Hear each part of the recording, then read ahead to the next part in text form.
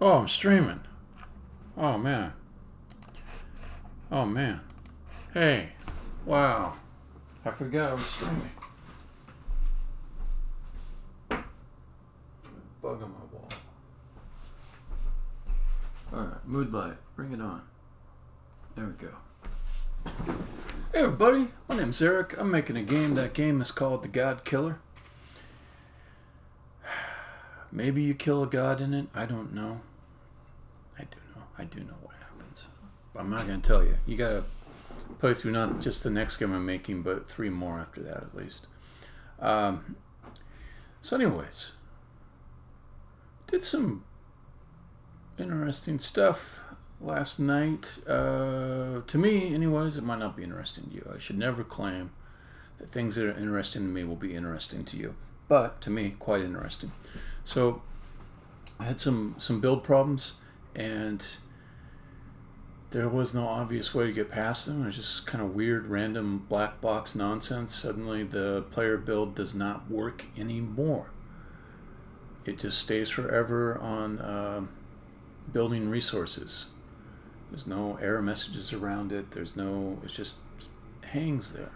Tried lots of different things. None of them worked. Then I thought, let me kill 2 or 5 birds with one stone and set up my automated build system, which would be on an entirely different computer than the one I'm working on. And there's reasons why you want that. So when you're developing on a machine, it's quite easy to introduce little things in your environment that will influence the build in unexpected ways. So to have a clean build in a clean environment that's spun up just for the build is a way to have more reliable output of your builds. There's other advantages too, but anyways, I have a separate machine that's doing the builds now, so I got past that problem. Now let's do a demo, because people don't want to hear me talk about automated build systems. Most people don't. People probably don't want to hear me talk about anything. Maybe I can get a few people interested in seeing what my game looks like. Alright, I actually like this level quite a bit. I just made it yesterday in the second half of my big long Sunday. First half I spent feeling fairly tortured about shaders. Okay, so let me just look around the level a little bit, show you what it looks like. There's the exit there right away. There's a letter bridge. You know we're going to need to spell the word thief to get to the letter bridge. Why? Here's how letter bridges work. When they're open, you fall through them. When they're closed, you can walk over them. In order for that bridge to close, got to spell the word that's on it with blocks. Okay, and the blocks we'll get to. I guess I'll explain this for people that know nothing about the game. Okay, so you've got these movements in the 4 orthogonal directions, and you've also got the ability to fling. This is flinging. Flinging is you hold down the shift key, you push the direction you want to go, and it takes you as far as it can instantly until you hit an obstacle and you stop. Okay, so there's some stuff over here. Whoa, what's this? What's this? What's this? There's a letter gate. It spells the word H-I-T. A little hard to see that. What's over here? Oh, there's the bonus. So the present is there. You can barely see it. You can see it better over here though. So that is the extra goal, the bonus goal that every level has. Whenever you see it, you know that there's some extra puzzle you could solve if you want a little more challenge. But the main goal of the level is to get to this exit right here. Okay, so we've walked around this castle-like building. Let's go inside. There's grass here. From the previous level, we know that grass will make these other guys called beards really upset when you walk on it. So there's up there you see like the feet of a beard. He's up there on that platform. We'll go up and see him a little closer in a sec. Okay, so here's one of the letters that can spell thief. And then I might be thinking like, well, where am I going to spell? Maybe bottom floor down here. That might work. Let's try that.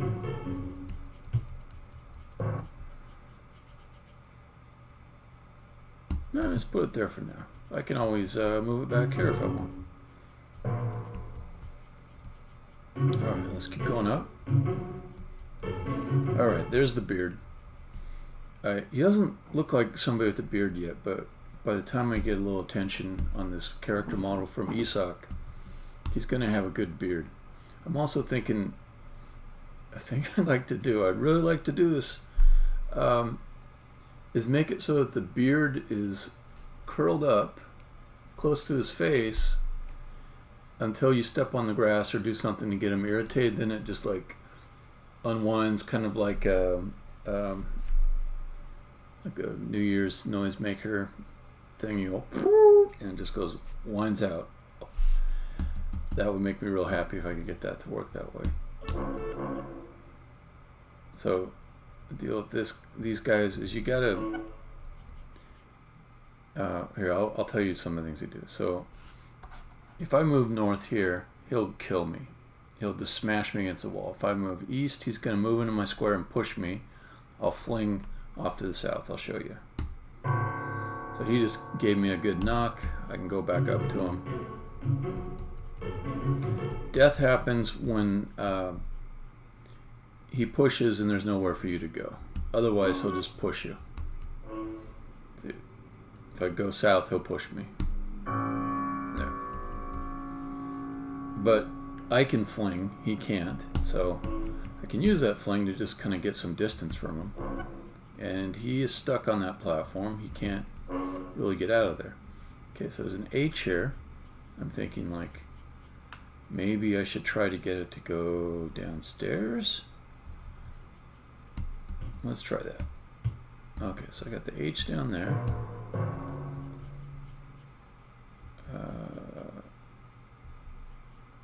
Seems like maybe I could do something like, oh, here, I'll try that. Come up on this side, push it south. Then it's stuck here. Anyways, I'll spare you the trial and error. I actually know that it's not going to work to spell it here. After a bit, you learn that this... Oh, God, I hate when every little app has got to have some pop-up or special relationship with me. That one just stopped my game from receiving input. Okay, so eventually you'll have to come to the conclusion, it may take a little trial and error, that you got to defenestrate these guys. Defenestrate means throw them out the side of a window. Throw them out a window on the side of the house.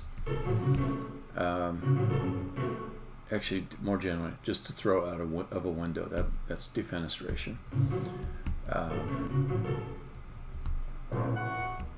So I'll keep going through the level with the more enlightened approach of trying to get these blocks to go outside windows. And here's another one over here. I can get the block to go out over there, maybe. I'm going to vacillate between a position of knowledge and ignorance. It's a player empathy exercise. Okay, so I threw that one outside, and I will just kind of continue.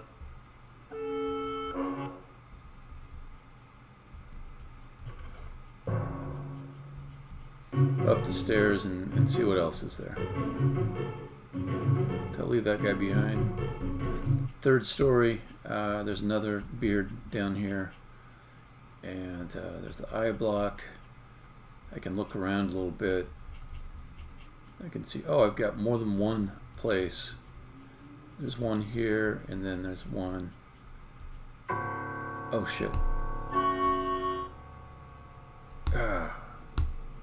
This is a thing I do need to fix.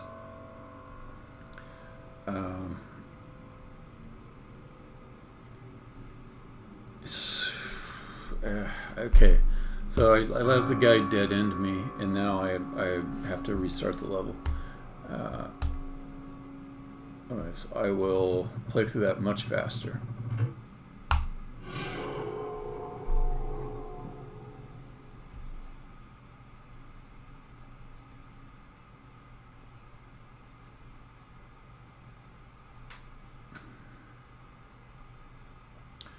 If you get to a position where you're just out of any moves you can do, currently the game doesn't give you a way to die, and I need to add that in. Alright.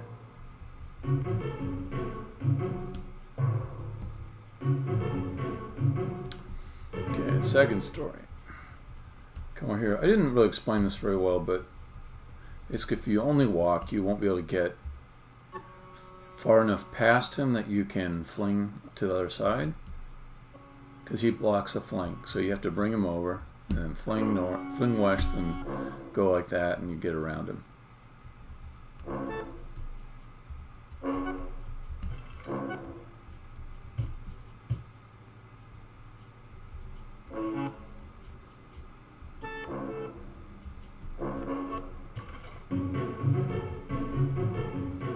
This guy's destroying my blocks,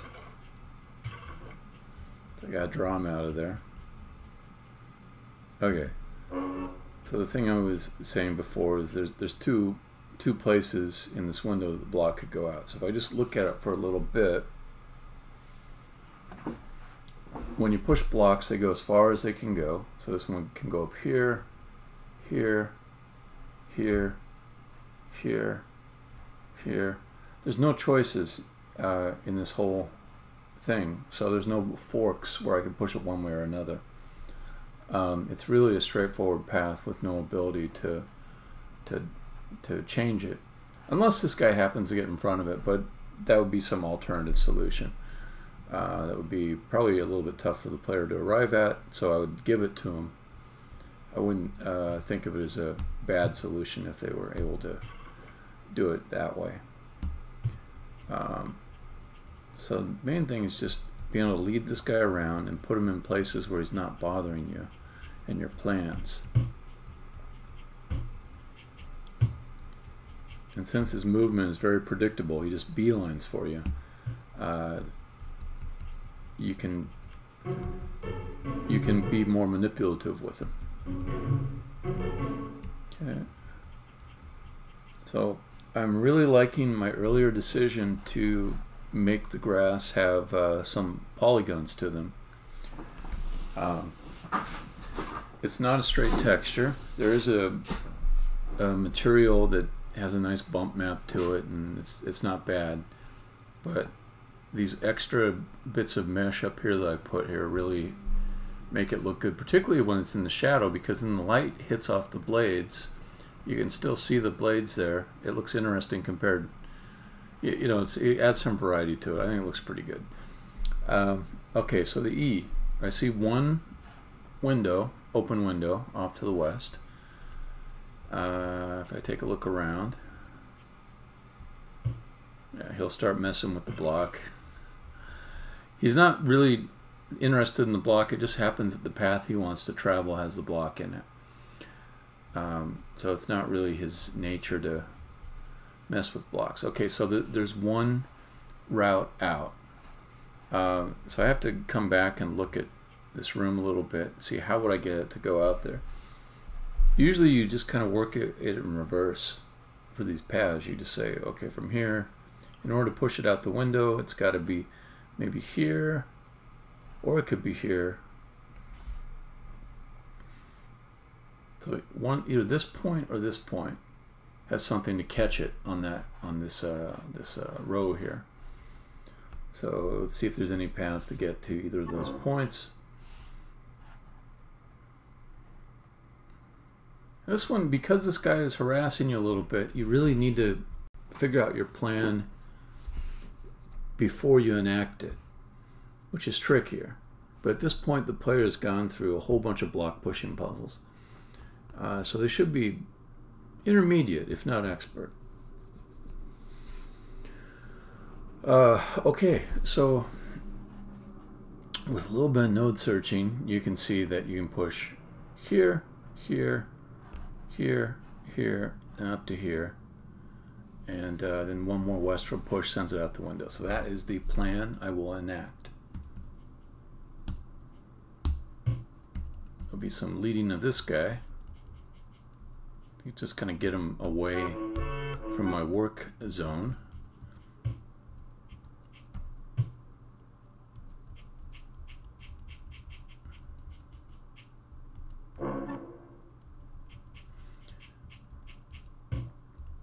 So grass stops me from flinging, but if I'm on the grass, I can fling off of it.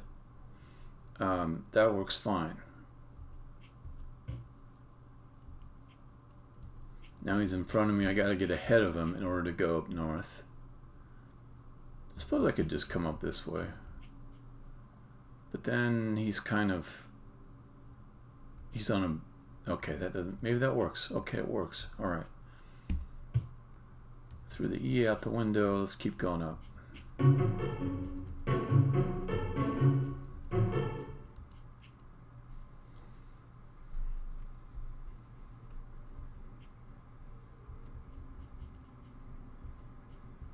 This one feels quite a bit easier, but I'm going to look around a little bit just to show off the level a tiny bit.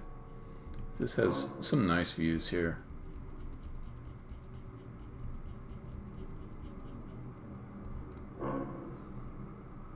And it's a creepy look, but I like it, which is you're down someplace in darkness, but bright light is shining upon you from presumably somewhere far above. And this level is called the Pit Tower. This is a tower that's in a pit. So it's kind of creepy. I wouldn't mind finding a good background to put down here at some point. That just kind of suggests the hint of something far below. But it looks pretty good to me right now. I did a fling and it sort of put me down a level. Well, not sort of. It actually, that's exactly what it did.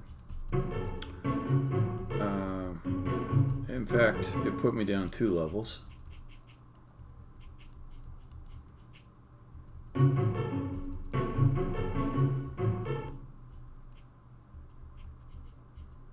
Let's try this again.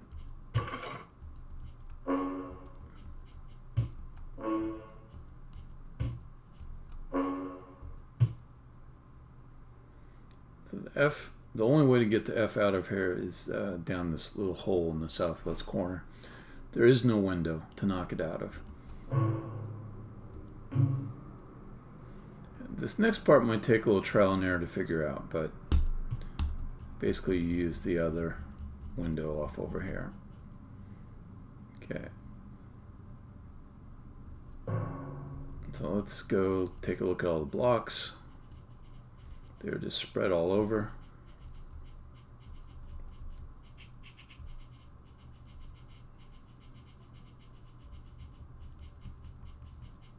No, that's a little hard to read. Okay. So we got thief. T is over here. It feels like it really can't go anyplace else besides this corner. At least I hope the person playing comes to that conclusion. I like it when a little bit of deduction can be used instead of trial and error.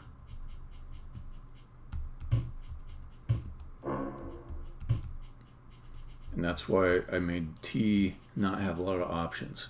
Because if you can tell where your spell location is, a lot of the plan comes together from that.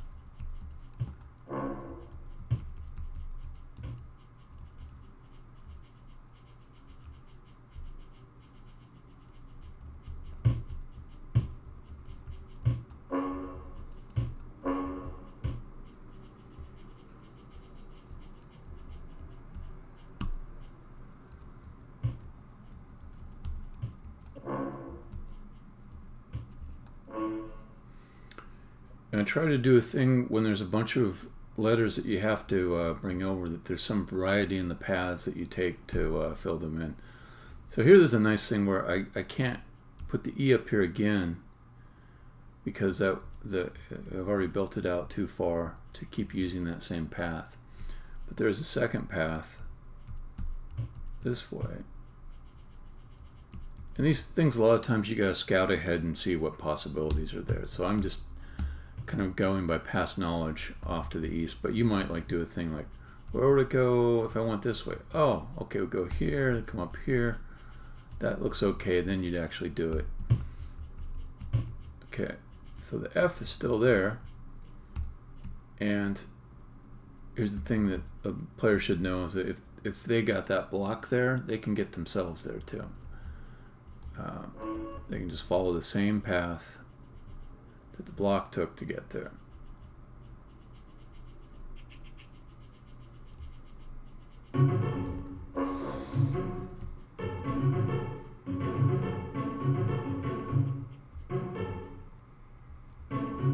Oh wait, I think it's right here. Yeah, there it is. Okay.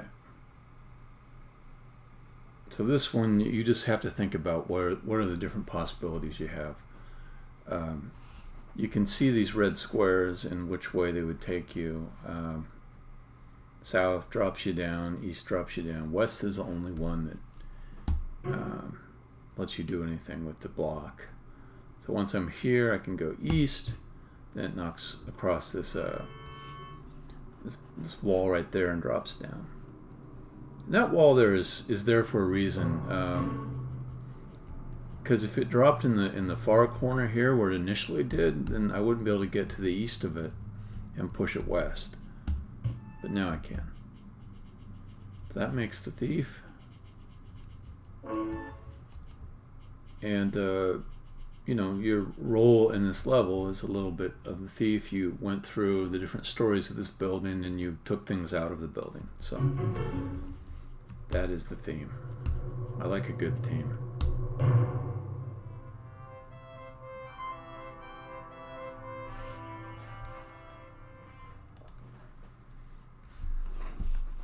Alright, so that was a new level. It felt a little hard to me. I gotta admit, it felt kind of hard. I'm gonna see how the playtesters do. If they're like kind of tearing their hair out over it, these guys are real advanced. I'll definitely make it easier. Let me make maybe a level to insert in front of this one. I'm almost certain this one is too hard. It's pretty epic too. It's got a lot to it. I didn't even do the bonus. I didn't do the present. The present is kind of a toughie too.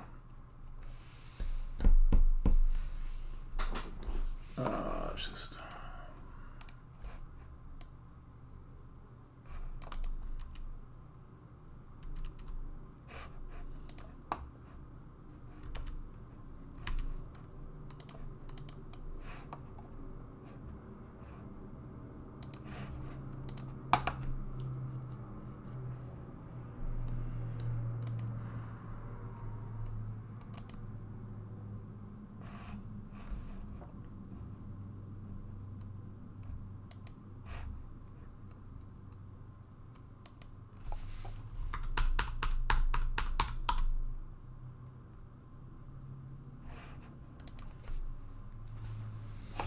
Alright, so I know that I want another level. I'm thinking let's do at least one easier level than the one I just made. That's my problem. I always make them too hard, too complicated. Gotta make a simpler one.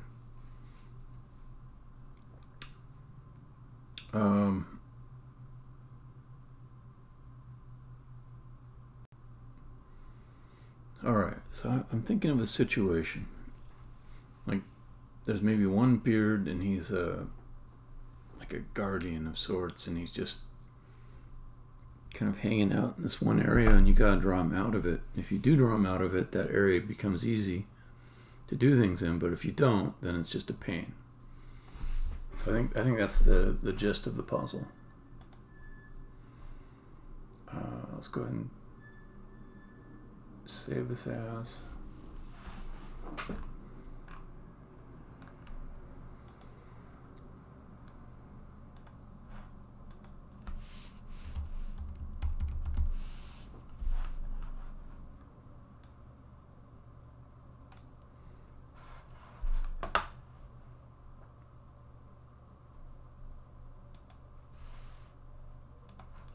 Alright, so I'll delete all the stuff in this level.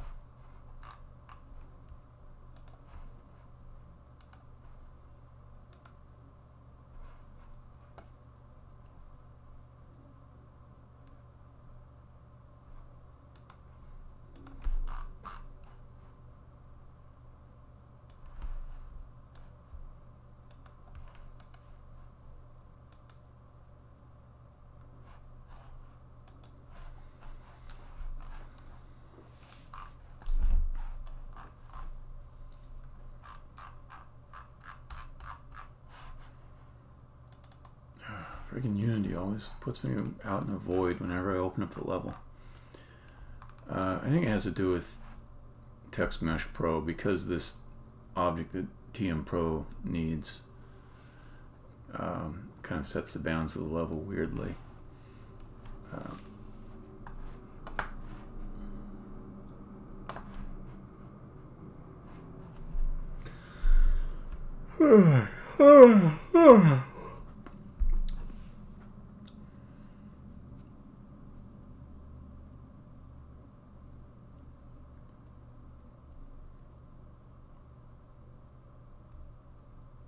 Okay.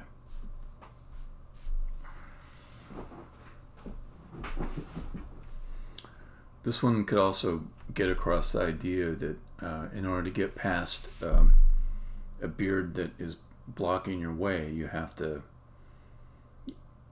get a clear spot to get past them. So I think a simple level like that is probably what I need.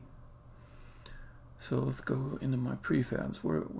Why am I lost here? Let's look at that. Scripts, prefabs, okay.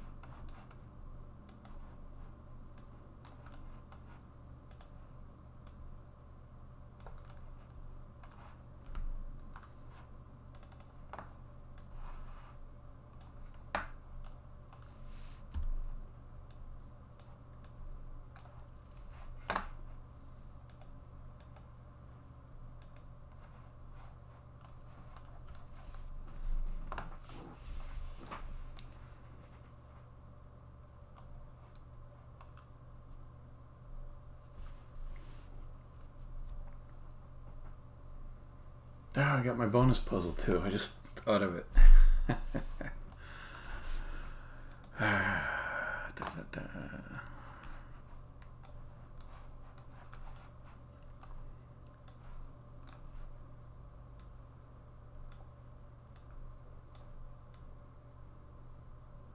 Oh, I need to remember not to.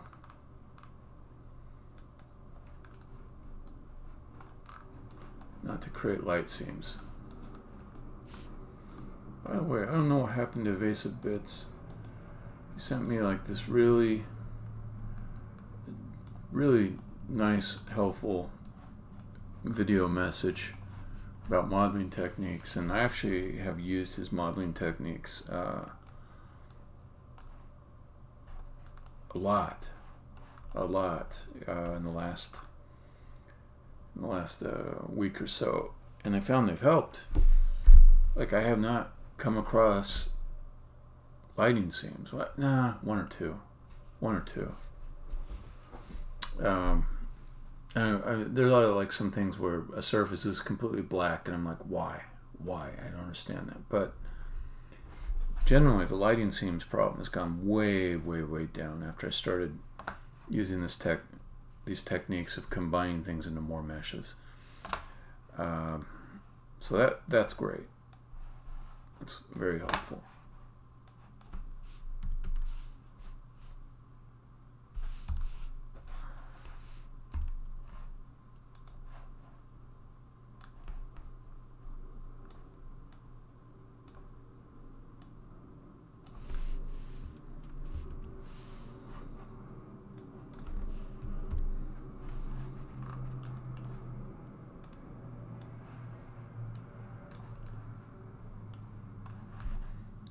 If I'm going to make that kind of structure, let's just pull this in. Alright, and then down here will be the real place where you get into. I guess these type of level starts, they're good for just giving you an immediate vantage point on what you're getting into. I think that's why I've got so many that start out that way. But why not even do a little bit more of that? Because I've also, for the sake of variety, you know, I've had quite a few that were two squares high, quite a few that were 4. Let's do one that's up a little bit higher, just for variety.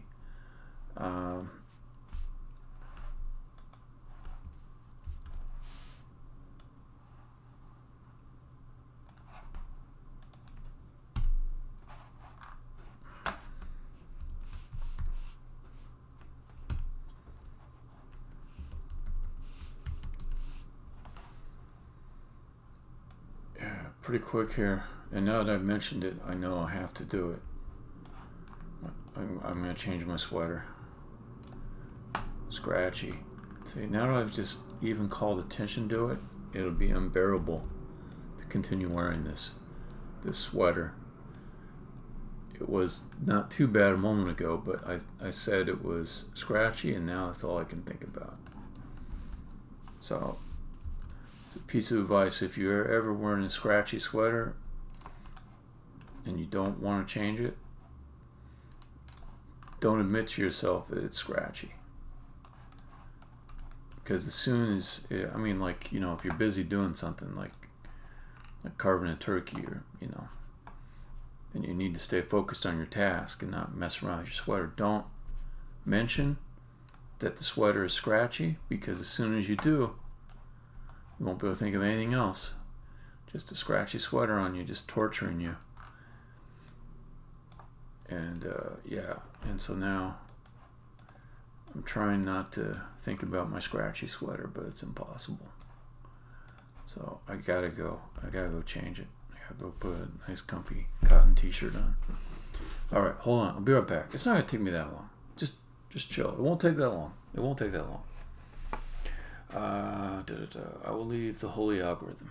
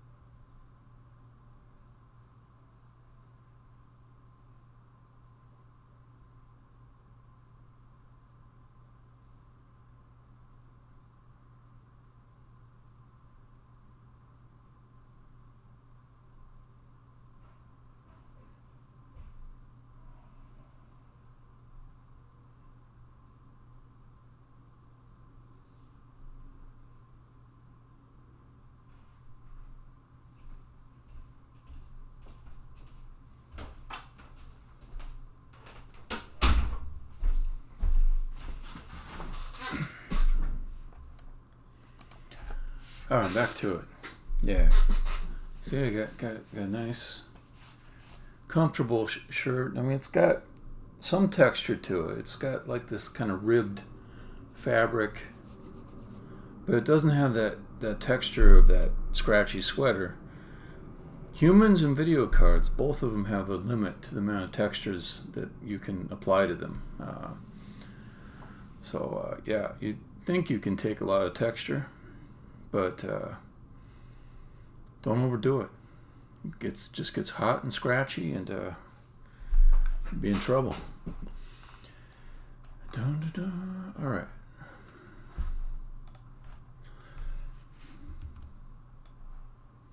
Because there'll be like some advertisement that you'll be looking at. There'll be this beautiful model, this fine specimen of a man who is about a half a foot taller than you.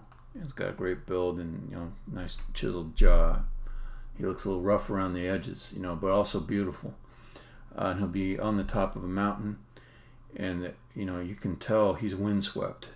Like his hair just looks like his hair looks perfect, but it's just a little bit windswept, you know. And you know, he's wearing like this gorgeous thick sweater, the kind that women just want to cuddle up inside of. And you say, I want that sweater for me, and you get it, and you find out that it goes over your texture limit.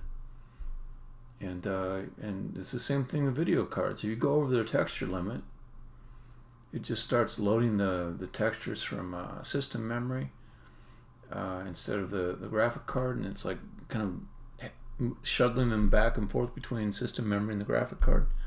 So both humans and video cards need not to have too much textures. That was stupid. I don't know why I went on for such length.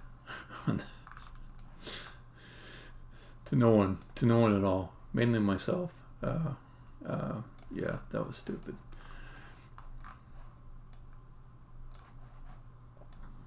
It was like a very ambitious dad joke.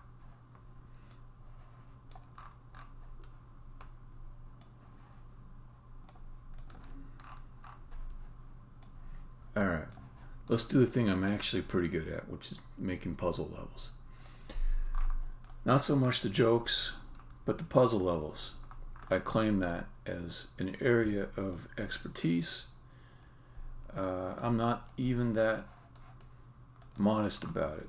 It is one of the things that I'm really good at. Truth.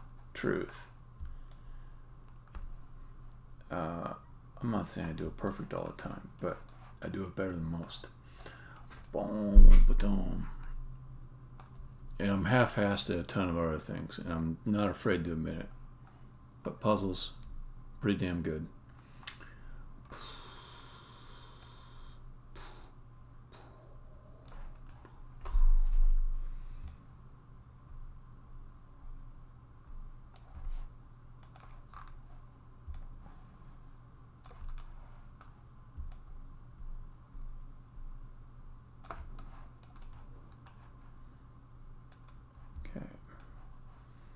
So I'm trying to make this the right size. If it's too big, you'll never be able to get the gist of it. It would just be overwhelming. I want this to be... I'm trying to insert this level in front of the one we just played and have it teach the player a few things before they get to the pit tower level. You know, while I was playing it, even there when I was just demoing it on the stream, I was talking out loud, and it seemed like there was no reason for me to pretend I'm ignorant of the twists and turns of a level. There is, actually, and it is useful. It's player empathy. And while I was demoing it, I thought, I don't know that it's going to be very obvious to the player how they're going to get past this dude who's sort of guarding the ledge, and they try to go west, and he goes west one. They try to go east, he goes east one, and it's like you can't get around him. So whenever there's something like that, you want a level that constrains what you can do until you get that one particular technique down. And that's what this level is going to be. It's called what I call force learning level. So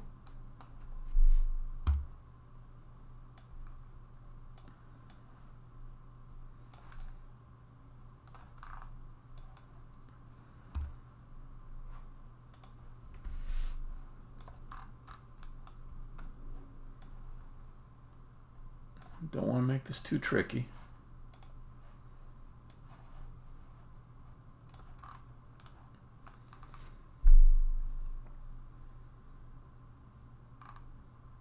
Hey, Ninja.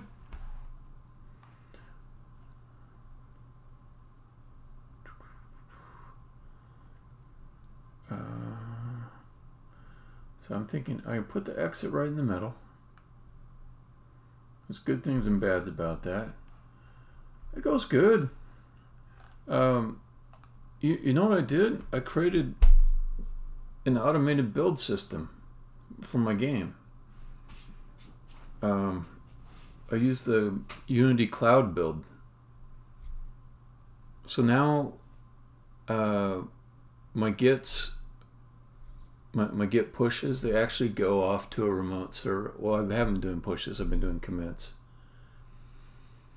So yeah. So I can push something to the remote repository, which is Bitbucket in this case. And then I get my kind of offsite backup from that, which is pretty cool. And I actually trust a Git repository to do that more than I do other solutions. And then Unity Cloud build notices the change, and it kicks off 2 builds for me automatically, generating the executables. And it will, even if I set it up a little bit more, send playtesters emails that say, oh, there's a new build available. So it's pretty good. I do have like a few issues to work through maybe when I get to the weekend on it, but I'm a fan. Got me past some other issue with my local build, so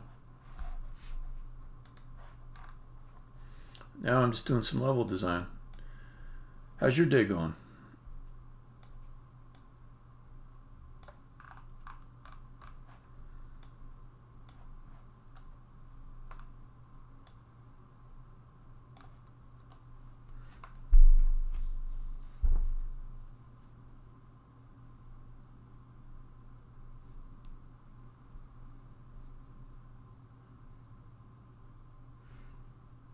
Cool, like day job work or like your game or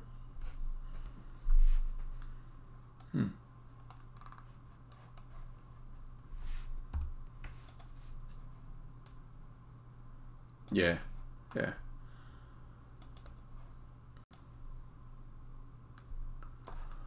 Well, I have to worry about that at times too. I'm not happy if my job ever causes me to, like work till 8 or something, because then that cuts right into, this time, this precious sacred time. So yeah, I think I want this to be raised up so that the beard will not end up killing himself by walking onto it. Yeah, that's true. Oh, these terrible people making me work and then giving me these fat paychecks I use to buy things with. Oh, I hate them. They're terrible.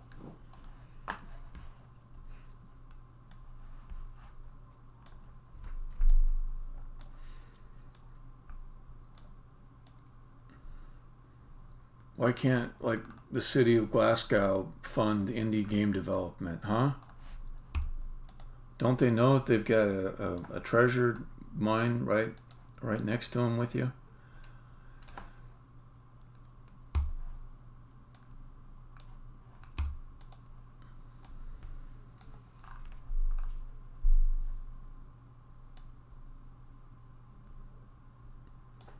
It's not right, I tell you. Your talents are being wasted.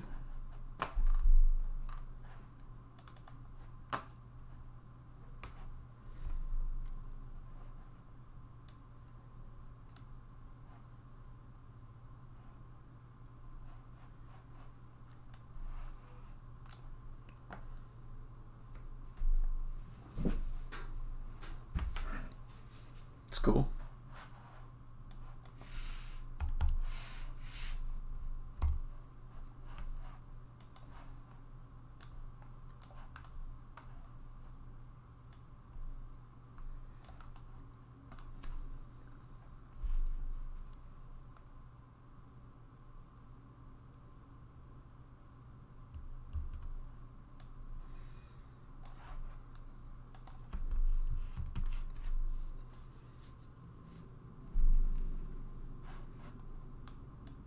Yeah, I get really impatient with those. I shouldn't be, though.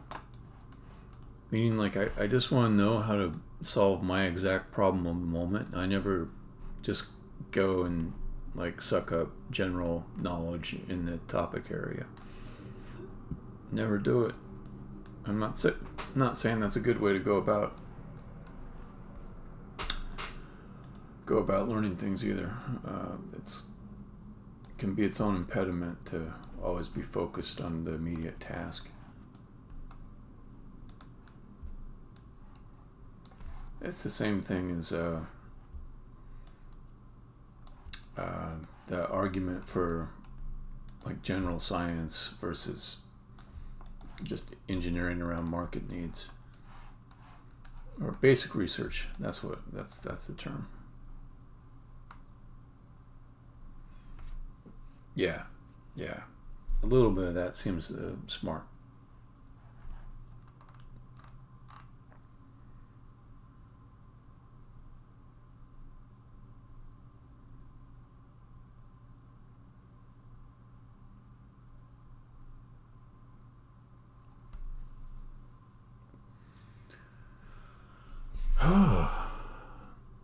That's annoying.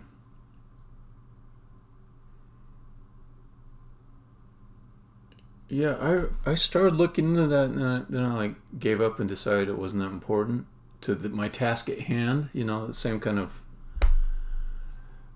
ignoring of general knowledge pattern. But you're saying that there's a way to get it to compile out?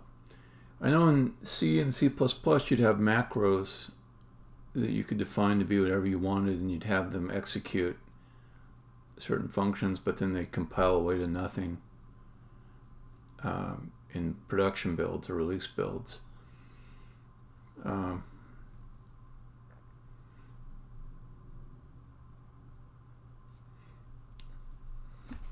Yeah.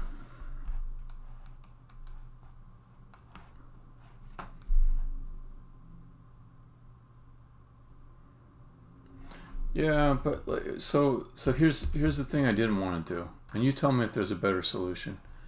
Here, I'll just take all this stuff out. So I know I can do this. I can do if Unity editor. Yeah. Debug log, right? And if that looks terrible. Can you not do like define log debug log x, you know, like that?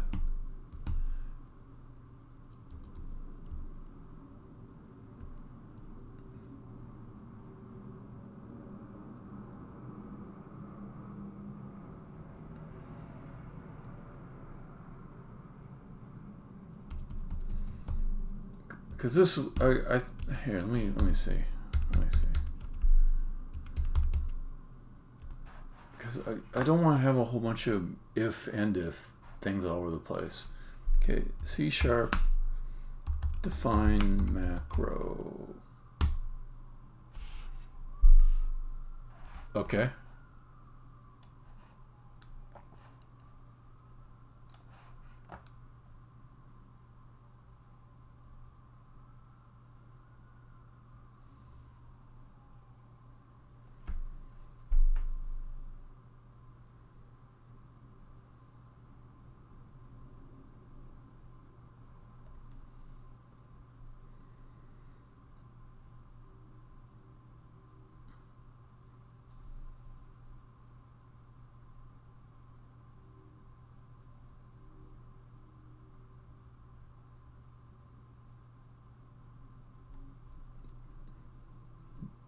Okay, so it'll stop debug log from being called, or the Unity log or log from actually outputting anything. But will it compile out the code that calls it? I don't know. That it seems unsatisfying to me, because the other thing is you say like, okay, assert is true, and you say x equals sign for y, for example. So there's two problems here. There's that this function might get called, and you could compile that out, perhaps. Say you can compile it out. The other problem is this expression gets evaluated. So there's extra execution around just evaluating the expression, even if this first part would be able to come out. So what I wanted, and apparently it doesn't have it, is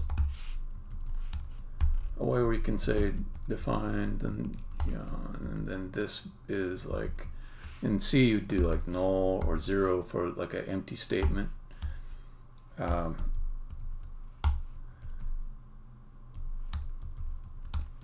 And then that would keep like the expression from being evaluated, and keep this function from being called. So maybe there's a way to do it, but yeah, this is the thing that has kept me from going crazy with adding assertions, because I'm afraid of them not compiling out.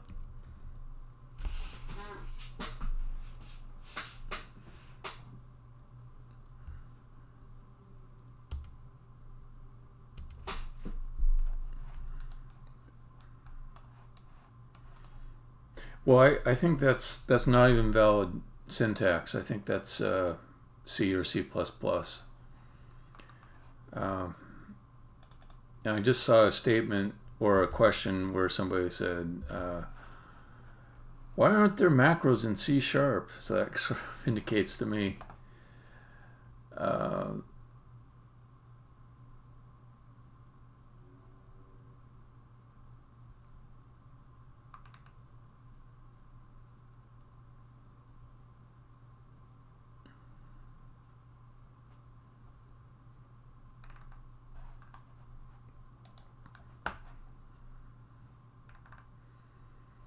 some religious arguments here.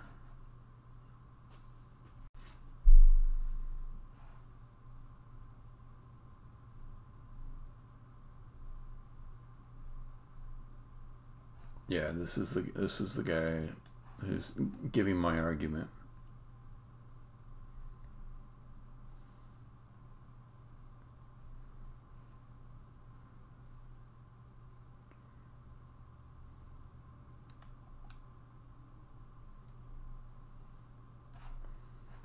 I have to upvote this guy because he thinks like I do.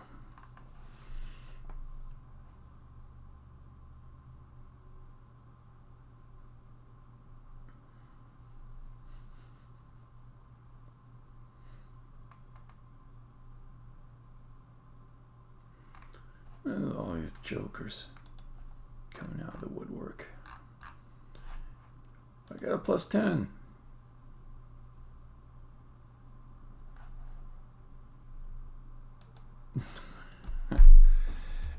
Anyways, that's a rabbit hole. Let's get back to this. All right, levels. I can make one good level this evening. No problem. This is gonna be a little one too. No, just a little baby level. Won't take me that long.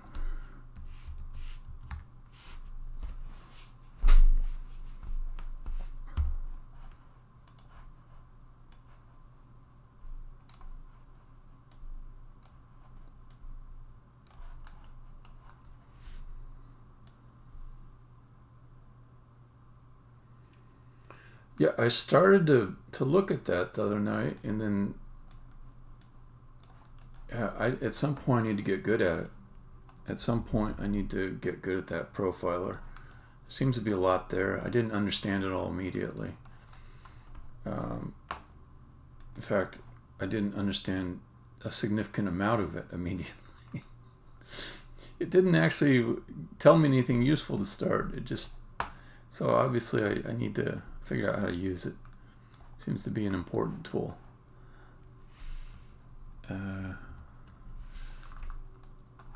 Yeah, I figure at some point I'll get into maybe an optimization mode, try to optimize some things. You know what they say about premature optimization? Don't do it. Okay, so let's get...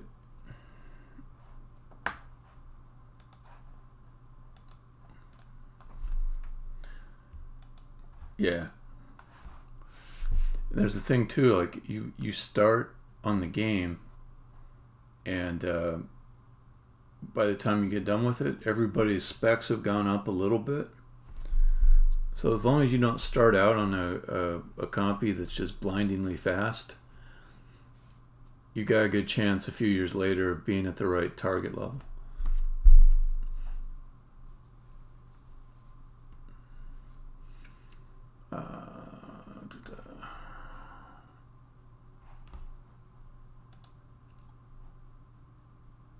Did you give me an edge loop? I don't see an edge loop.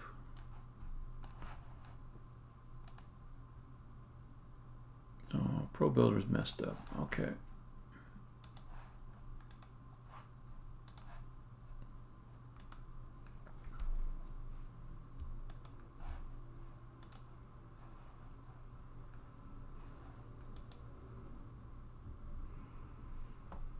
Yeah. Okay, that's not good. Let's just get rid of you. Redo it.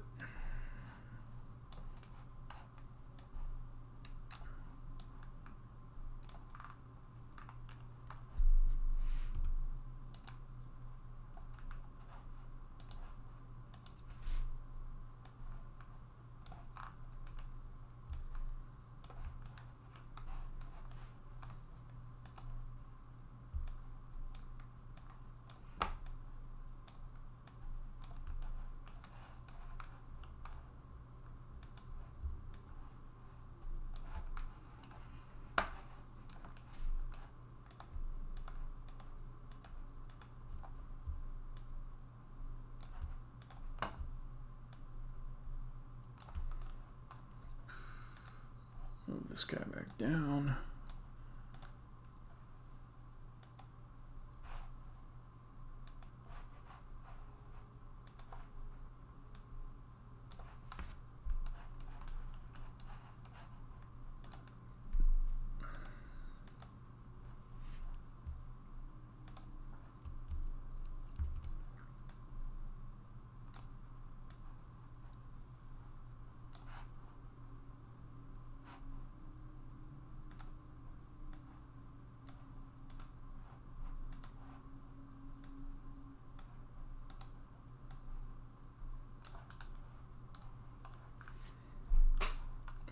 Put some grass there that will make it so that the beard doesn't walk up onto it.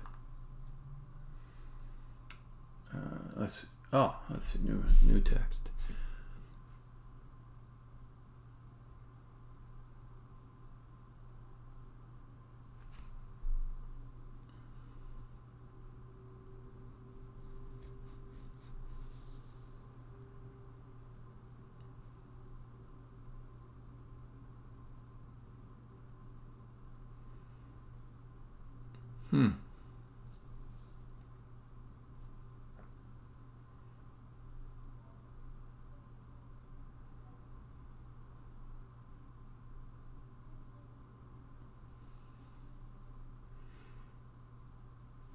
Yeah. What kind of procedural generation are you thinking? Because I mean, there's all kinds. Like on the meshes, or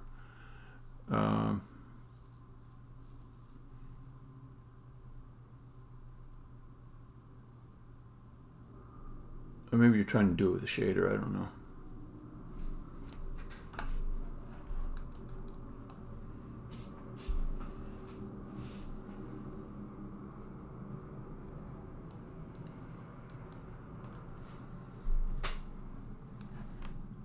Yeah, I really like procedural generation. Proc gen. It's good stuff. Want to get that tile shader working. I can use that procedural generation to do things like make this floor not look like everyone is exactly the same and stuff like that.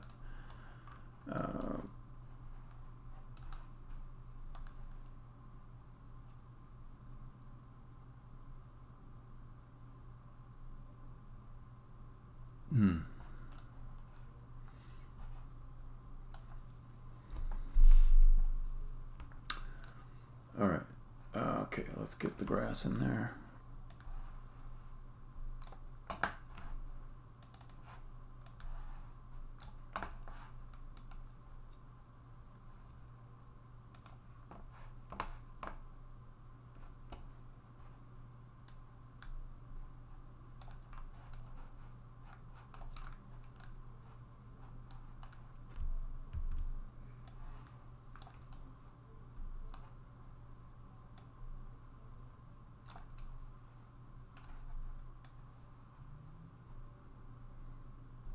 I'll just put her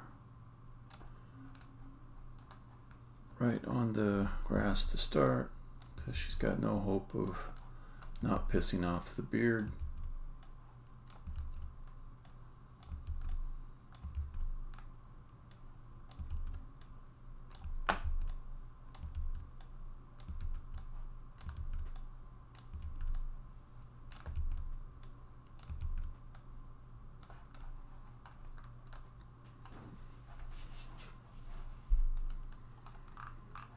Put a little more gap here.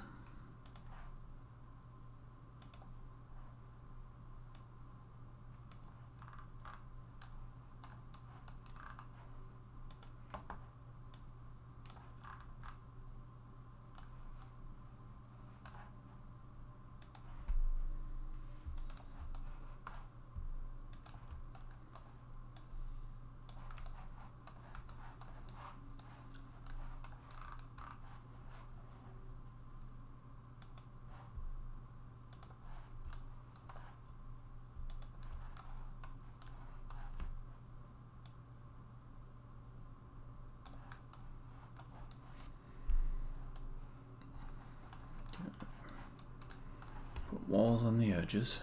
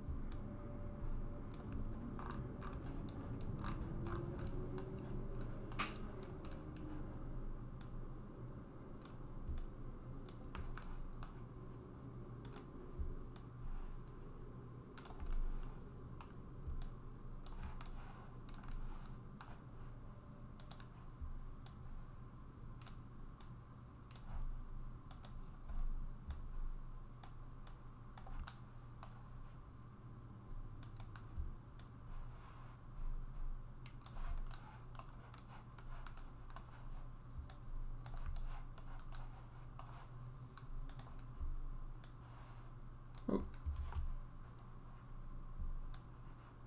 Dang it.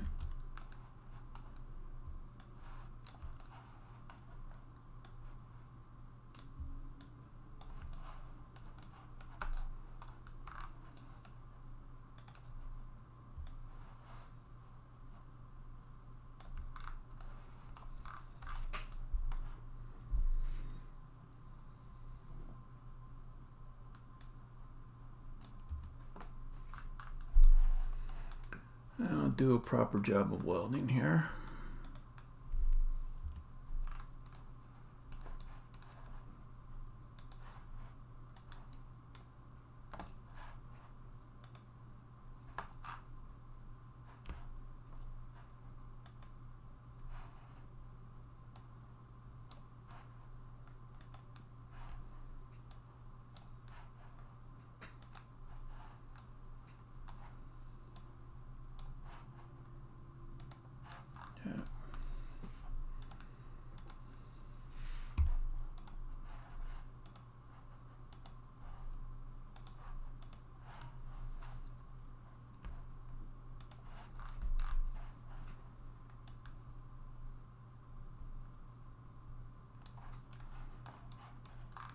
throw the beard on there and just see how it plays.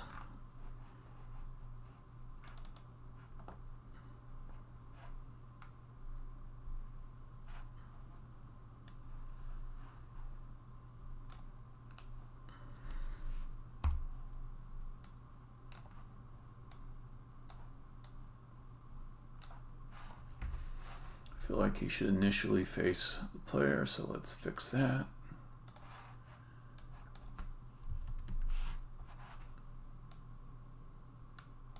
What am I looking at? Okay.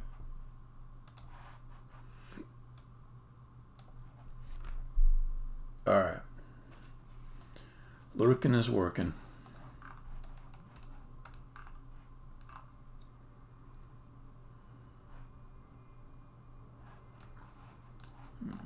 Don't want him to come up this way though. So let's also bring this out a little bit.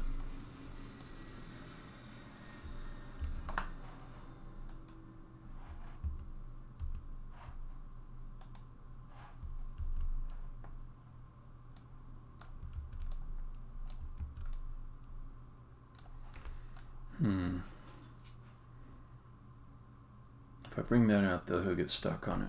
So I'll take that back out.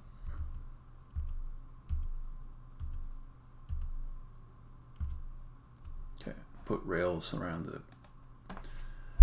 those instead. Let's do that.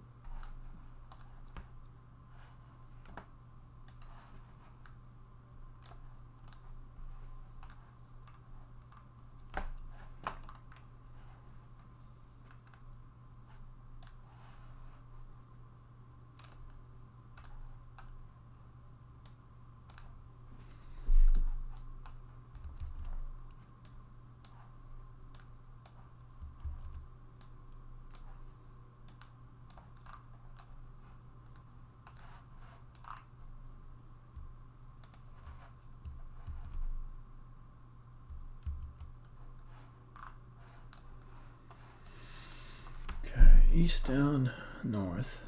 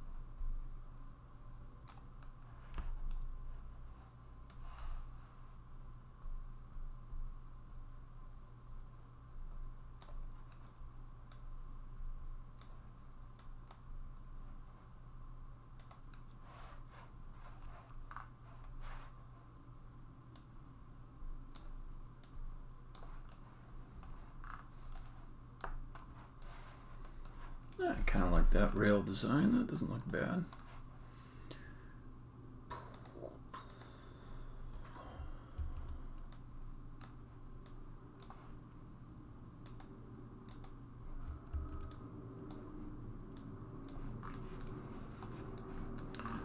All right, now let's see, how hard is it to get over to there?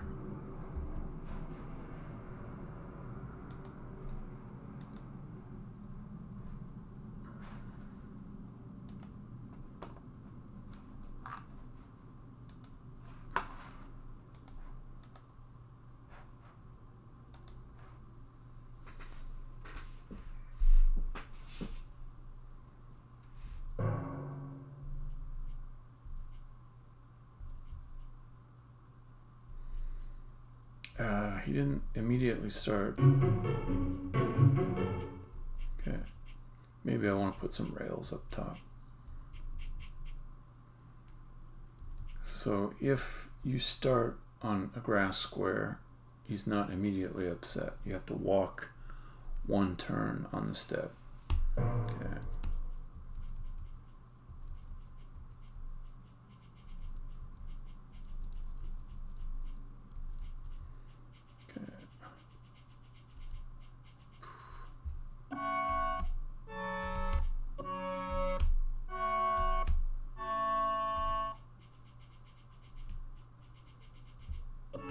So he's got me pretty good. Let me see. Can I get by him this way? Nope.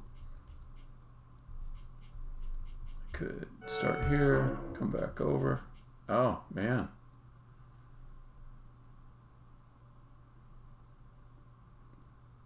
Somehow I lucked out there and I just made the spacing exactly right.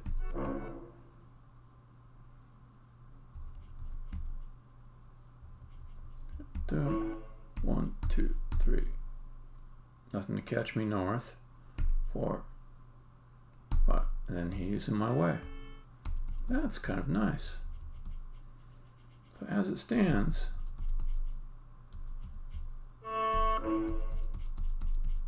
he's always got enough time to come over.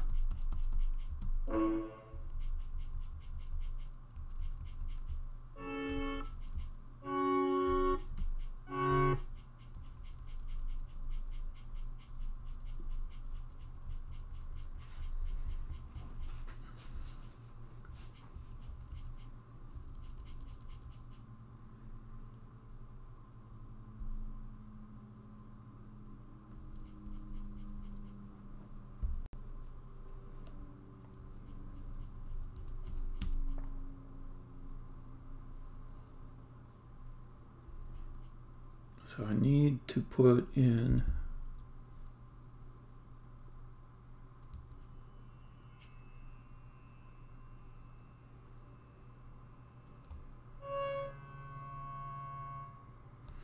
here. I'd be able to get past him. I go. Okay, so now I've got 2 reasons to put rails up top. Slow the player down a little bit. And to force the player to walk on the grass at least one turn.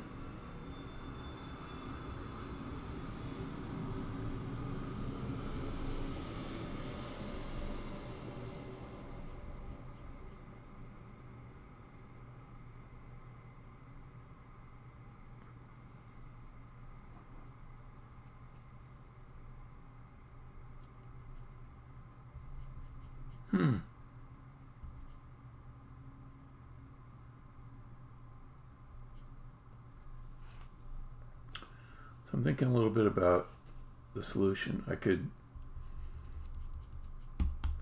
put one catch block or one catch wall in one place and it'd stick out like a sore thumb. And that would be a good way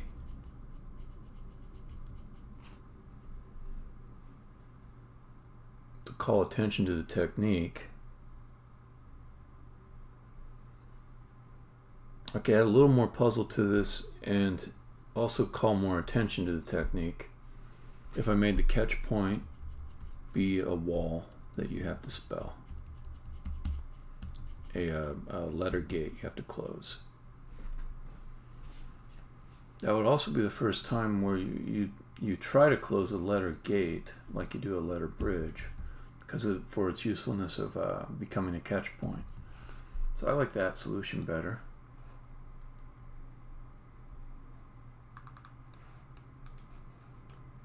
I think that's what I'm going to do.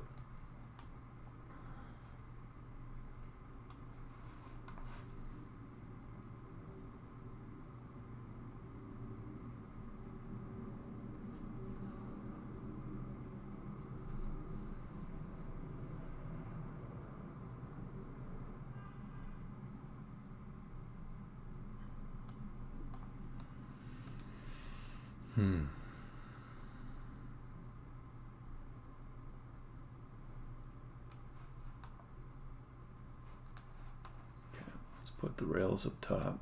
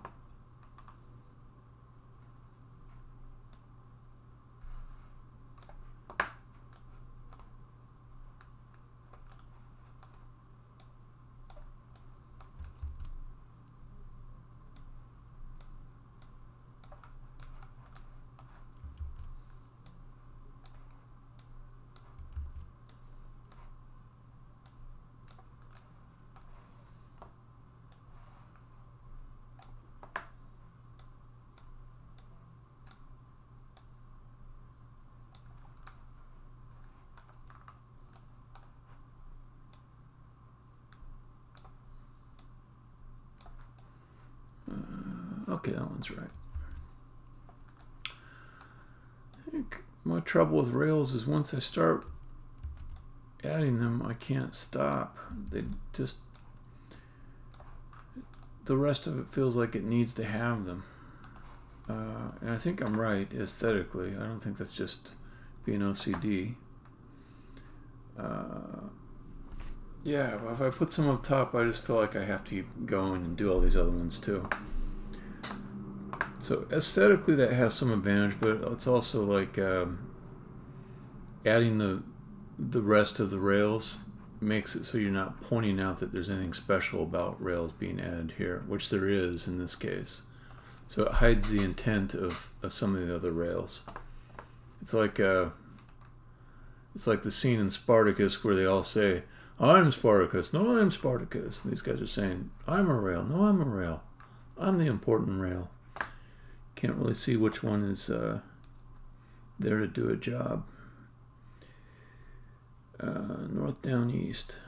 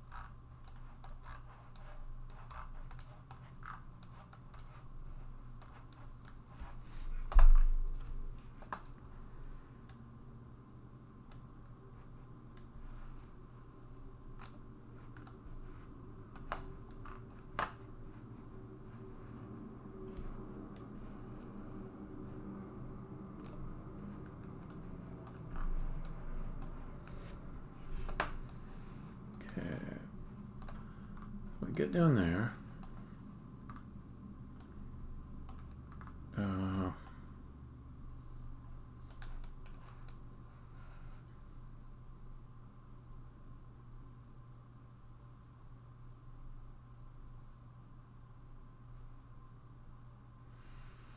I do want some blocks to be used for spelling a word,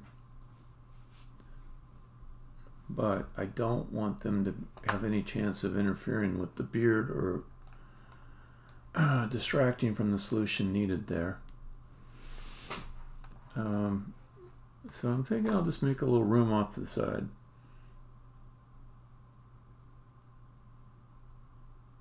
Oh, Drifter. Super sad to hear that, man. I would say I would scale it down, but I found out I need it to be higher resolution to show text on the screen when I'm coding. Like I did a lot of experimentation with it. And also on my side, there's limitations to bandwidth too, or I probably gone a little bit higher, but damn. Sorry to hear that.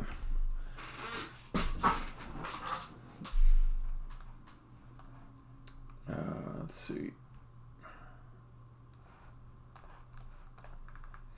Okay, so I'll make a little room off to the side and you can just spell something in there.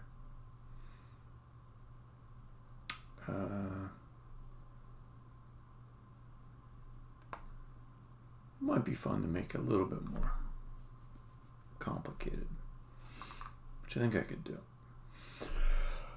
Yeah.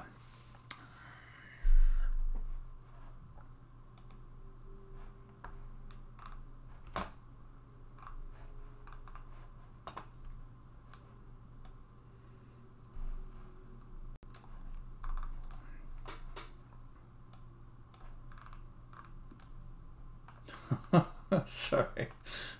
Yeah, I'm known for having a kind of a loud sneeze.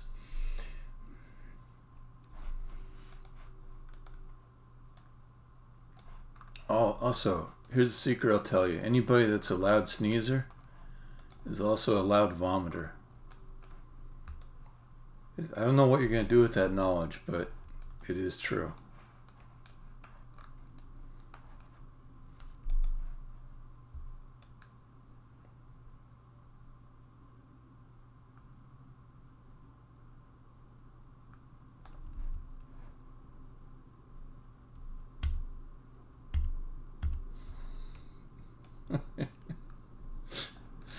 Yeah, some highly contrived situation it would be useful in. Alright, so if I've got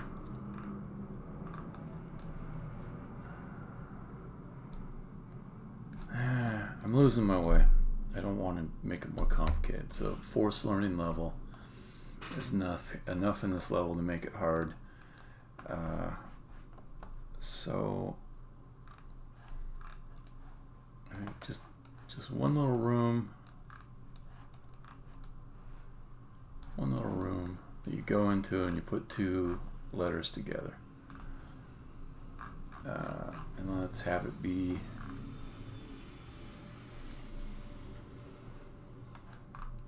put it off this side over here. Yeah, let's do that.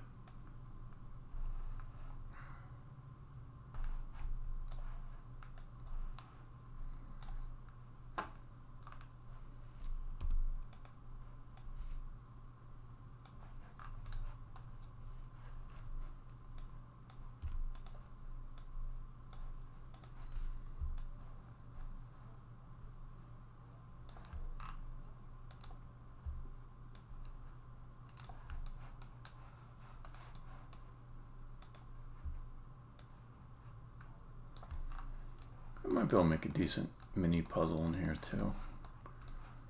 Okay, what word do I want?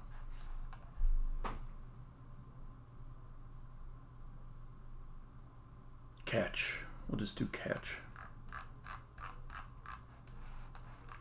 Put it.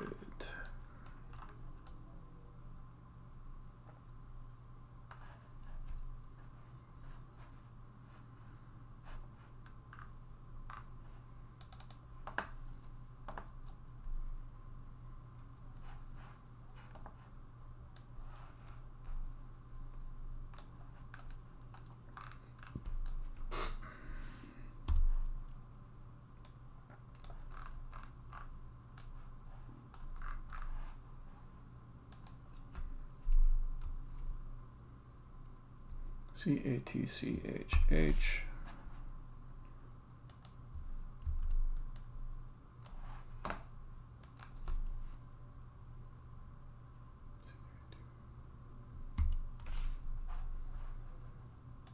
Man, English is a weird language. I mean, just look at this stupid word, catch. 3 letters on the end, T-C-H, to make that ch noise. Catch.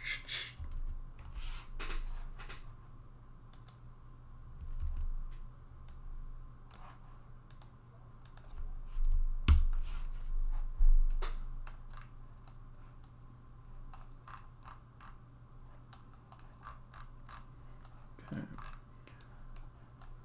Maybe it could be a little bit of a claustrophobic spelling situation with 5 letters in here.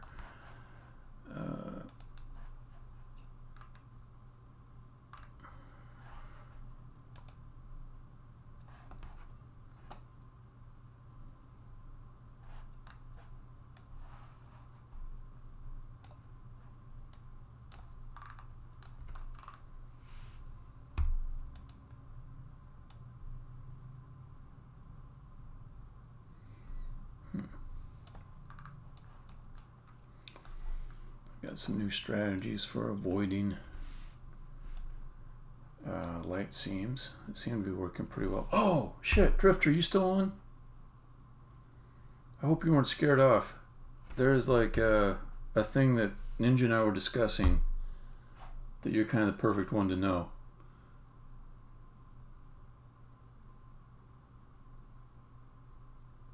Oh, shit. Okay. I will try to explain it to you, and hopefully you can hear it. Okay. So the problem is code that's supposed to compile out. In C#, you've got conditional compilation. You can say if Unity editor or whatever the variable is, compile this code, else don't compile this, or compile this other code. So if you want like some code that's only meant to debug, like a debug log, an assertion, you can put it inside those blocks and it will definitely compile out. The problem is those blocks are quite cumbersome. Like to have your source code littered up with all these if-else's around things as simple as debug log and assertion statements it offends my sensibilities. Now in C or C++, you had the language feature of macros, and you could say define assert macro equals this particular call to some assertion function, and in debug build, non-release build, it would just compile out completely, no trace of it, not even the expression inside of the assertion function would be evaluated or compiled. Is there a good solution in C# to get nice, compact debug log statements or assertion statements and have them also compile out?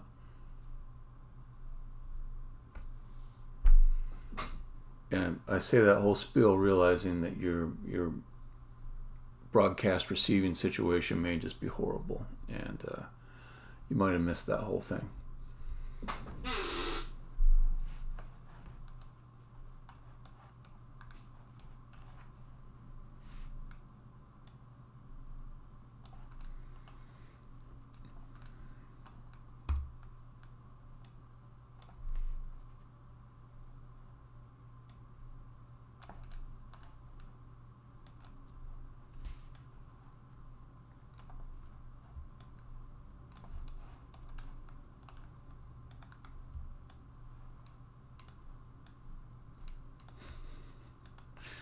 I think my timing was not ideal.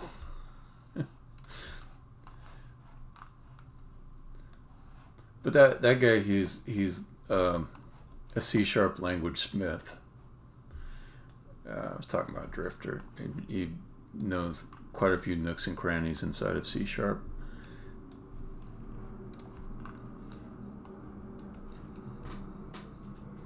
Yeah. So I'll let the code do the talking.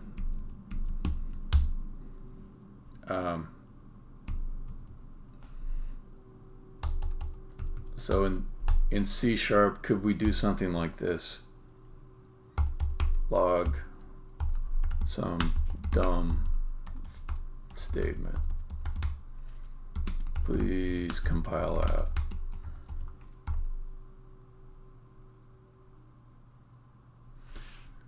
Yeah, but it's so inelegant to do this. It's so inelegant. It looks gross. You know, it looks, have that throughout your code instead of log the thing. Instead of log the thing. Gross. It offends me.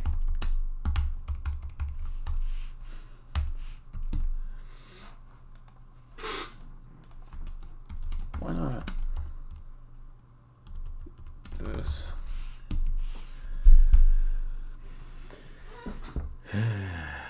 Anyways.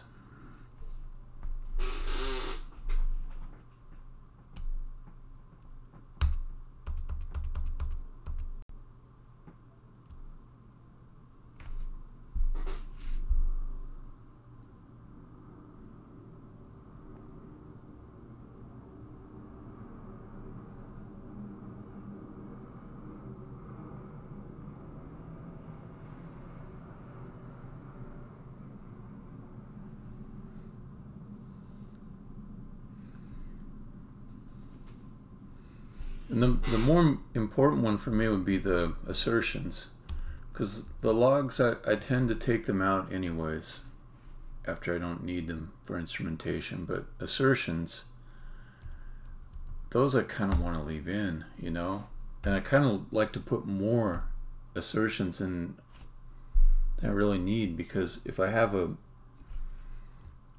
that they're going to compile out, then I don't feel like I'm going to get penalized for them, you know. So if I know that's going to compile out, then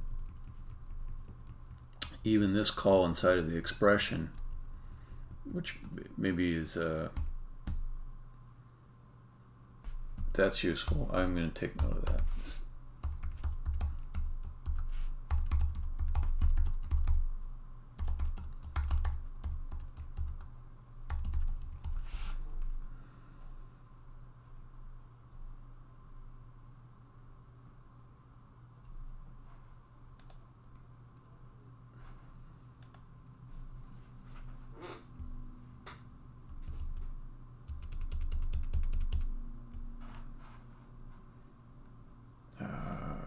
I'm going over there.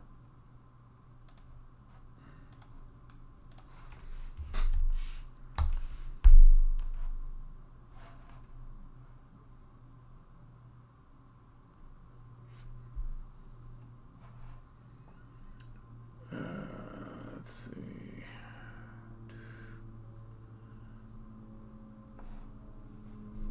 It's not that hard. I'll just type it in. Paste bin.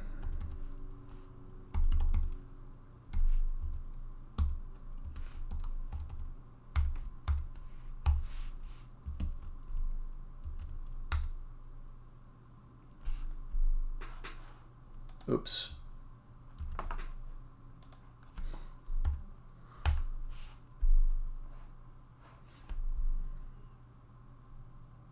No, maybe that's a 0, none, no.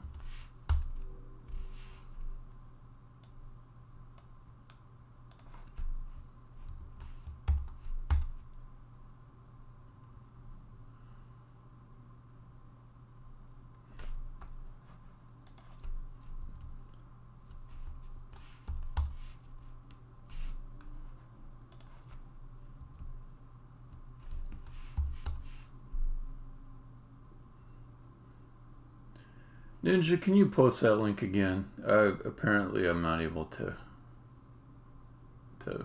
reliably type it. Oh, I'm seeing maybe. Never mind. I got it.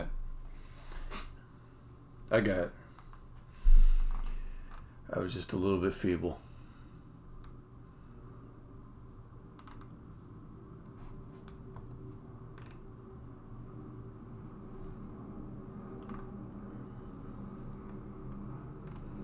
Yeah.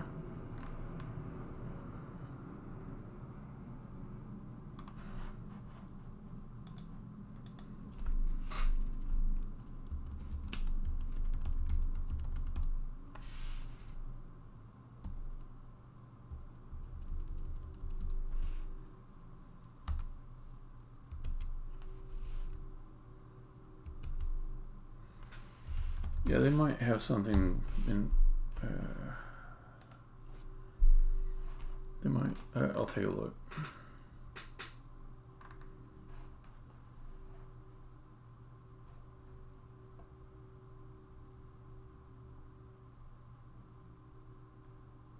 It's got stuff for assertions too.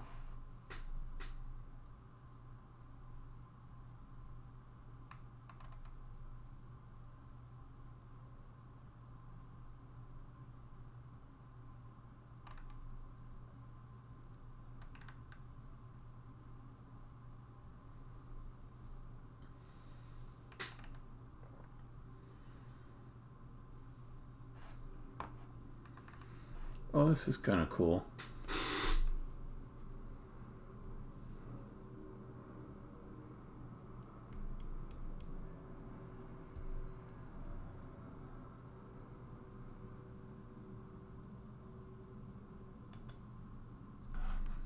This is probably the means by which they would have it compile out, or yeah, okay.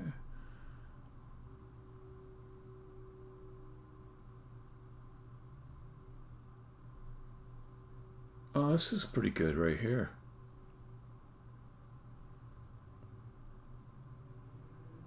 Like you could put this on any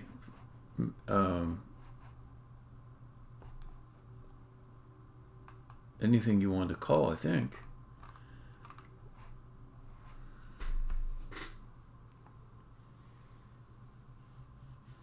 Yeah, I kind of like that.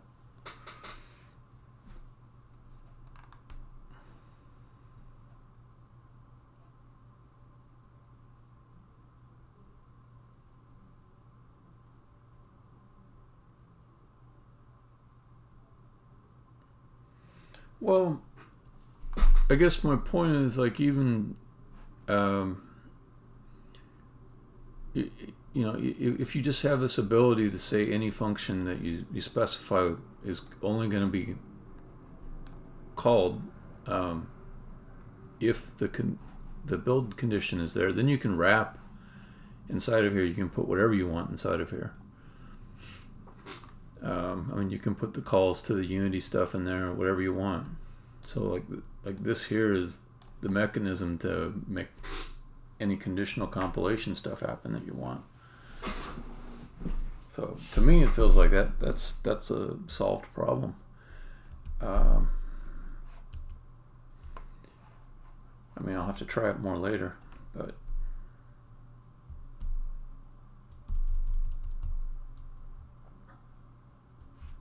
All right, so let's just say, put this by the other stuff that Drifter taught me.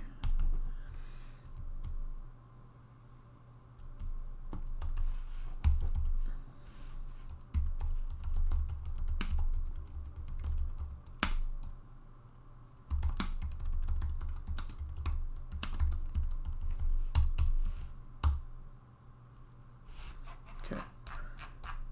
Back to the level. Back to the level. Thanks, Drifter. Good tip. Oh.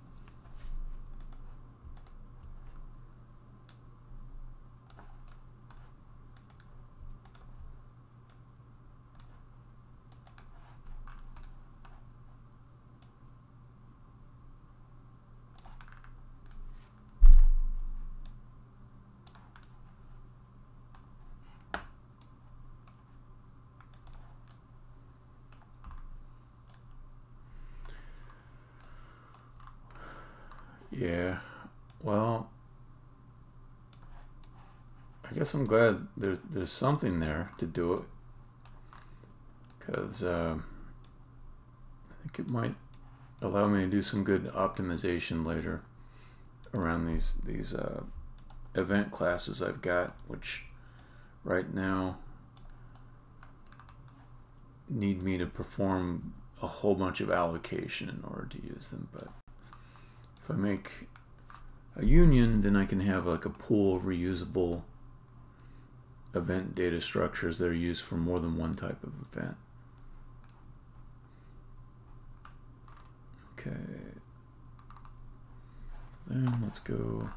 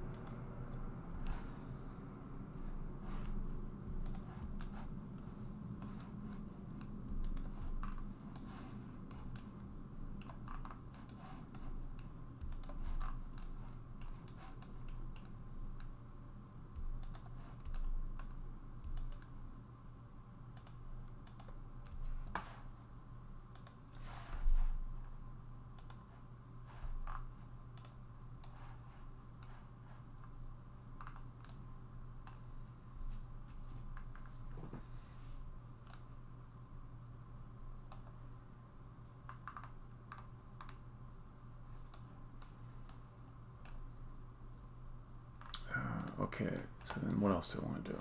I want to make this room playable. So let's keep going with that.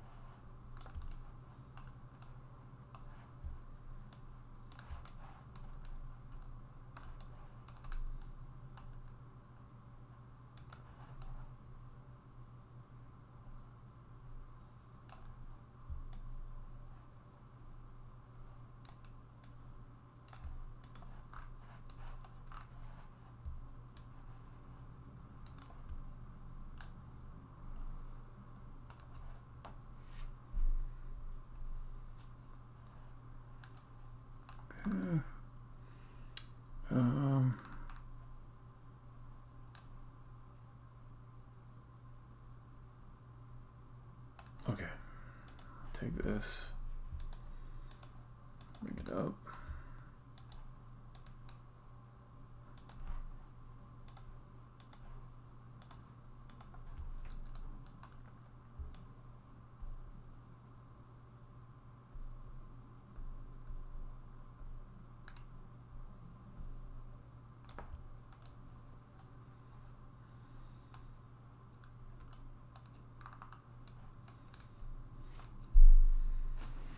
Let's get a light in there.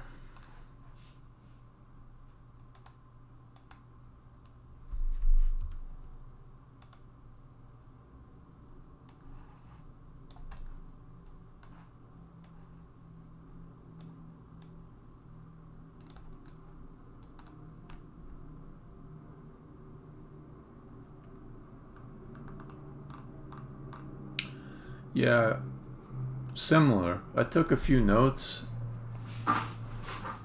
and I think I'll come back to it.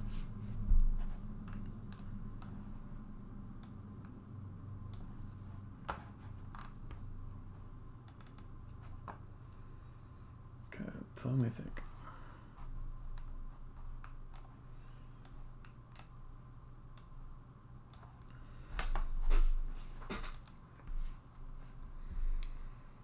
Might be nice to make a puzzle here that just is sort of free of gimmicks.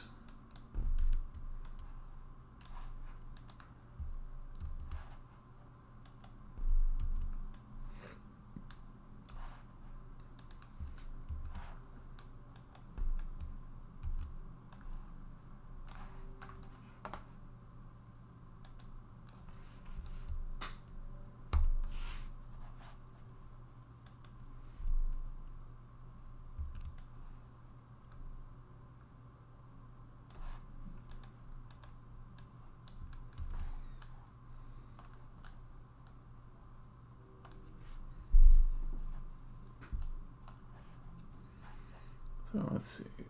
In this room, I go this way is C-A-T. Whoomp. C would be in the way. That's one thing. Okay, you do C that way. A-T that way. C is messed up here. I can't get to the bottom.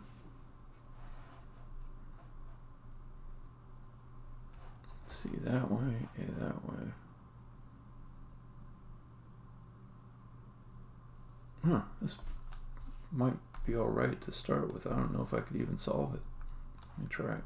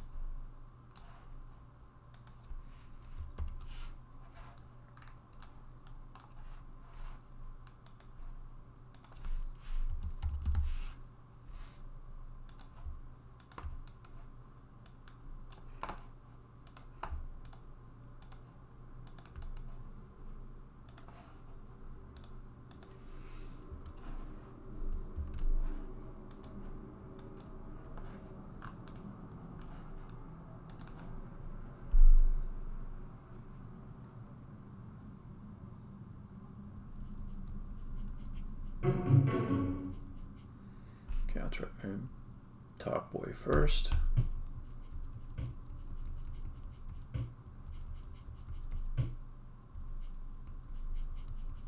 Oh, I guess this isn't that hard.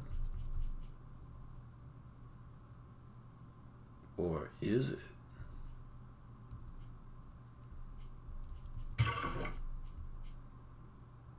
Because C will not come over.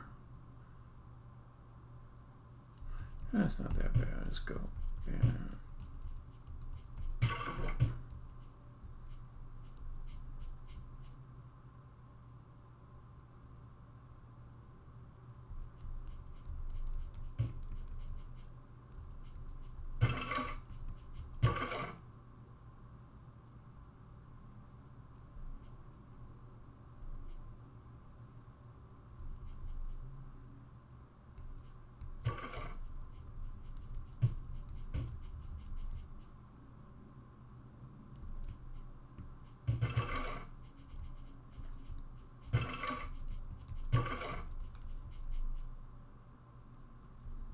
Okay, I'm not sure if north is impossible, but it is hard. Let's try east.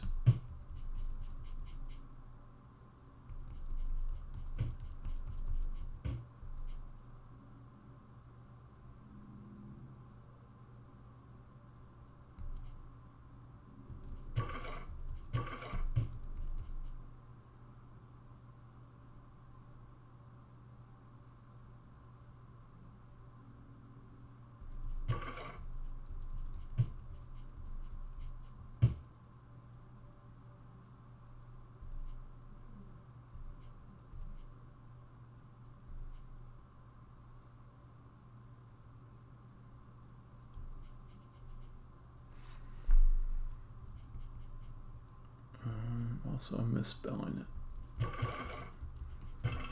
That also looks hard. Okay, now I've got the C's together.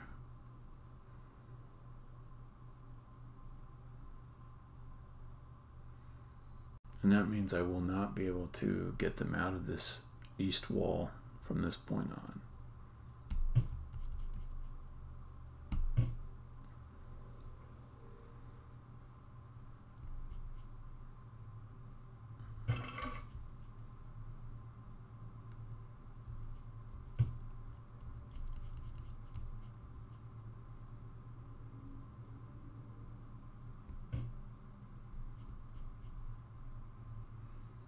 Push A towards H. I can't though. Well, I could go that way, I guess. Okay, A towards H. Okay, then to the right. Then H down. Okay, I might not be following your directions correctly though. Okay, kill H. You say A towards H, going up.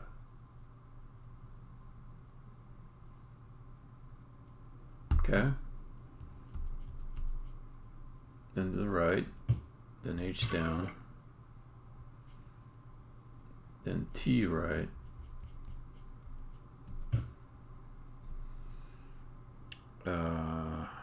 Then H right.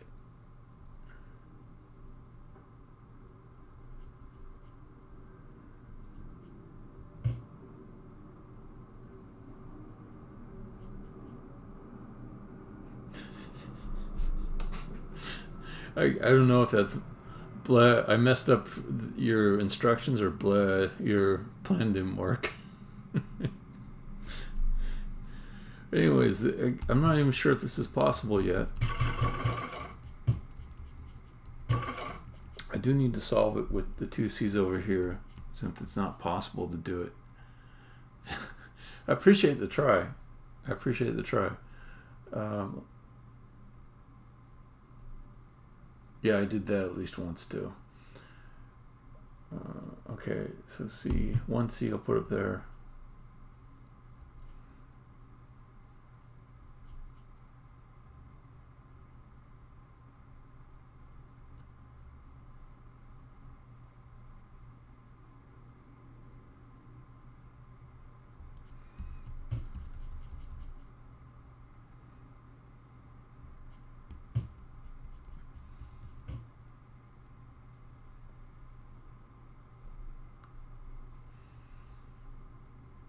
A up, then right.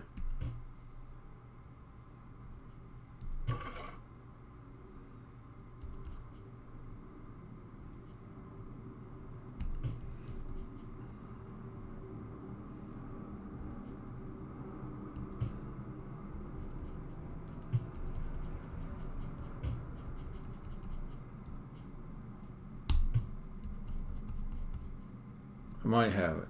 I might have it. I get the T. No. I think I've lost it. Or, let's see. It's the thing, I don't even know it's possible. It just feels like it should be, but I don't think it is. Or if it is possible at this point, I probably thought too long about it. And that means that it's too hard for this point in the game.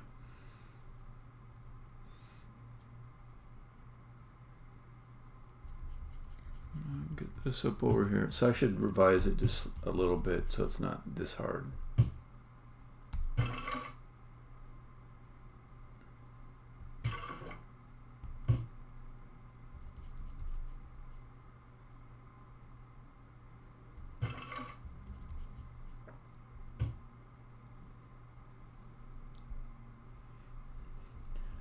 I mean, all I did is threw 5 squares pretty much randomly on the ground, and that was my puzzle. So let me think about this. What would make it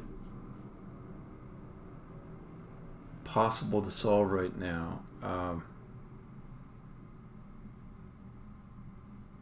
if this C and this A were just up one square, I think I could get it down in that corner. So I'm going to try that. Or it's a theory anyways.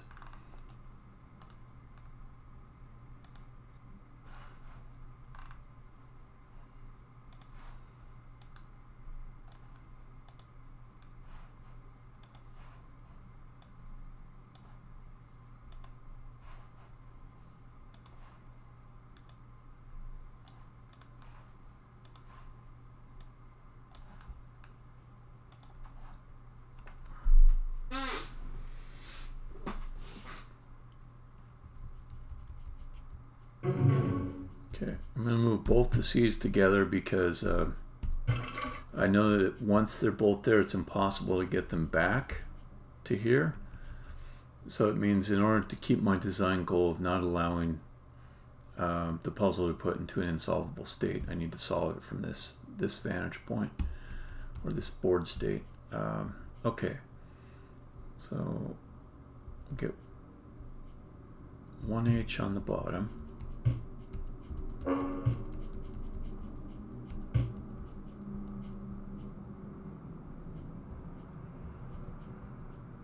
T is a little tricky.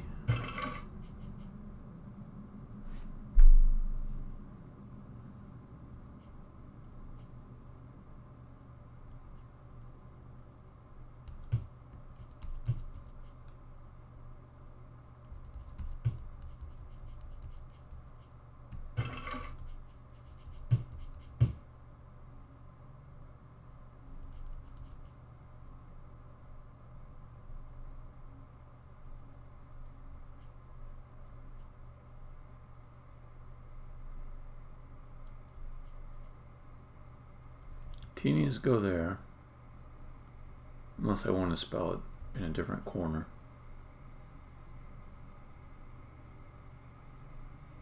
I could go up in the corner. Let's try that.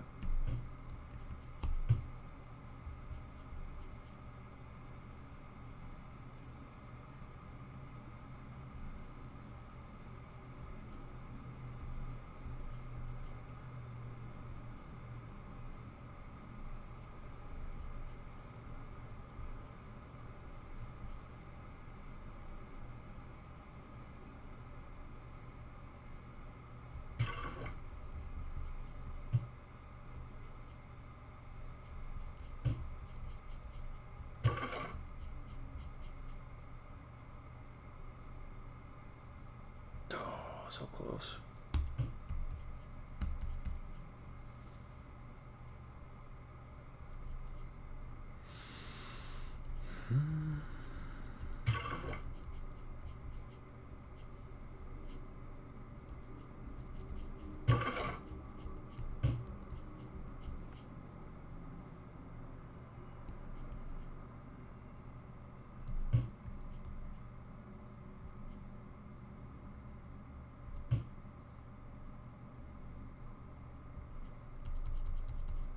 Damn, this is pretty hard.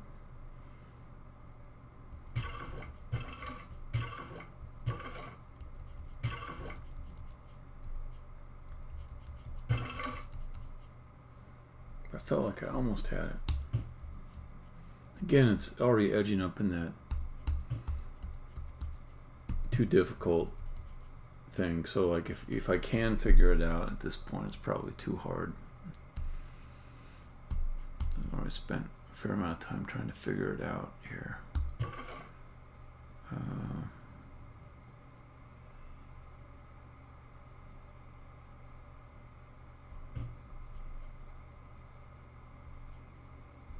Okay. So A I can use to get H over.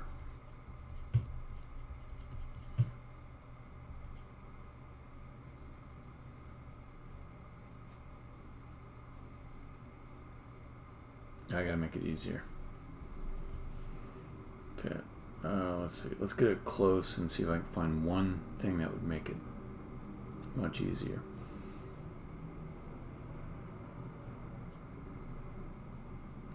You know, maybe if I just draw this C out, I bet that makes it a lot easier.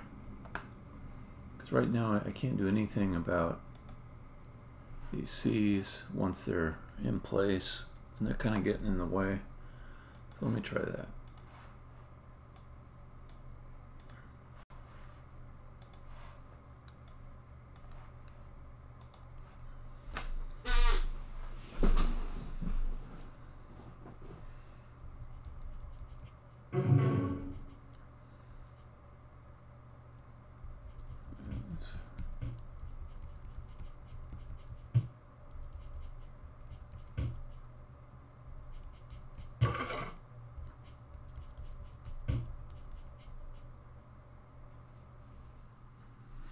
Okay, so that again is a little bit difficult, but now it's not as hard because I can do this.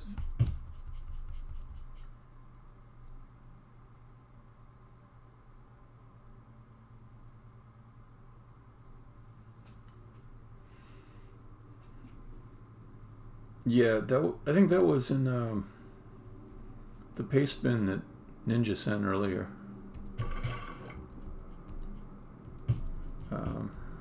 Okay, so that lets you do a catch. That wasn't too hard. I'm going to try to do it a different way. I'll do spell it up top instead of below.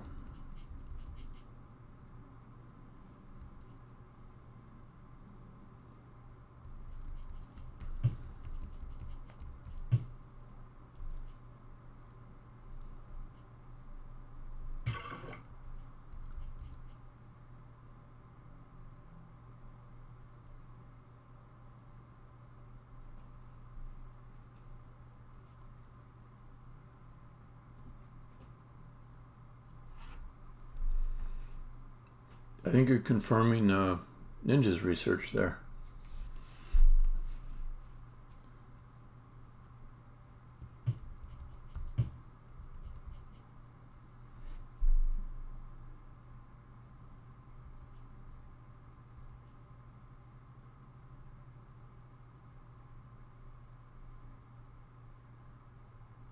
Okay, northeast corner, I don't see a way to do it.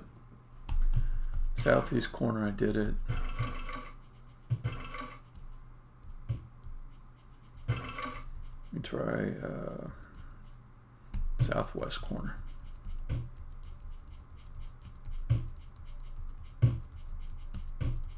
Oh, this is the easiest way for sure. Okay, now I'm not worried about the puzzle being too hard. Okay, they will get it. They will get it. So once they've got that, then that closes. That should allow you to skip across here.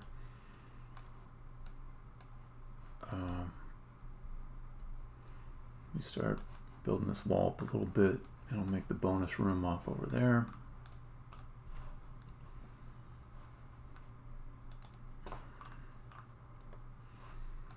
Also, I just want to do like a crazy pit way down type deep thing over here. That sounds fun.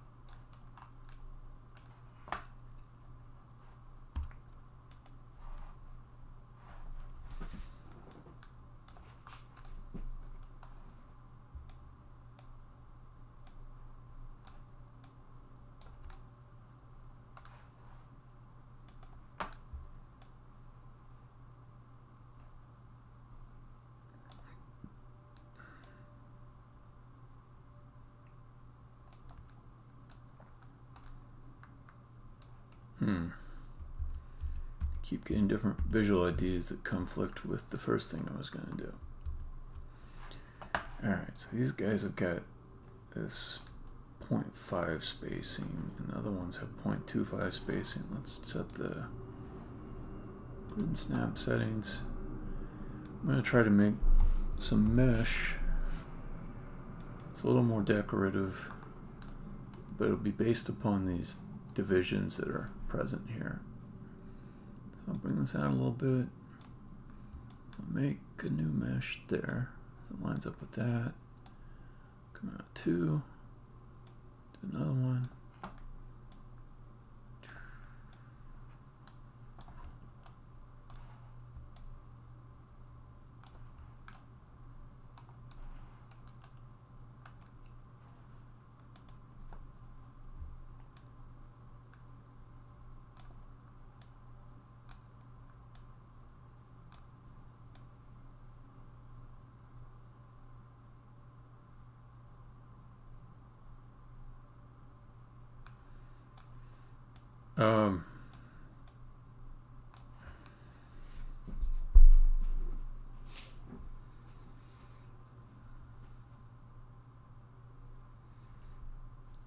I don't want to poo-poo those ideas. Like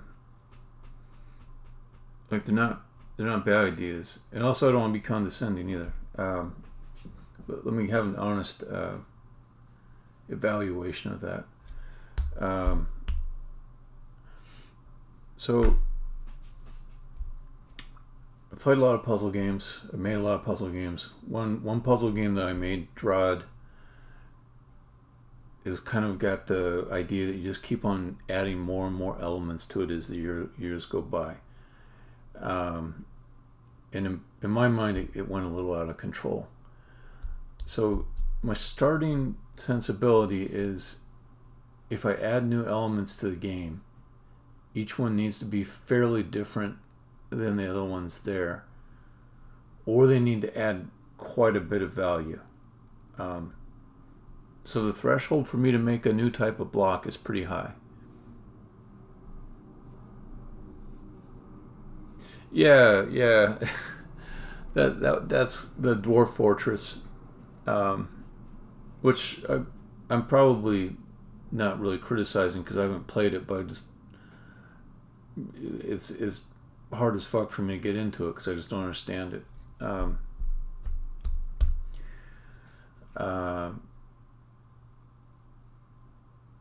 To adding more blocks, I'm cautious about it.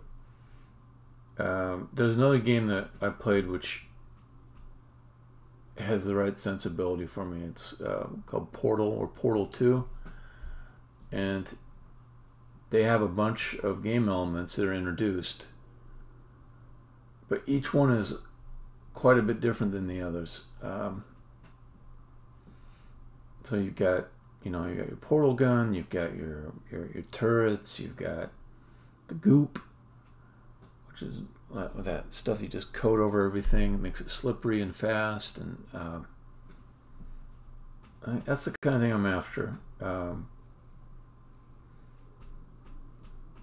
So like it's not something I would definitely not do, is add more blocks, but it's really got to clear a threshold for me.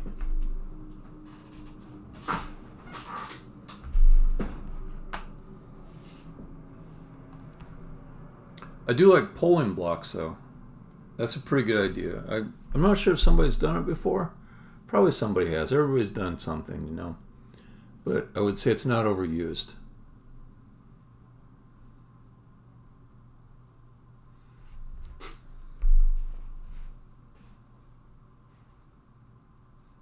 I think maybe Baba Is You did a pulling block, but it's not overused. Sokoban blocks by themselves, those are kind of overused.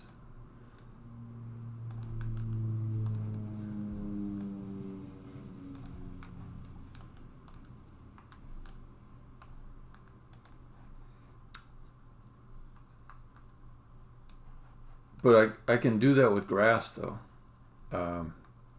Like I can put the blocks inside of a grass maze.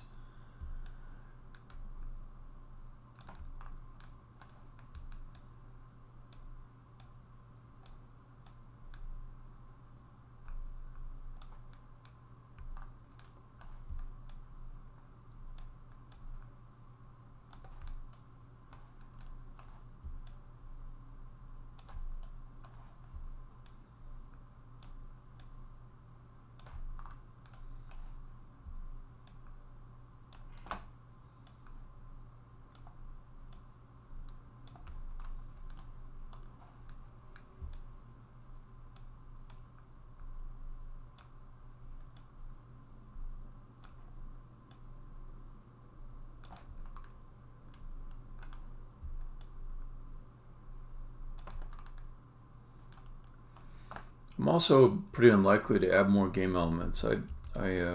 For at least this version of the game, I've cheated a little bit and added a few. Cheated, I say cheated because I had earlier said I'm not going to do any more. Then I added roads because it seemed like I needed it. I added grass. It seemed like I needed it. So I might add one or two more, but I'm trying not to add much more. Just in a way to get the game done, and I'll give it a certain simplicity.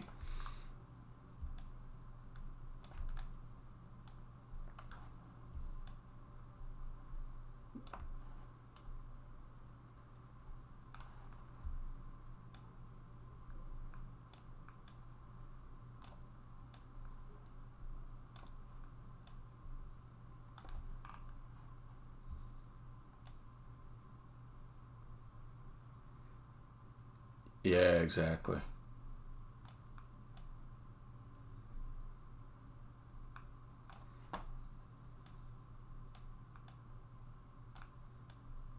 This might really work horribly. I should try it before I just go gung-ho and make the whole level this way. So let me just do one and see how it looks.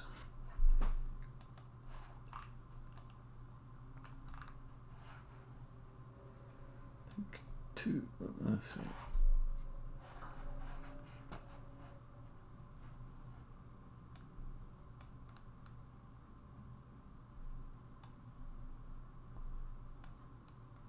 Let's go to 4. There we go. All right, then I come over here. Take the bottom.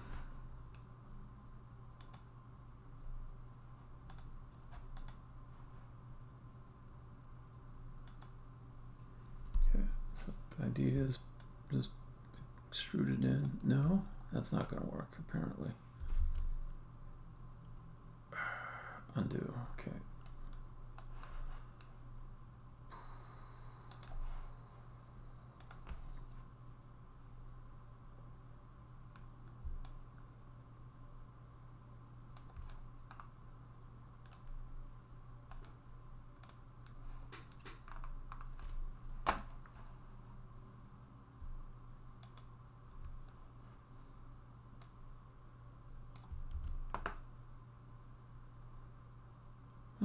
Undo. Shift. Bam, like that.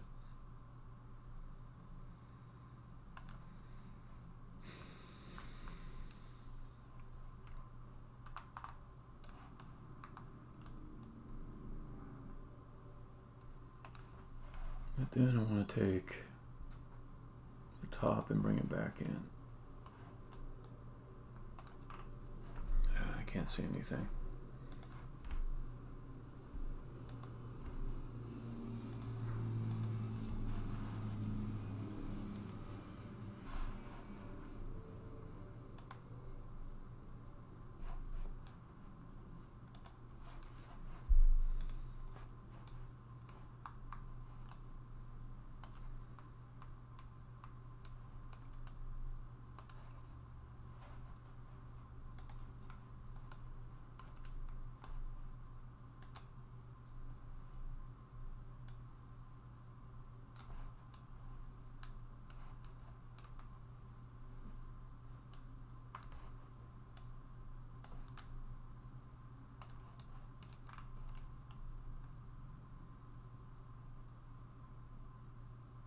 That's not bad. Does it look better if it's down further?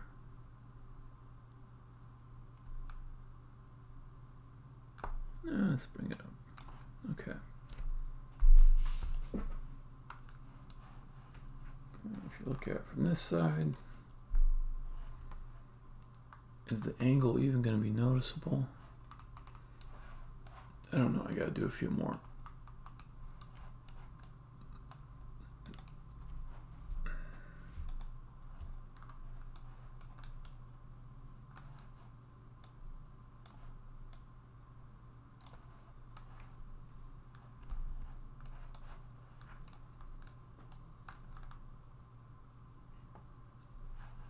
chance is that angle there?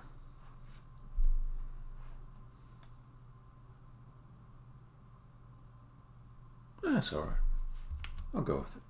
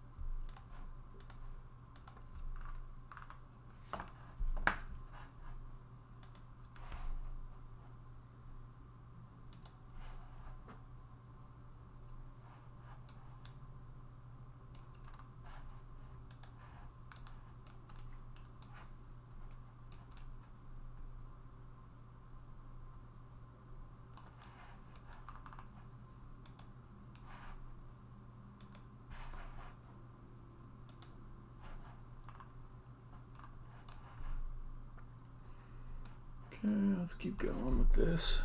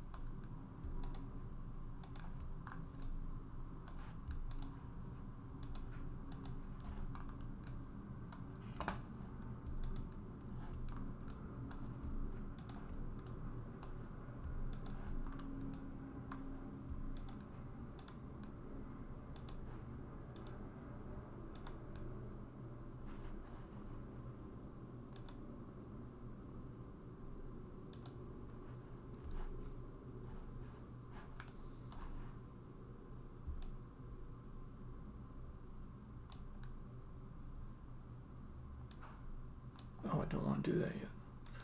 Okay, first grow this out. Pull it up.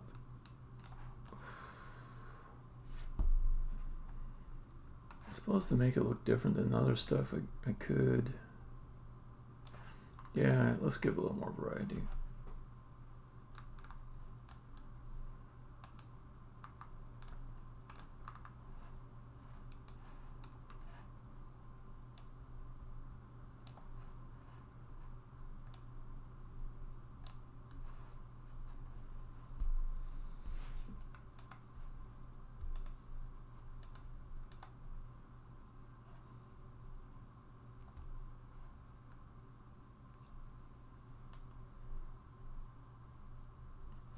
Yeah, Drifter, thanks a lot too.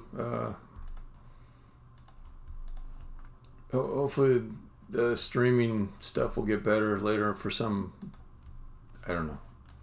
Hopefully we'll figure something out.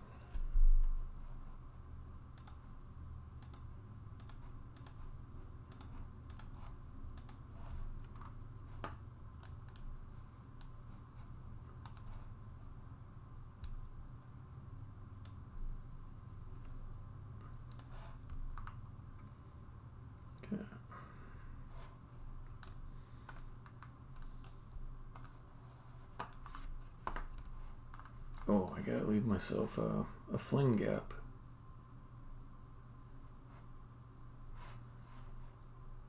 Let's undo that.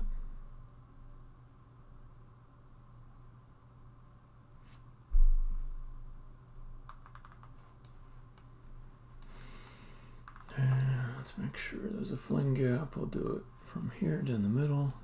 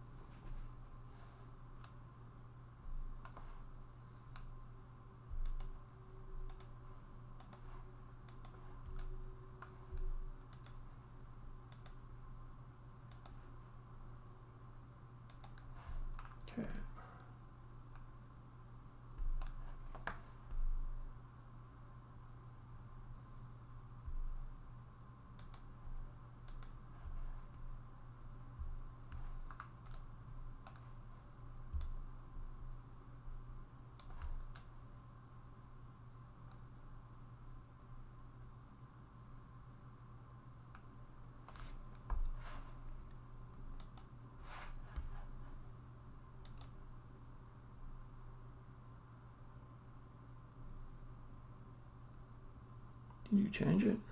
Yeah, okay, good.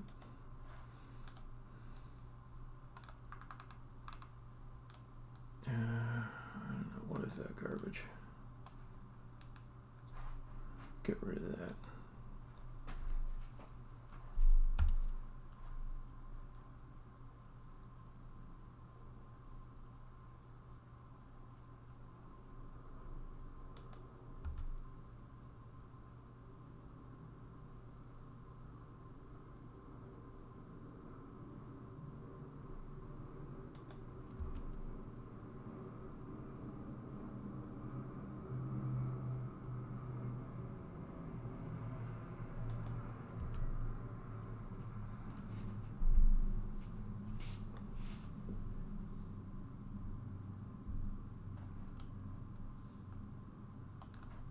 That's weird. I'm kind of wondering what I'm looking at.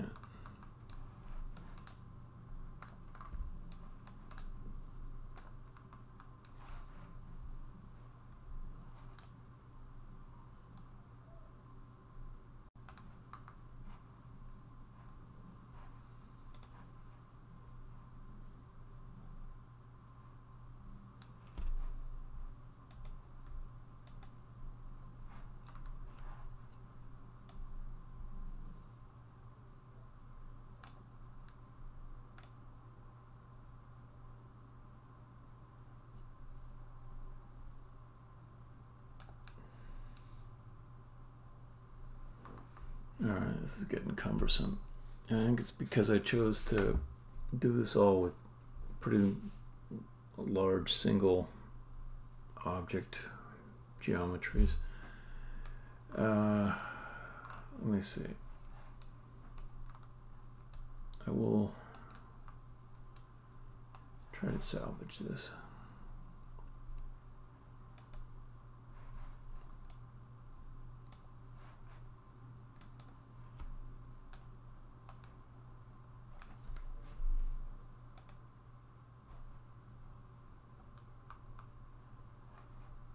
Turn off some of these gizmos.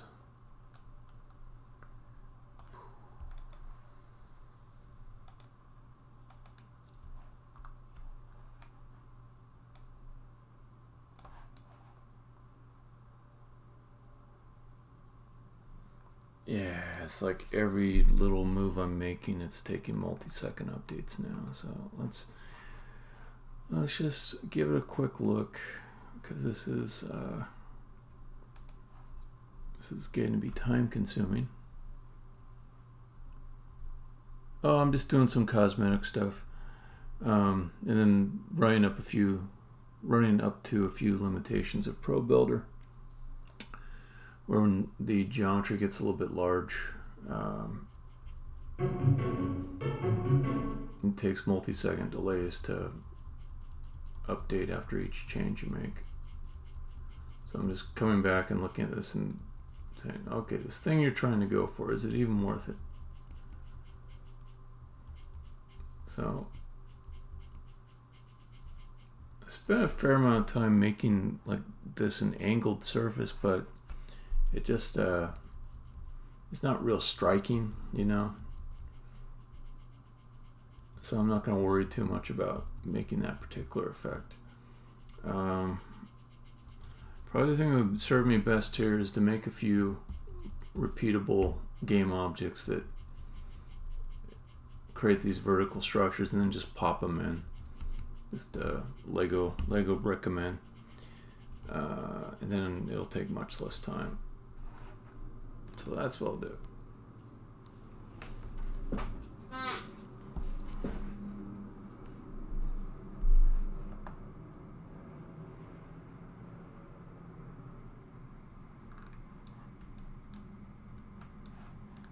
All right. So you just go away. You go away.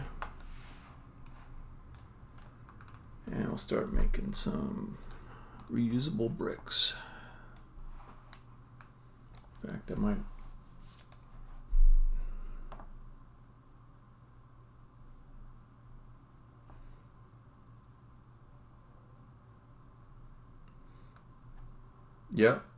I've done that before. It looks okay. It's not what I'm going for right now. So to give you an example.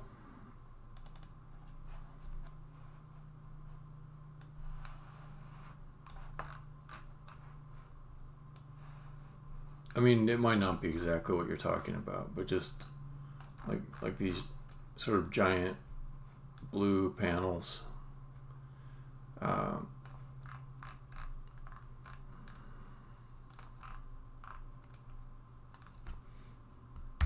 But right now I'm going to go after the little tiny bits, little tiny ones, or at least relatively speaking.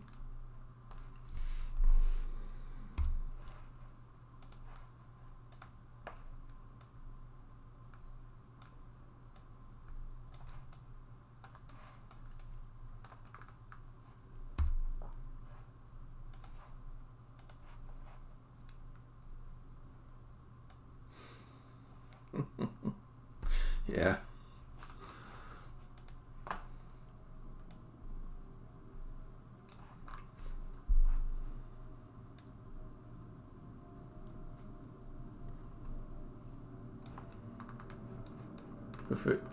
If I make these a whole bunch of reusable prefabs, then I can take a little time on them individually and make some more interesting effects on them. So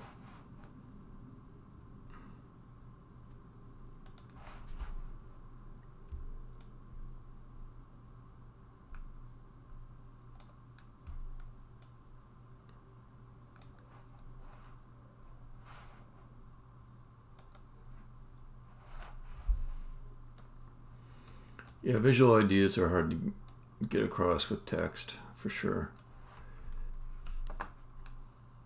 Let's see. So I was hoping these would snap. There we go.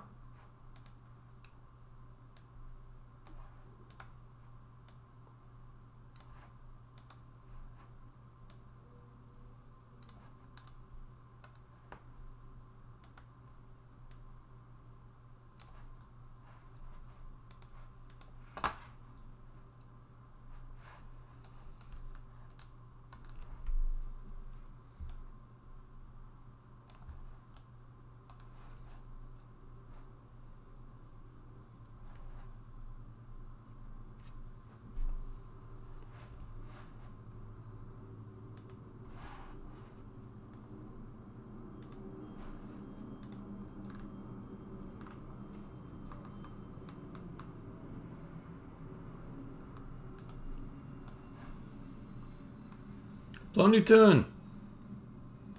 Blondie turn.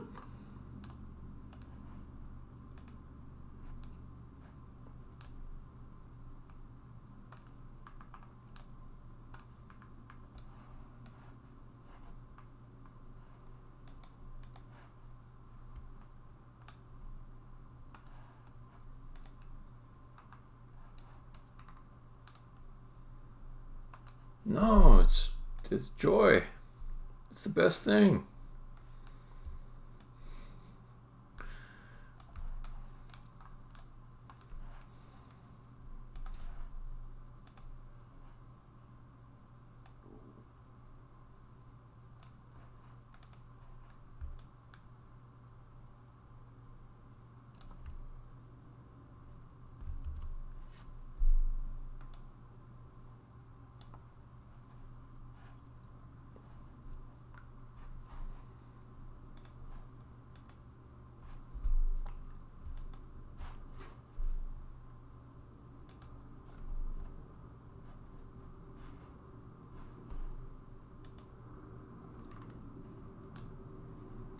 That's a weird edge loop.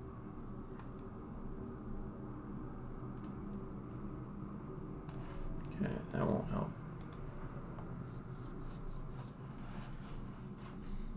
Alright, anyways, that's one. One of these guys. Let's make a number of them.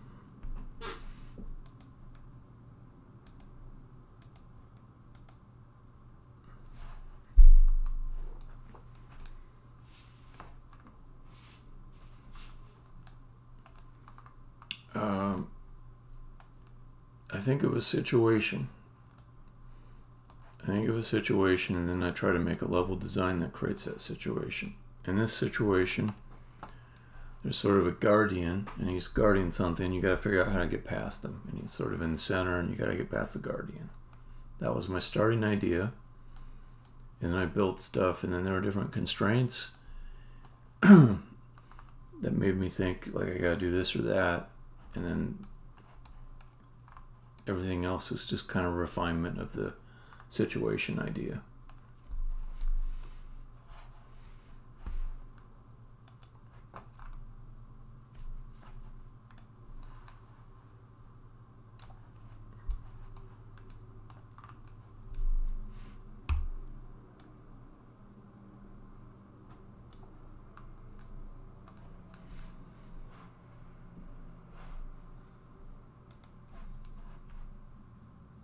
Okay, let's call this one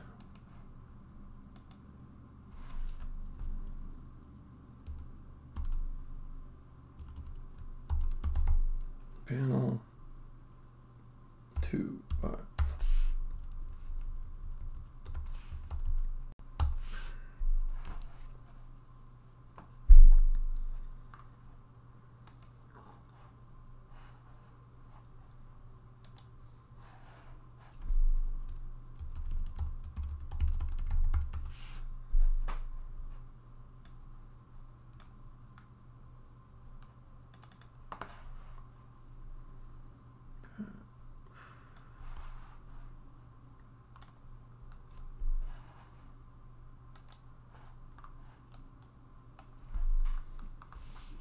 You're not supposed to talk about that. That was a secret.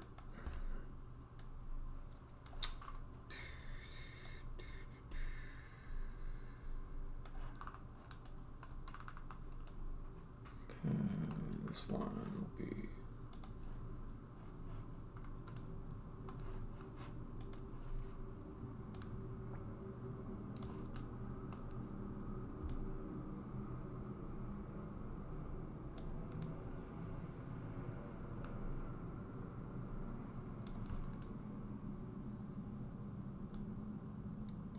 what am I looking at? 0.25, yeah. Okay.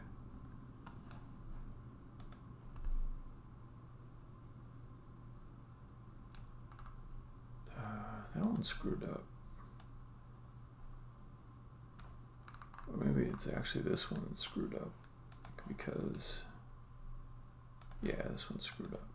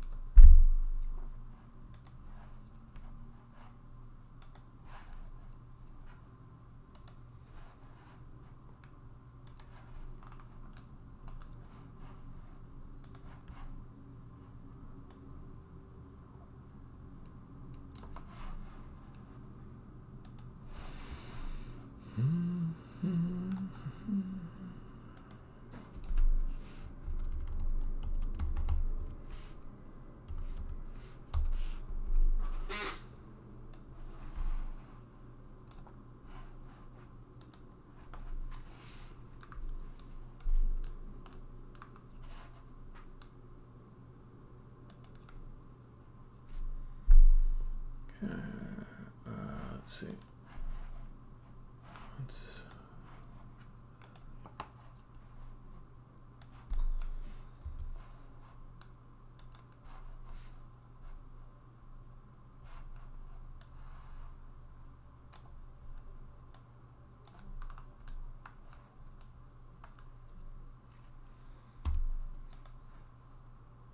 No. Would that be a good thing?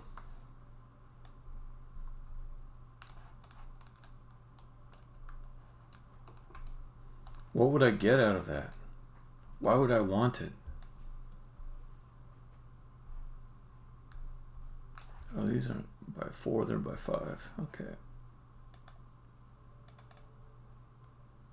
Maybe it is a good thing, I don't know.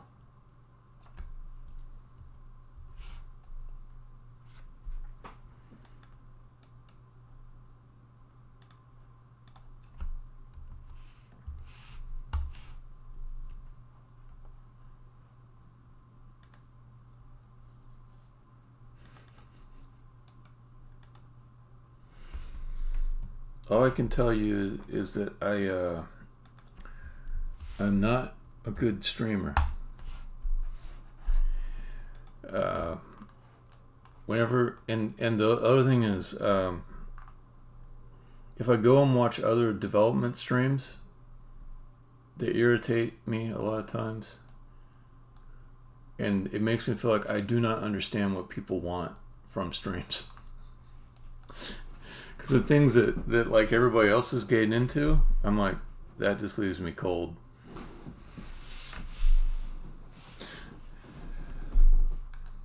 So I feel like I'm the wrong person to figure out what should be on my stream or not.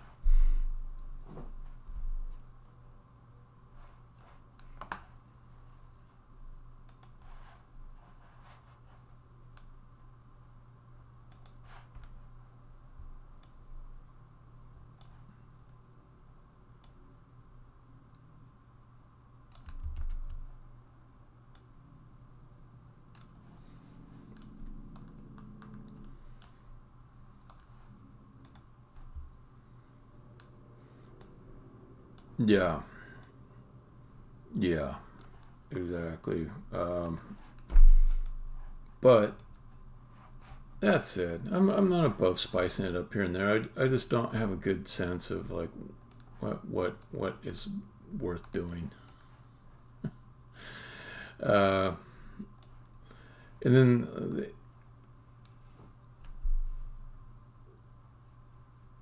yeah, exactly. There was one I was watching. I found it oddly compelling, but it was just like this guy who was just really fucking cool. That's it. He's like some young 20-year-old guy, and he's just really cool. He's like doing game development, but he's really cool, and that's all it is. It's like, what? And I was just like watching him, and just kind of think, what is it that makes him look like a little Arthur Fonzarelli? Like I couldn't quite understand it. I think he calls his thing like chill zone or something like that. And then he's like kind of fucking around with like a gun and like the different mechanics for making the gun work. And he's like laughing at himself, just whoa, look what I did. Yeah, check it out. But not as stupid as me. Like the way he did it was sort of cool. But it's undefinable. It's undefinable. This thing which makes him a little bit compelling to me.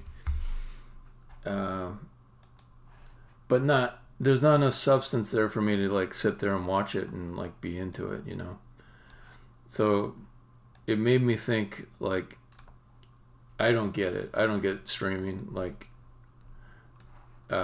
it's always going to be like people like this that have more popular streams. I should concentrate not on growing a stream. I should always remember that. The first thing is just to get my game done.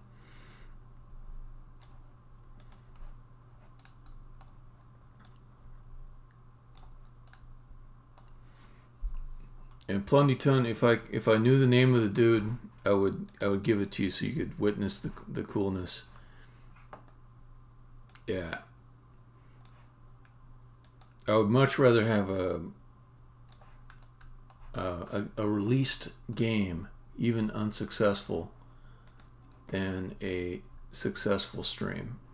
Any day. Any day. maybe it sounds like sour grapes, but what am I gonna do with like some mega stream with 100 people watching it? Like, who cares? Who cares? Not me. But all that is not a counter argument against emojis. I'm just telling you, I'm a little lost as far as like, do I want this or not? And I don't want to get distracted. That's one thing. Things I've thought about adding are like kind of auto playing videos. Like if I go to the restroom or something, it has like an explanation of the game. I've seen some other chat overlays that look a little bit nicer to me. It'd be kind of neat to, just kind of have like the text pop up and not take up quite as much space, but still be enough that you can see what's going on. I do like to have it inside of the broadcast window, so it goes on the recording, so that if I go back and play the recording on YouTube where they've got better archiving, it'll have all the stream stuff there. Kind of like in-jokes, I don't like them as much. Like, if there's like some bot or somebody can type in a certain thing and the bot will do something crazy, not my thing. Custom emojis, I don't know, might be alright if it's easy.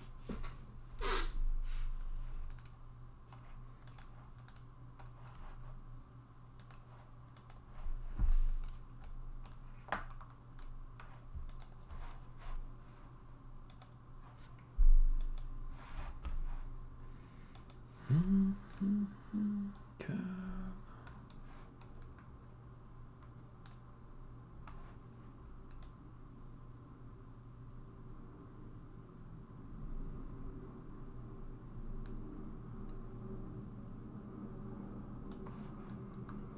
Okay, that seems alright. Alright. Let me get a little factory going on these guys.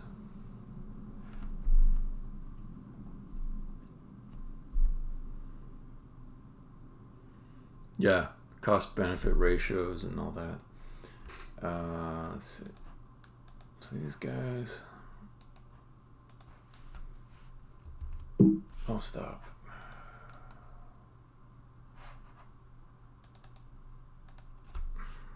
Wall panel 2x4B. Okay. Do a couple more of these variations.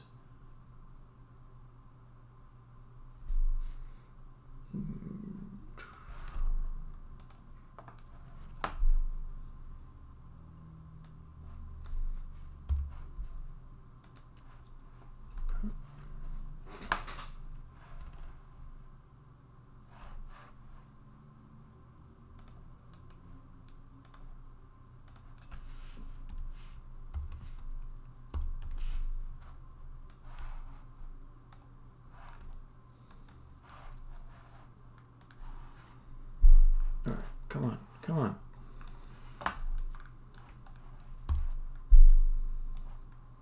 $708.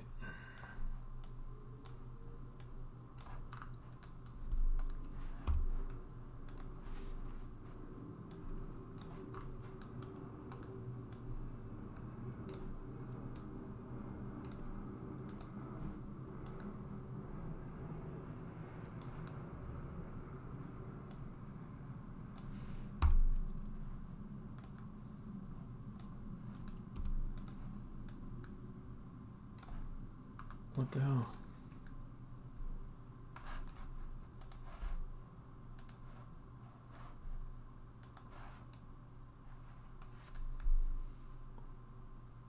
What's going on with my snap? I don't know. Looks like garbage. Let's do another one.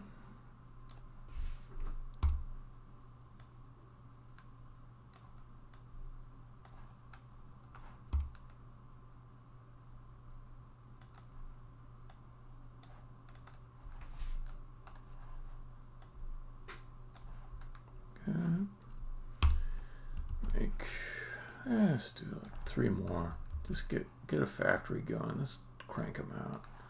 Once I got them, then let's plop them in. It's going to be real easy. Okay. And then this guy, let's make it a little bit irregular. Let's see.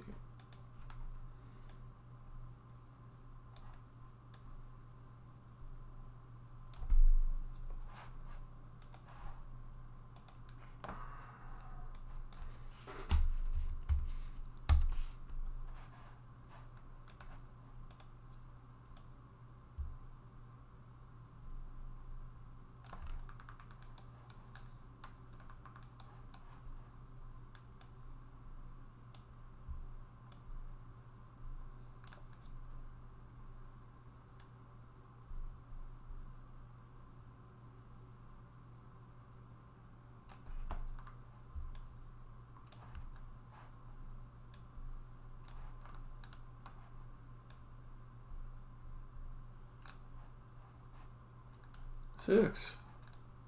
These things are 6? This whole time I thought they were 5. 6. 6. 6. And that one's 3. Okay, so the first one is 3 by 6.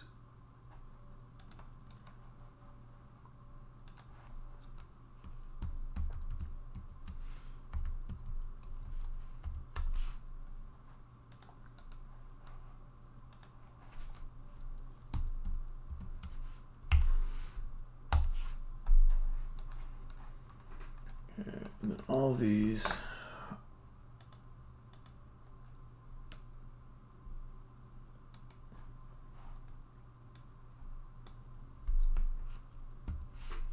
well, how many push-ups did you do?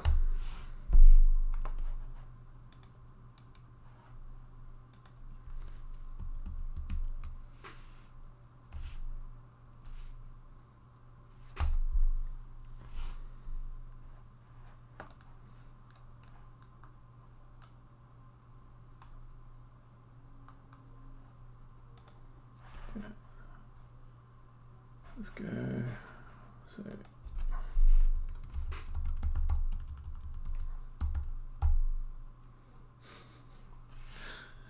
sounds like a healthy version of a drinking game.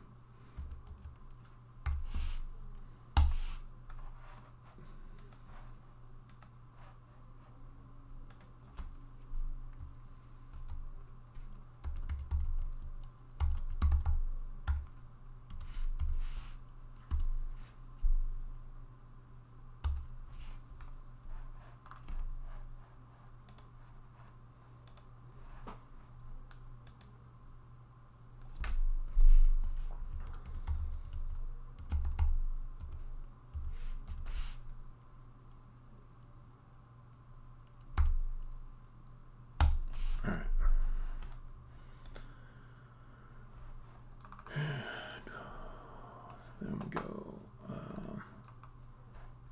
Maybe just one biggish panel for this one.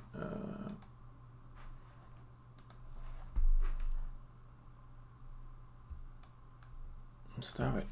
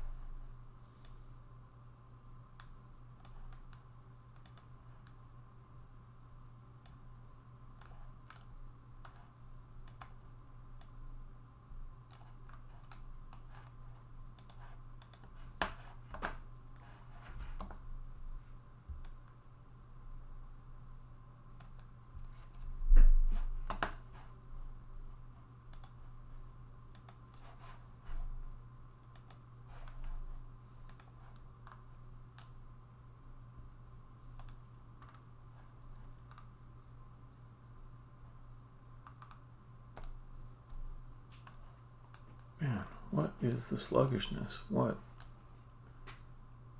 is the sluggishness? Come on.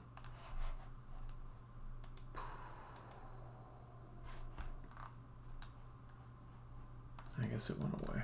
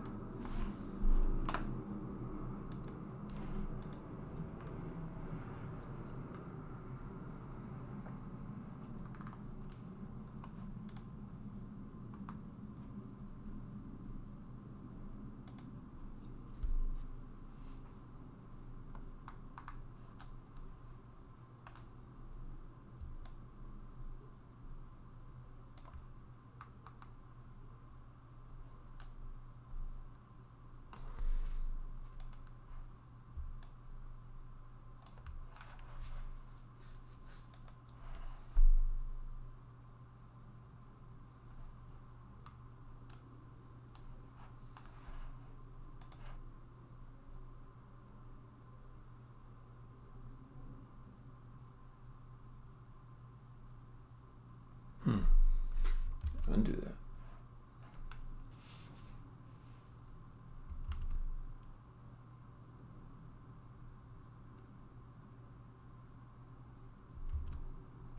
Okay.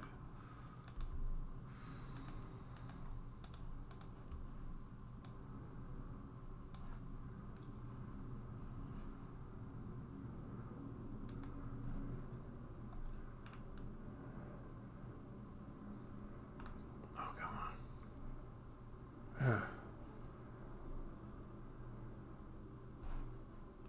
It's acting really slow, and there's no good reason why.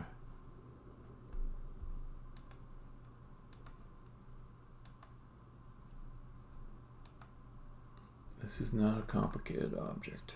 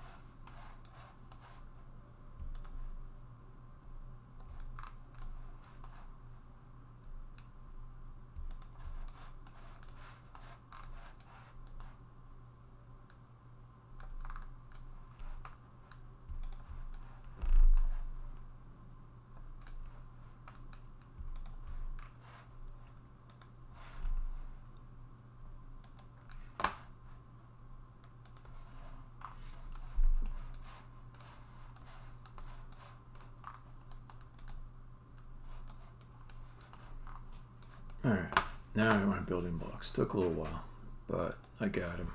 I'll use them. I got them. Okay, but where'd y'all go? Okay, all y'all get prefabbed. I guess I gotta do one at a time.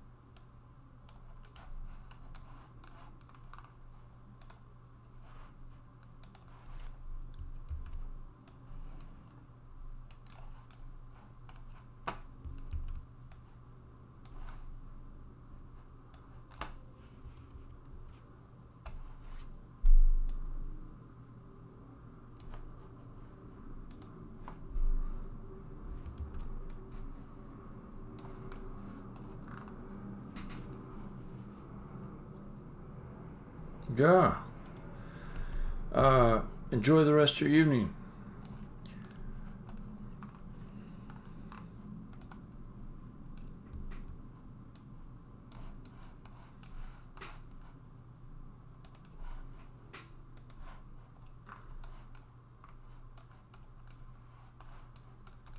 Oh man. Yeah, you need some sleep.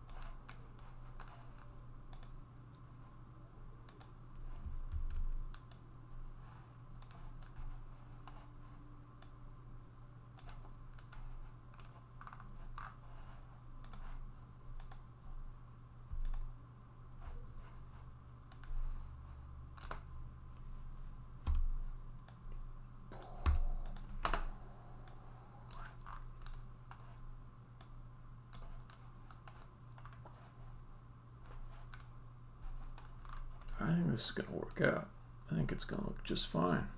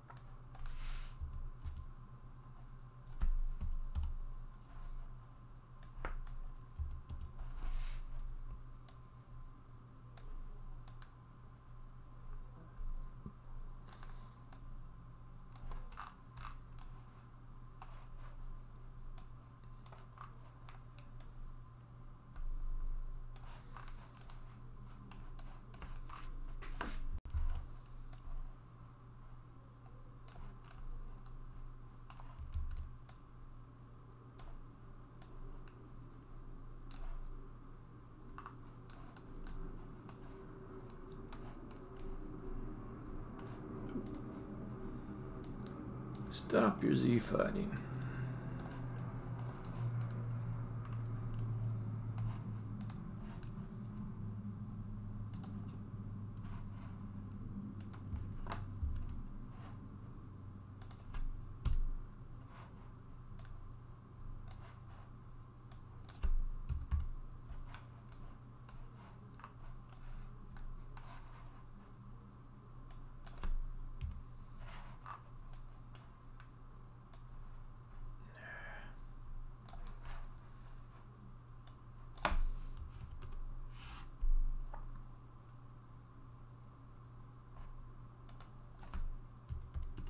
There we go.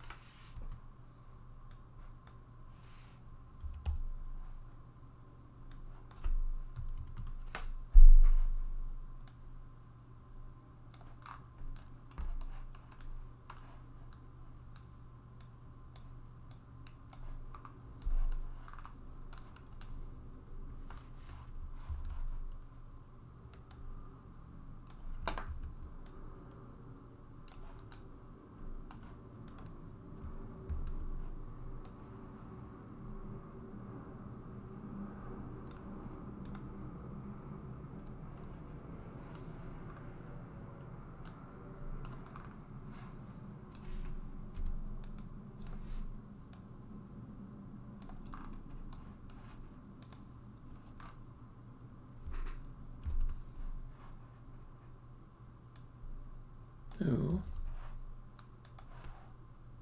up like that.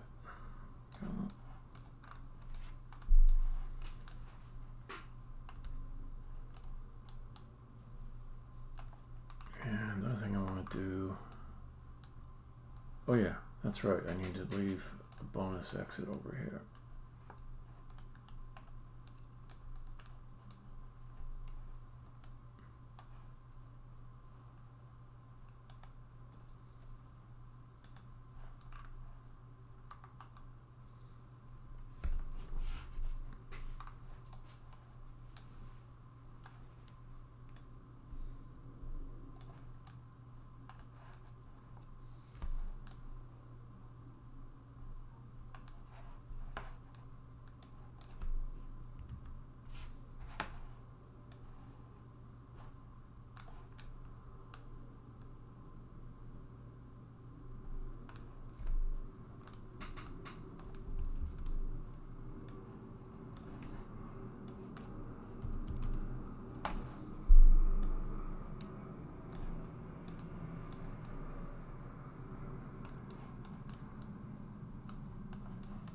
Is that at the right height?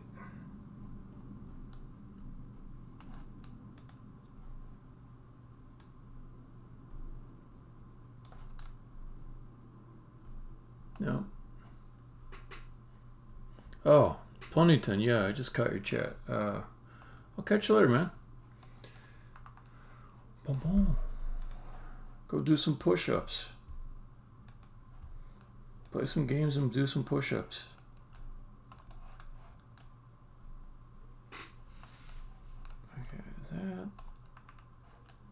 That seems too high.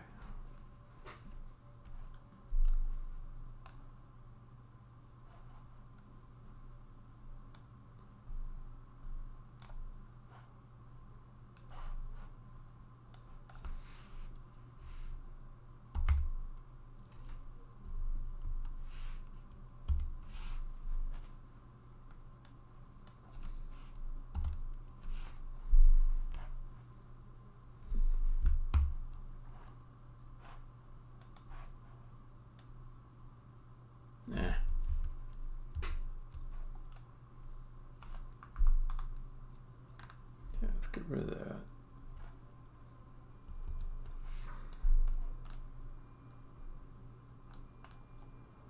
Think.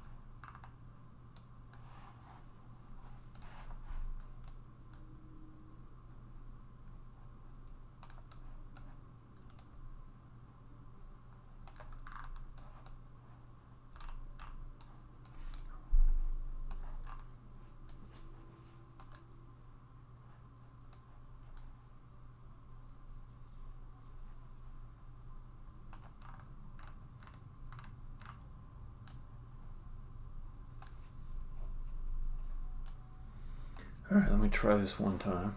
Just take a quick look. I mean, I did a lot of work to get to that. I hope it works out, but I should be ready to say, no, this isn't good, and switch to something else. But I think this will be good actually. It's looking all right. It's looking like a thing.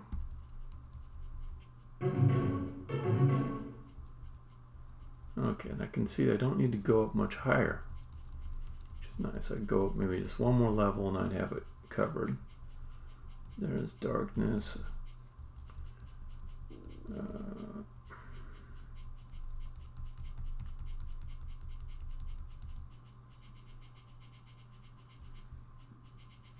I like it. I think it's fine.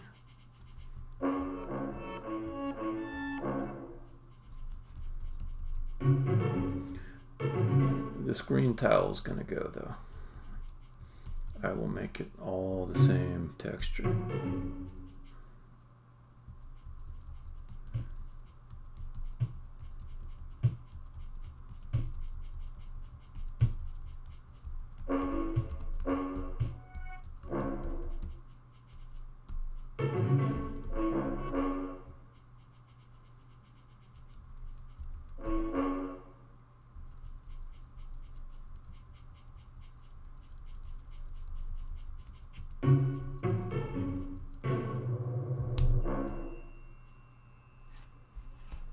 Okay.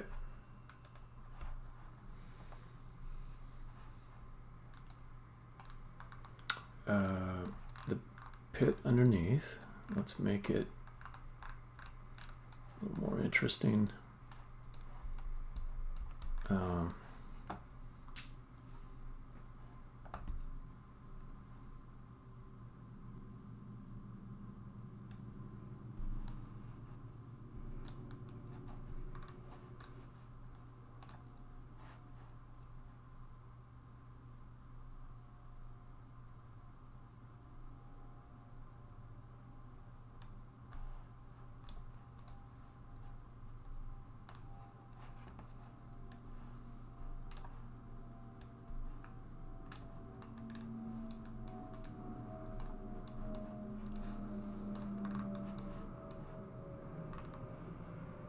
Yeah, you know what? I'm even going to do fresh ones for these.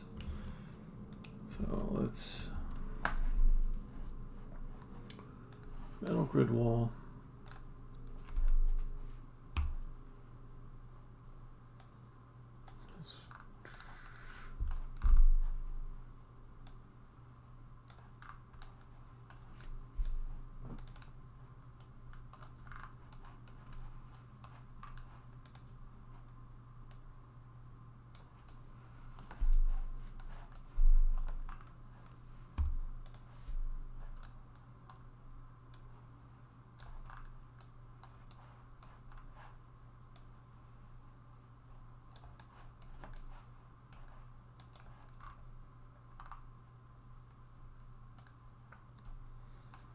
Well, okay, hold on. Let's have it come back out this way.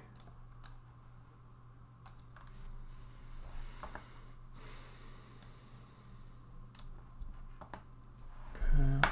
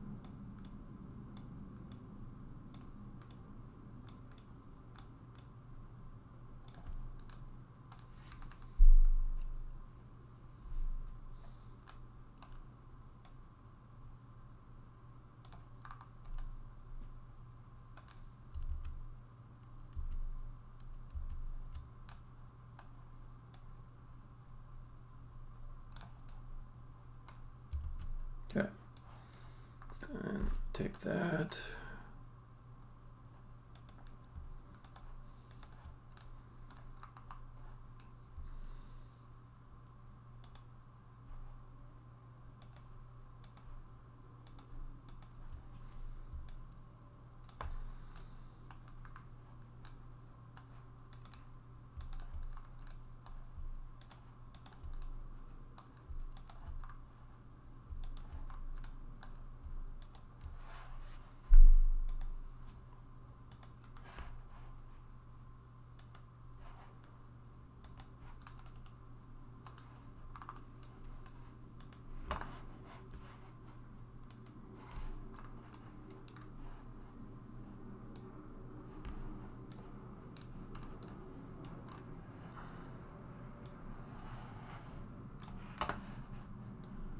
Set this to ignore raycast so it doesn't affect the play area, it's just background.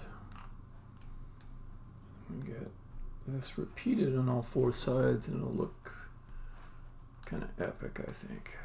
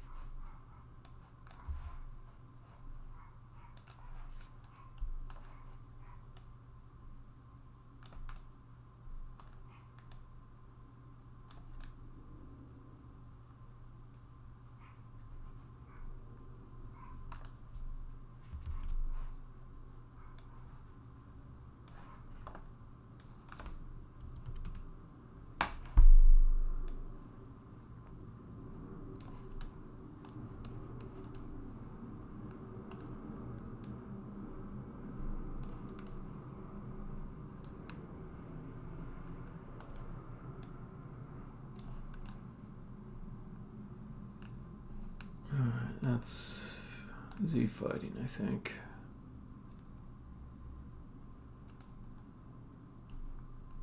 Maybe not. We'll see.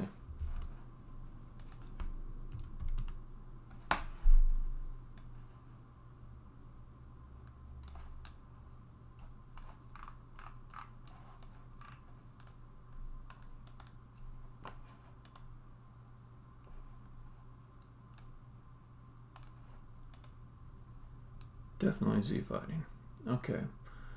I don't have to be perfectly precise with this though. I can just kind of squeeze it in a bit.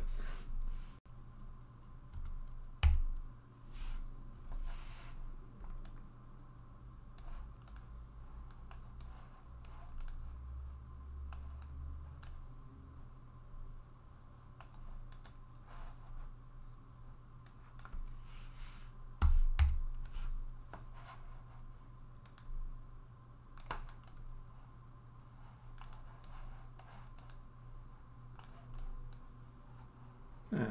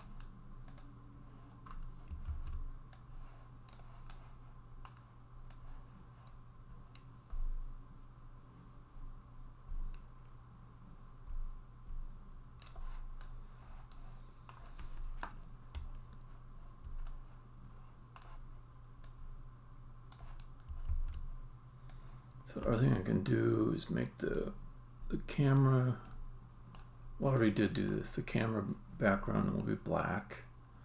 I can add fog in there.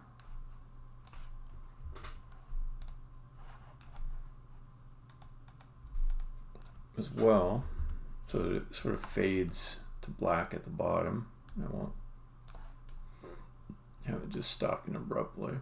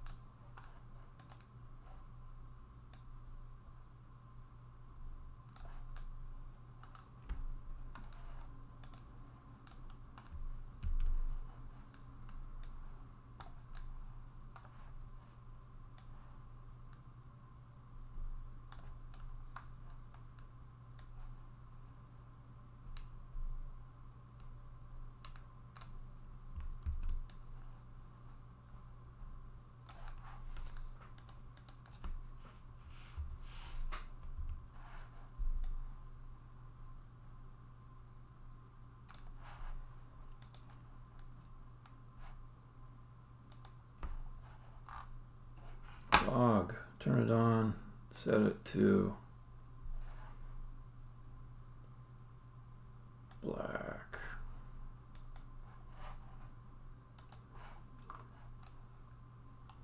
Okay, then floor decorators, just turn off this guy.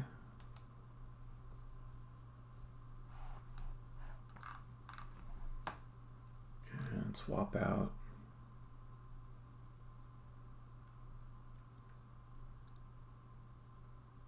I always have a hard time finding it. Here, materials, this is it. Okay.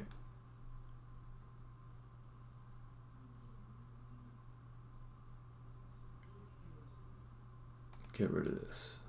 Make this be metal.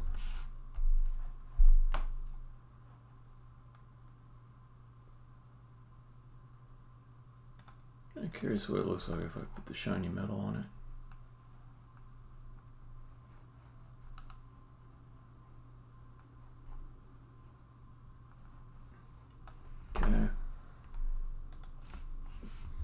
Take all the stairs.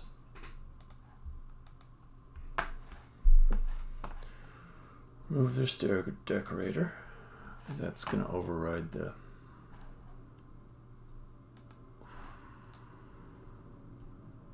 okay, this one, this one.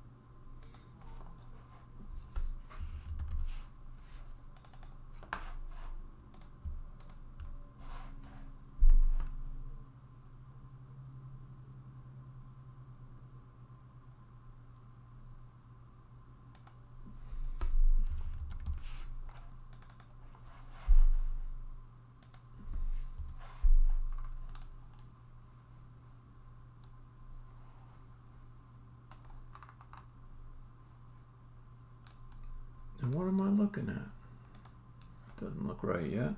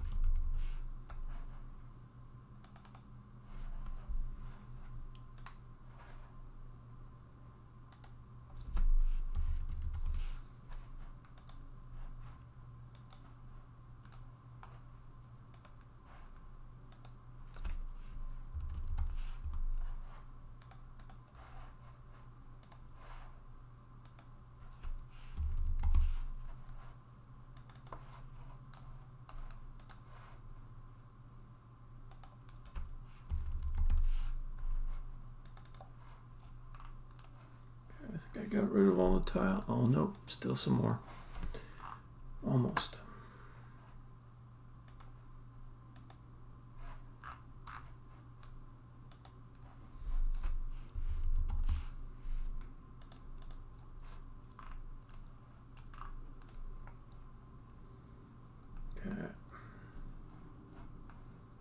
That's looking kind of crazy, but not bad. Yeah, hard to get it all.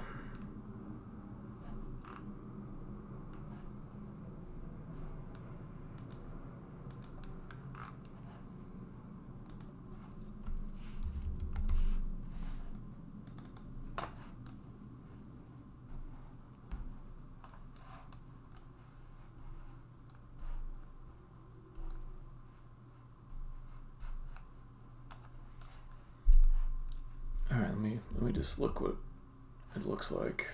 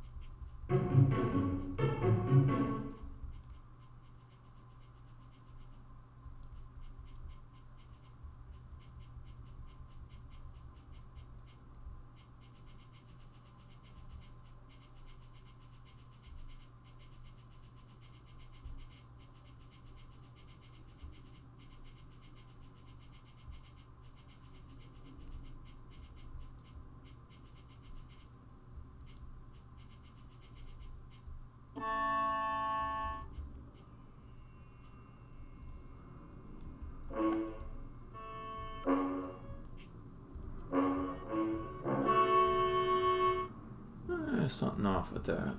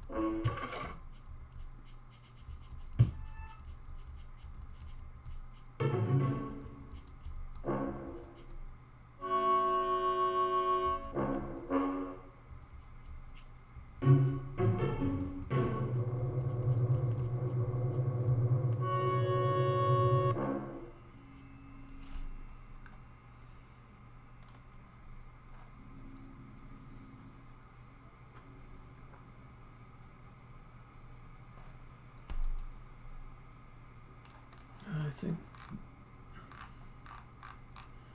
Oh, thank you. Hey, Booger Sebi. How's it going?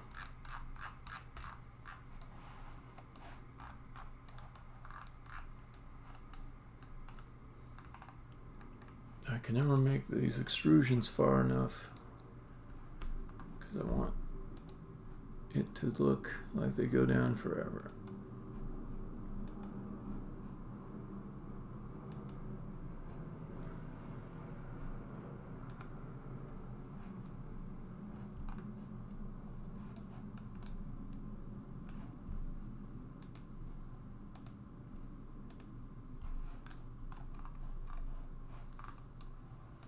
Yeah, the sounds, I went for not realistic at all. I wanted just them all to sound like instruments. And I'm liking it. It's a good decision, at least according to my ears.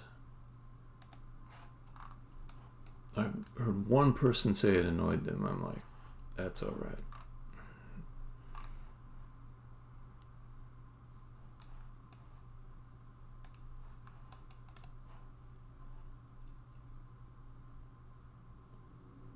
All right.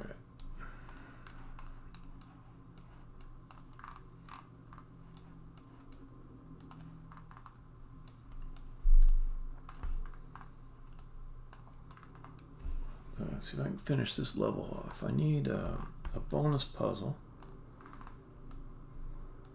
And what I've got in mind is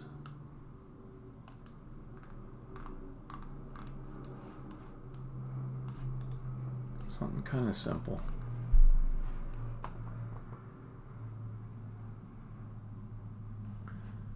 Let's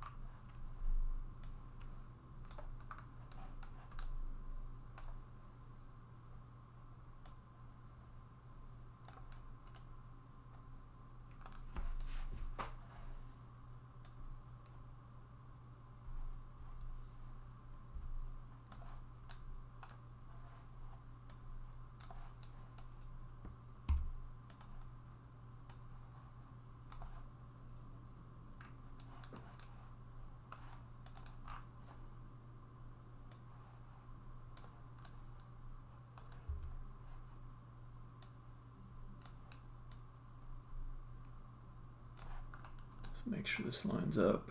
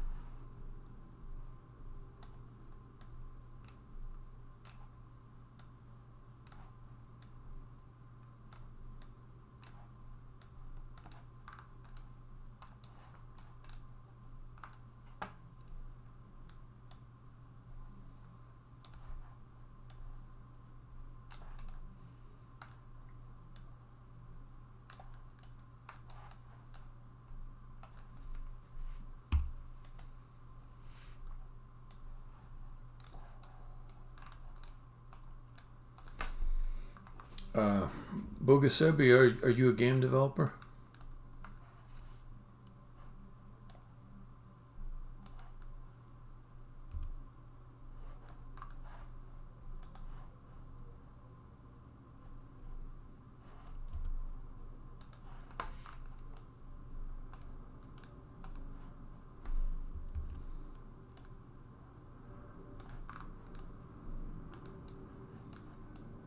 Oh, that's cool.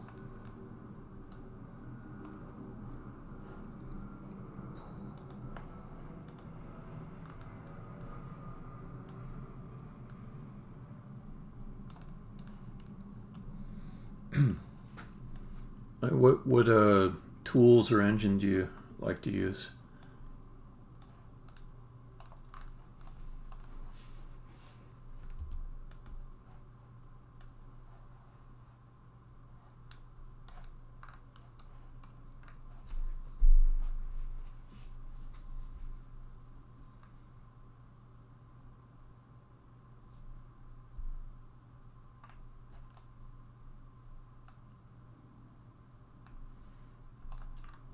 So the trick I wanted to get the player to learn down here, the bonus was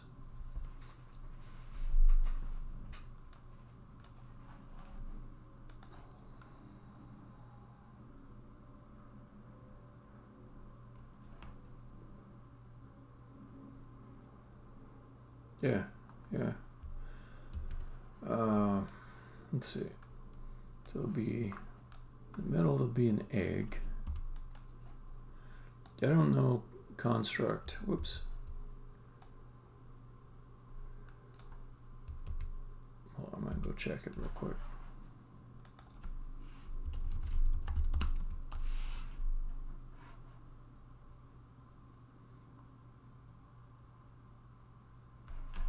Oh, that's kind of cool.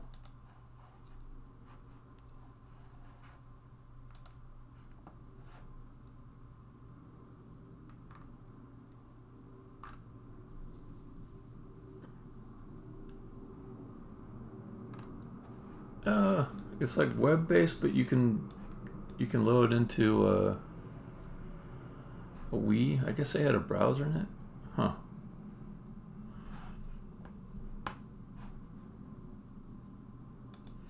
Yeah. I kind of wonder how good Unity web builds are. I've not tried them for a long time. It seems like that would be a pretty good way to release some games, smaller games, you know.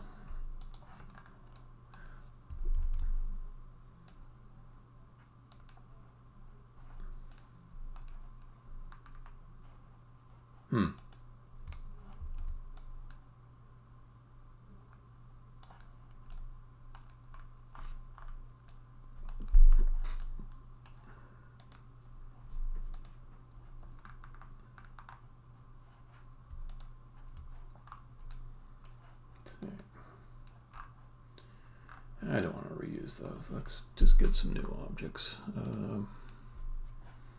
Okay, so this guy, bring it out here.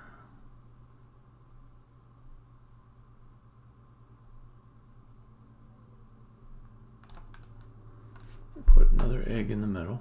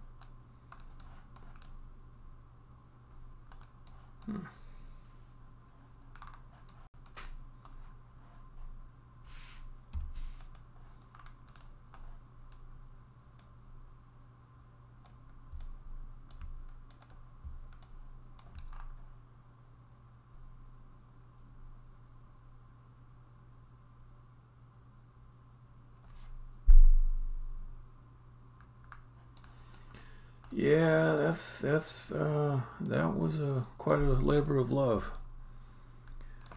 Boom.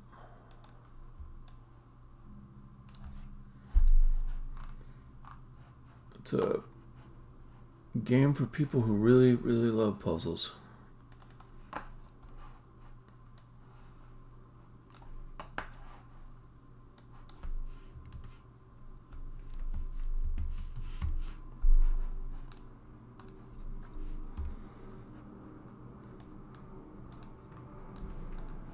And a weird thing is that back when I made Draw It was in the 90s, and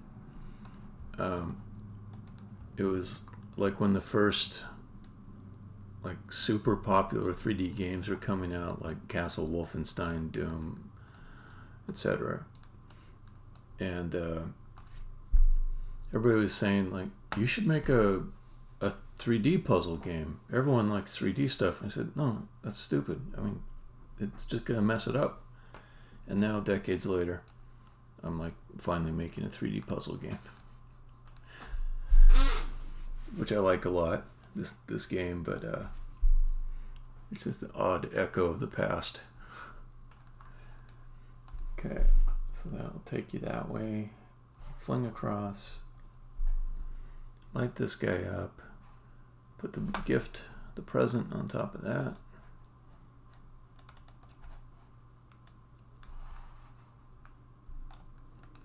Okay.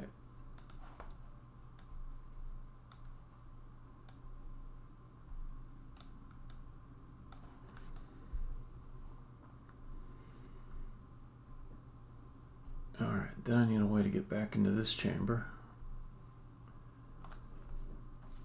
For that, I think just some stairs along the side will do it. Get up to where? I got this little chamber in here. If I can just reuse it to get back out, that's what I want to do.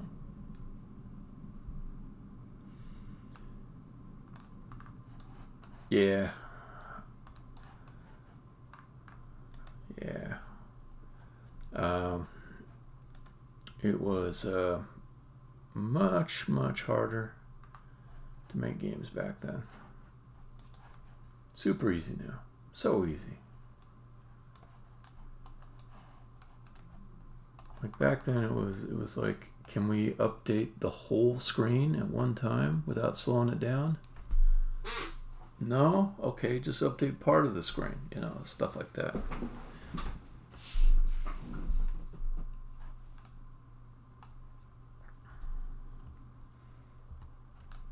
Alright, then have the stairs come up to here. Now let's get rid of this side too. Alright, throw some floors in here.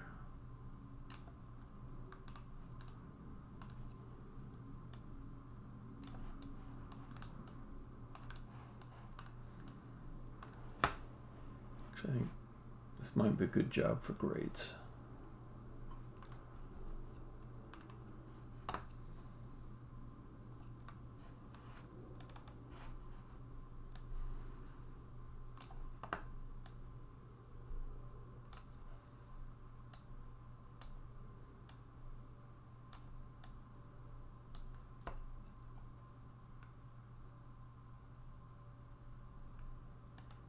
True, that's true.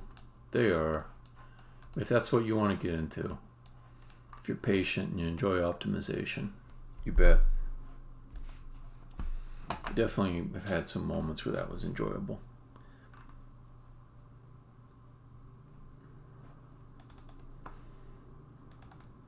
These days I just get impatient for the thing that's in my mind to exist. And I want anything that makes it go faster to be there.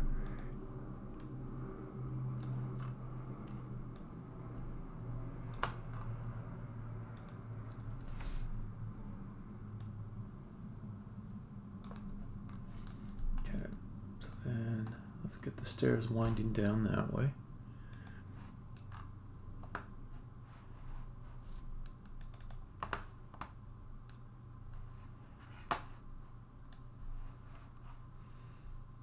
Yeah, I never did anything with Arduino. I think I came close to a few times and just stopped myself. Yes and no. Yes and no. You're watching somebody who's gotten pretty good with a hammer doing some screwdriver tasks here and there. If you're trying to go after like a look that's very geometrical, like this, you know, it's got hard edges, gritty, that type of thing, it's great. There's another indie game recently released, which for me is kind of like the poster child of good use of Pro Builder. It's called Manifold Garden. And that's just a lot of very abstract, shape-driven art inside of a game, and it looks fantastic. Oh, I was just musing about the Arduino. A few times I thought I was going to get into it and I didn't.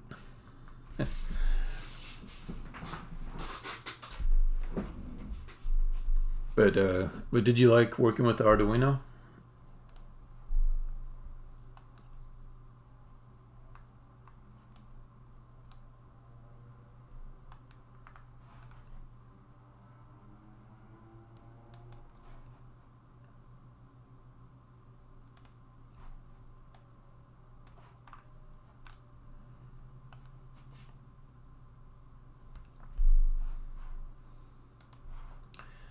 Yeah, I can't imagine there would be a big group of people that want to play games in Arduinos. Maybe I'm wrong. It just doesn't seem like a great game device.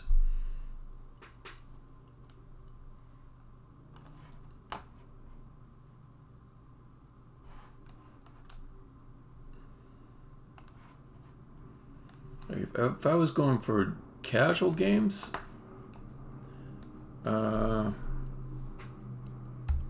something really nice about web I suppose if you want to sell apps, then mobile better, but yeah.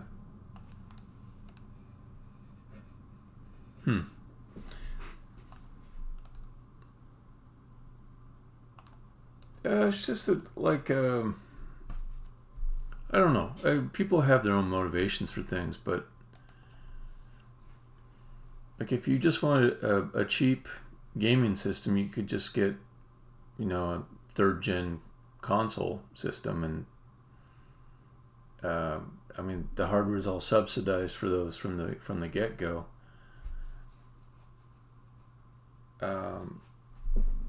Yeah, I don't know. Just doesn't seem like that great of a platform. Seems really good for electronic controllers and, you know, that kind of thing.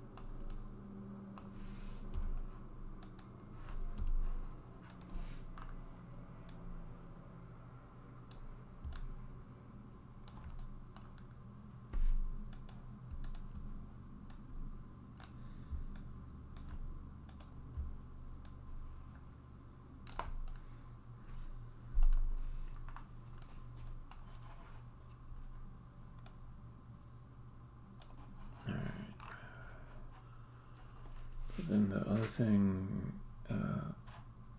make sure that's closed off.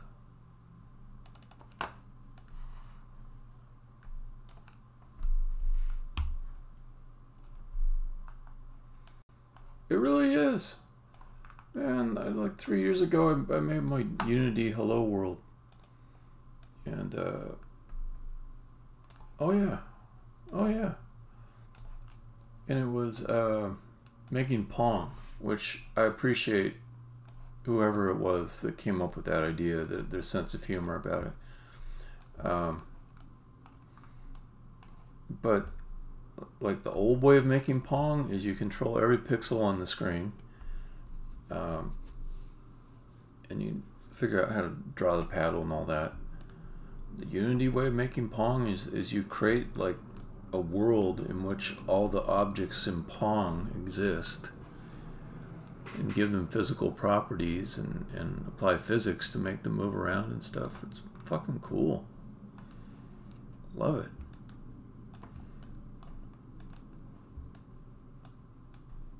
Yeah, I had a real excited week or so when I was just getting into Unity. Felt godlike, you know, all this power.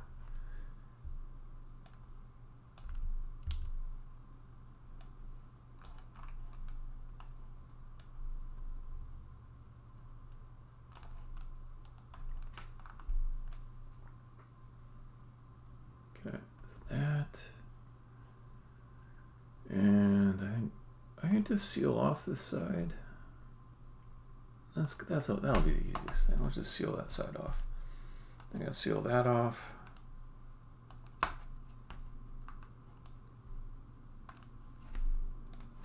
Let's see.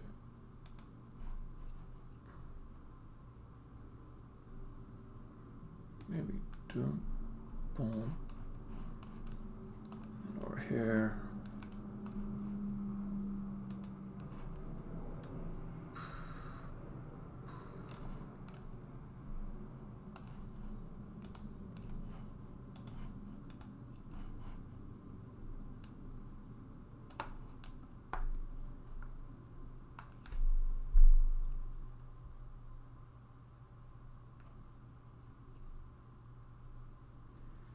Yeah, it's cool shit.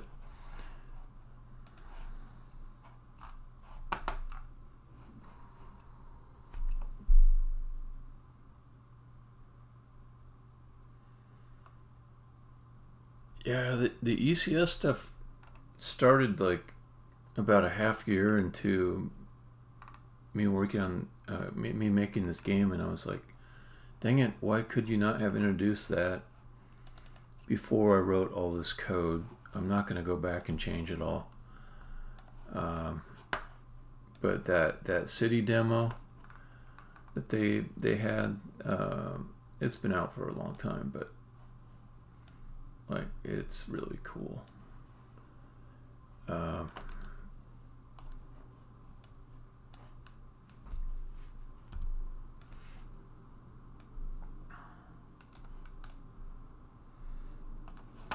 There's a bunch of newer Unity features and things that they released after I started the game, and then I'm just kind of annoyed because I don't want to rewrite everything to do it, just because it is, you know, maybe it can help my project a little bit, you know, but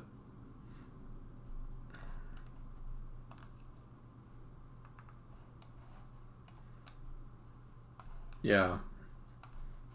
I would like it if they would take a few releases to just fix bugs. I mean, they've got quite a few,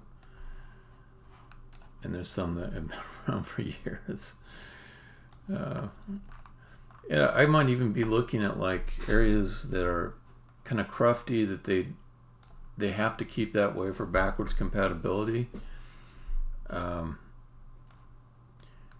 maybe the key is to just kind of be in on like which areas of Unity aren't that great and stay away from them, because Unity's not going to publicly say like their lighting system inside of standard rendering pipeline sucks, you know. It'll just be some inside knowledge you get after a bit, and then you can just stay away from that, perhaps. So I don't know. My goal in the last month or so has been to rant less and just get what I need out of the product, out of the software, because I've been all full of rants and they've not gotten me anything. Nothing at all.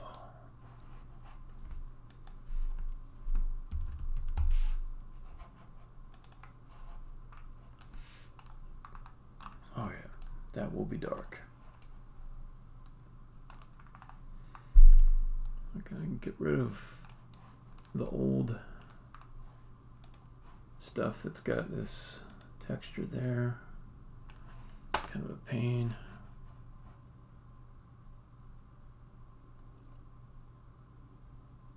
Huh, yeah, I don't know about that one. I don't know what that is.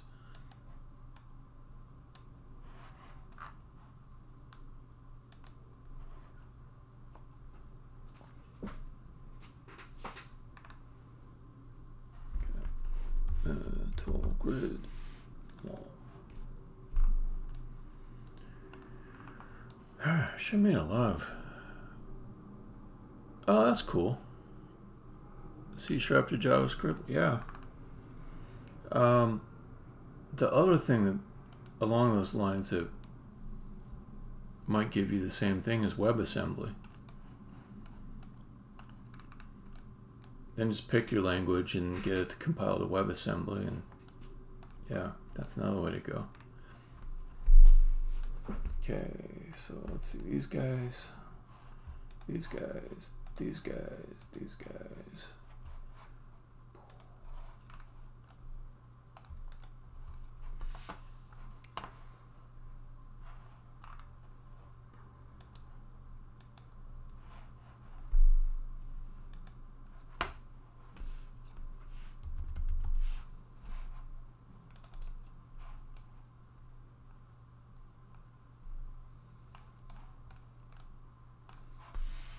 Okay, then we want this whole thing to just be like, cannot get any purchase on it. You can only fling through. And I can obfuscate the solution a little bit.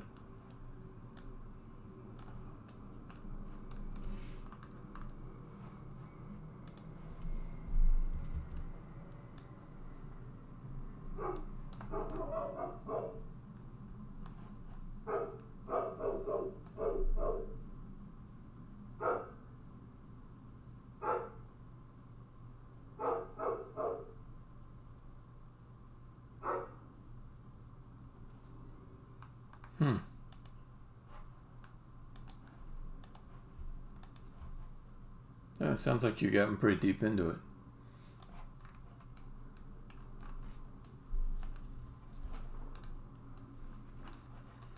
Okay. Then over on this side, let's see, do I want one flat ceiling all the way across? Probably, yeah, I do. Okay.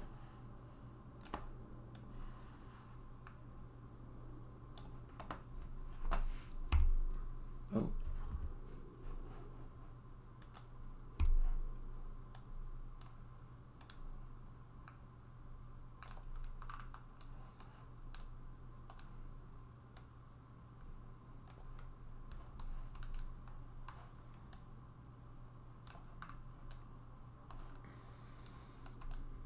I might need to bring some light in here just to work, let alone make it look good.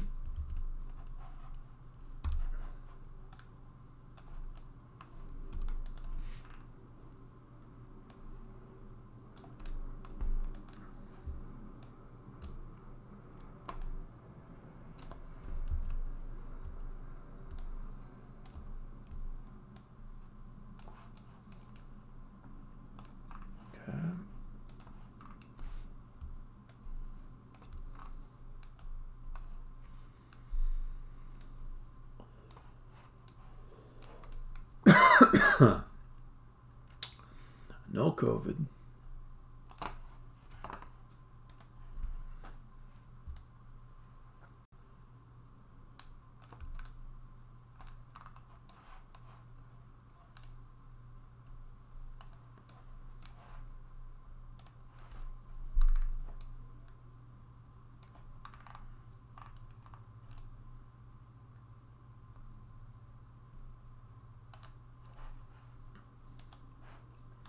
It always feels like ISO should be more useful to me, but then the camera clipping thing it does is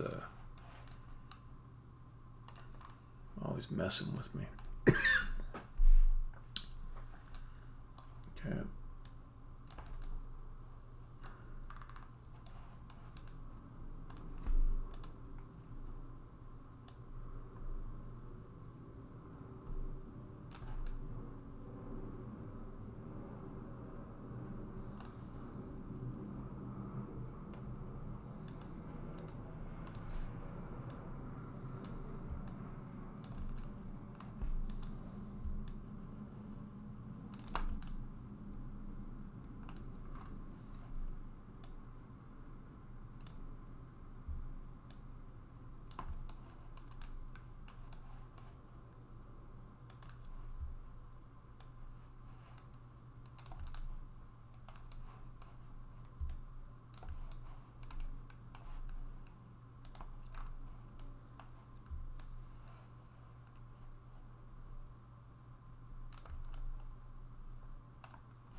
Too far.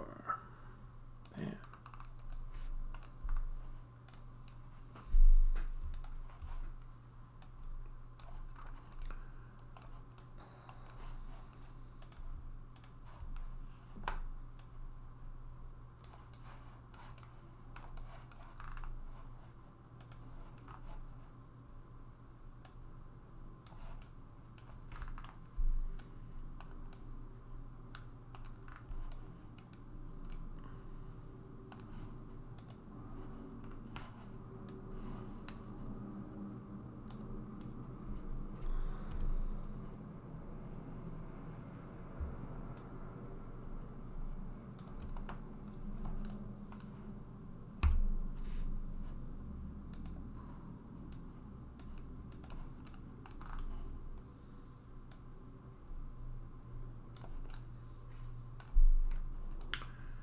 Okay.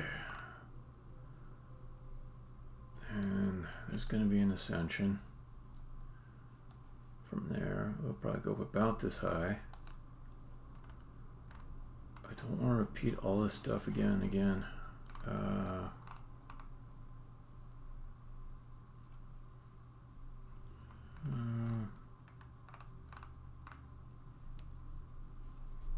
Let's just do some repeats with this around the edge ring and normal grid stuff.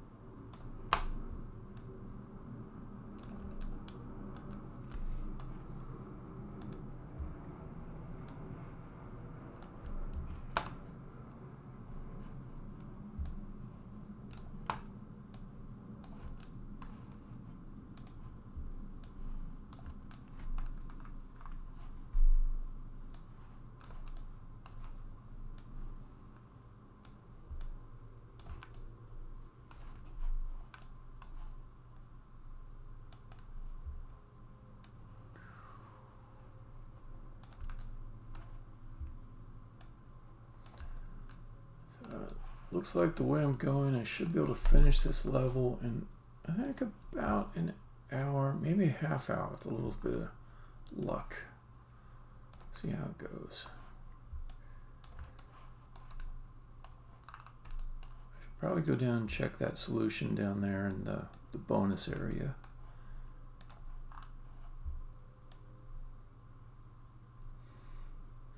All right, Bugasebi, good to meet you. Feel free to come and hang out in any time.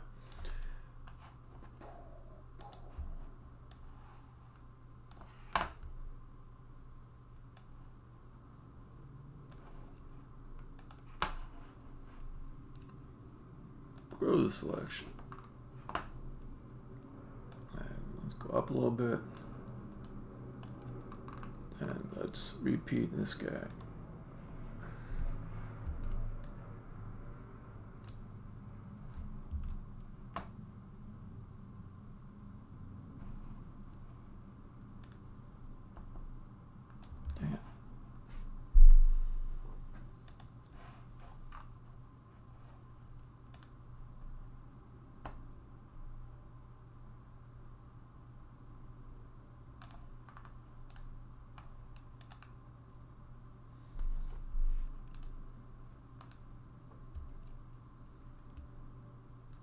Okay, and you never actually walk up here, so let's just make this be ignore raycast, take it out of my play area.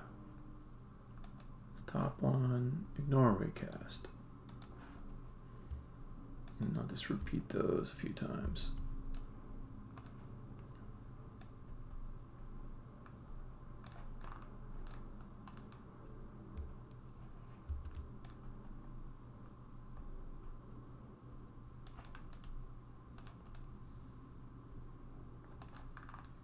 Okay, and over here I will get some seams, I think, to make it less noticeable. I'll make a kind of an alternate wall on this remaining part.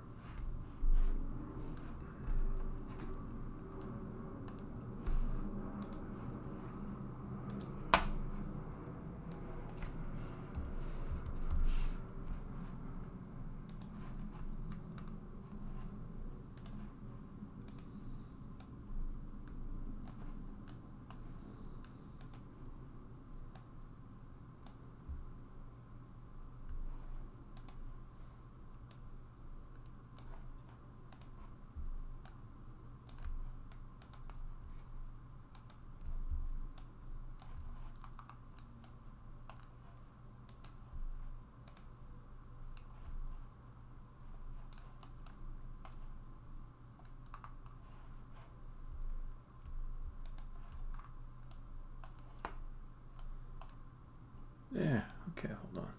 Just pull this out more. 1, 2, 3, and segment. 1, 2, 3, segment. And this way.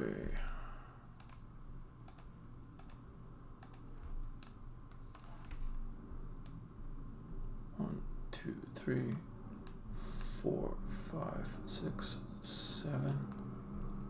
One more. go. Then we'll pull that.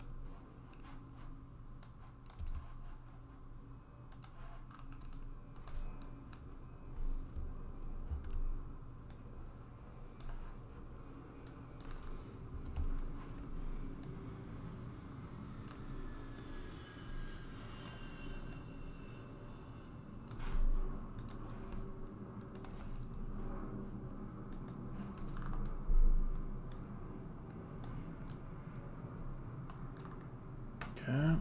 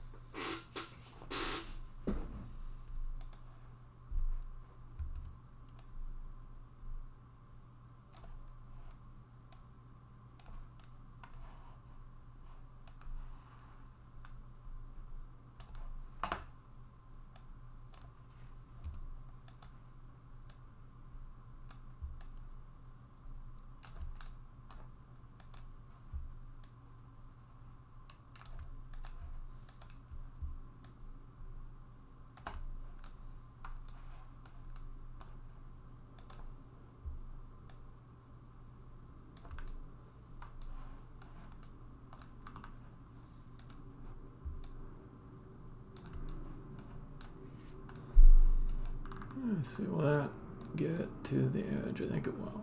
Okay. Alright. So, lighting, test the puzzle, make sure it works. Come back out over here. Okay.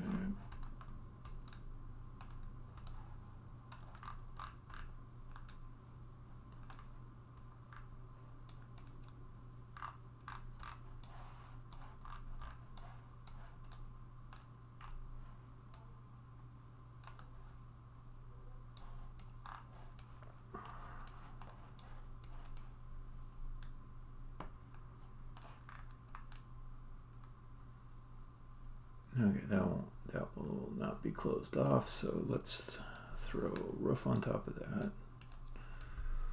Or just make it go up high. Could be one of those two.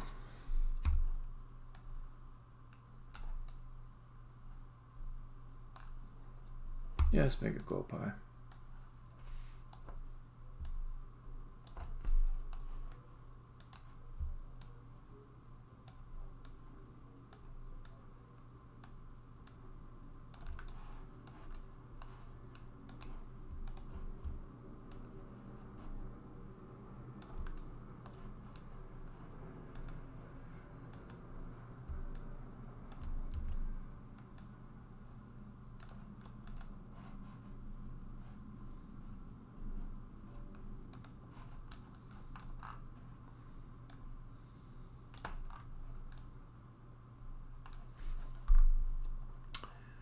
All right, lights.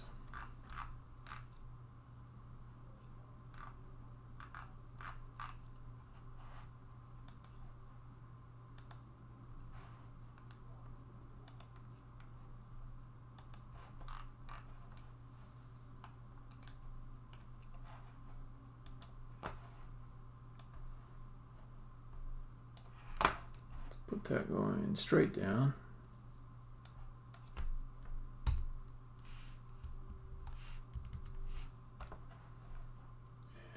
Let's keep it focused.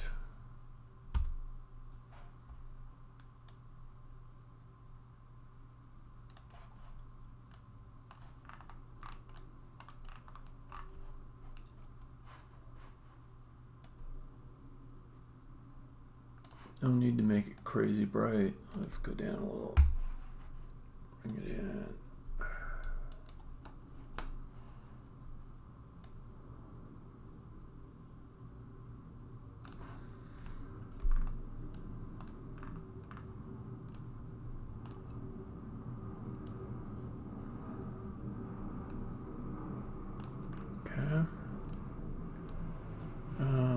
Okay, other lights.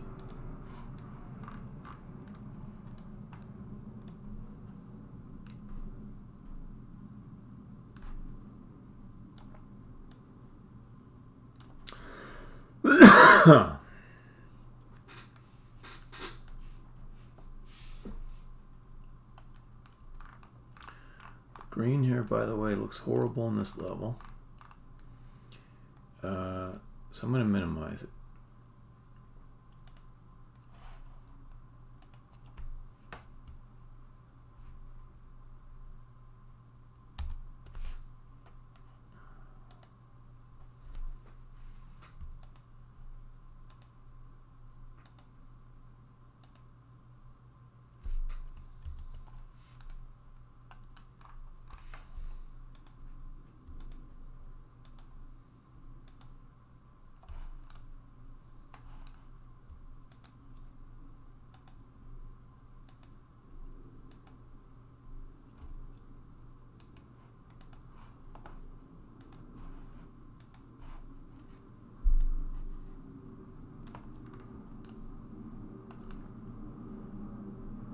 I think I will start it down here. It also helps to have it be a little bit dark wherever I put it. The green's it's just killing the palette on the level. It doesn't look good.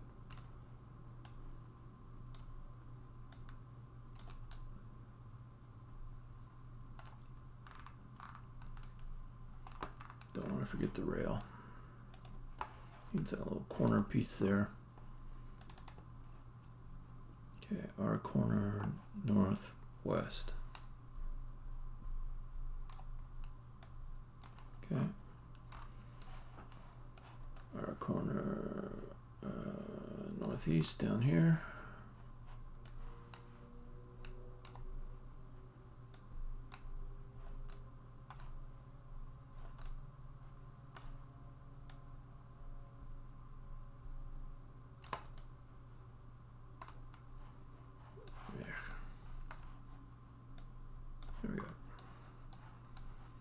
Okay, back to lighting.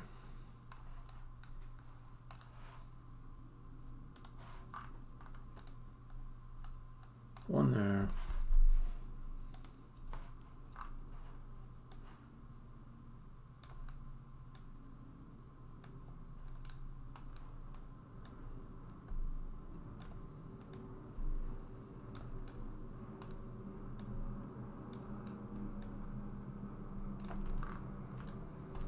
I think I'll put all the purple down here.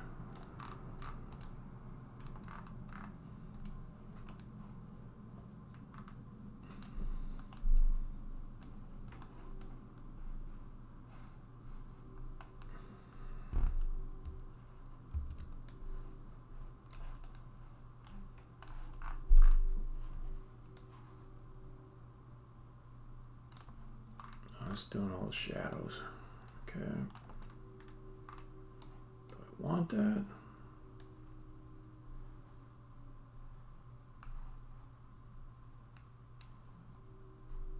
No, let's not do shadows. It's such a cool effect. I kind of like to use it sparingly, I guess.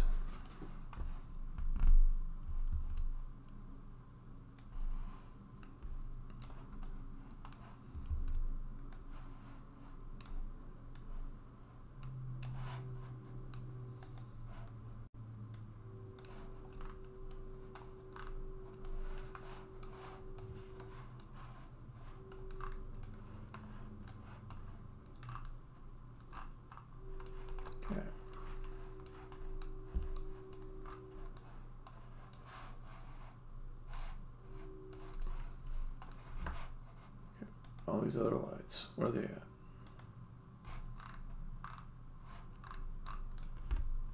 That one's fine. So where's that one? Not needed. Oh, I can reuse it over here somewhere.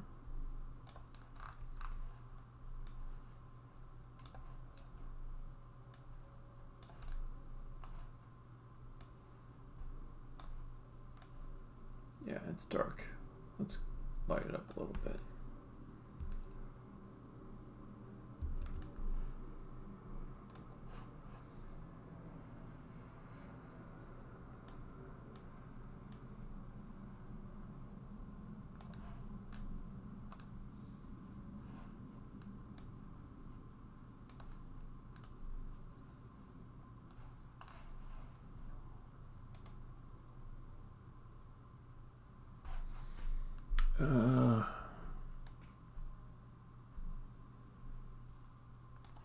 It's not bad, you just don't see it too much way up there, so I'll bring it down a bit. Okay.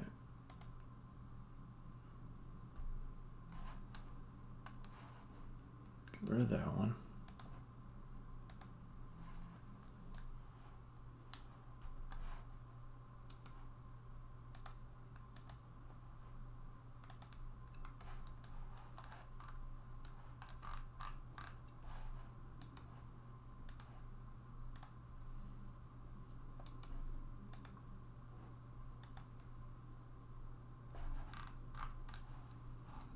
Those are the new ones. Okay.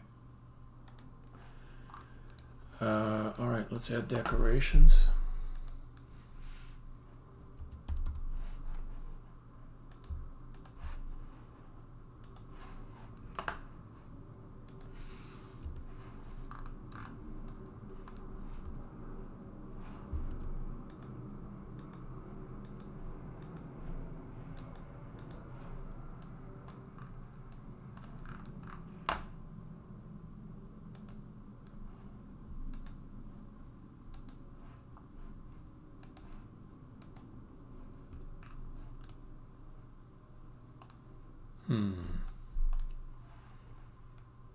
I don't want decorations on this stuff though. Let's do one at a time.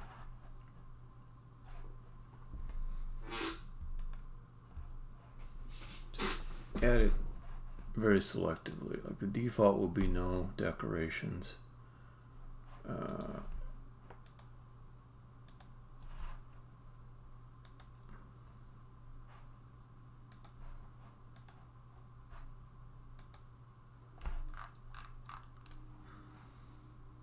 Don't need any in there. I do want it on that.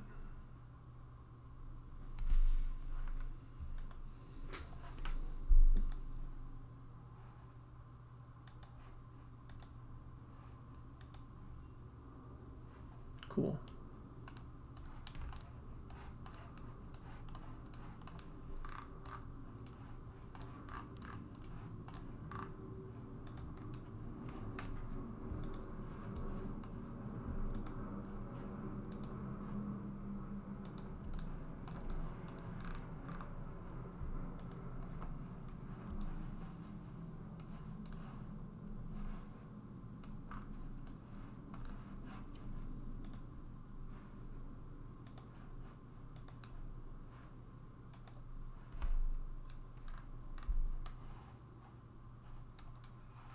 Yeah, that's pretty good.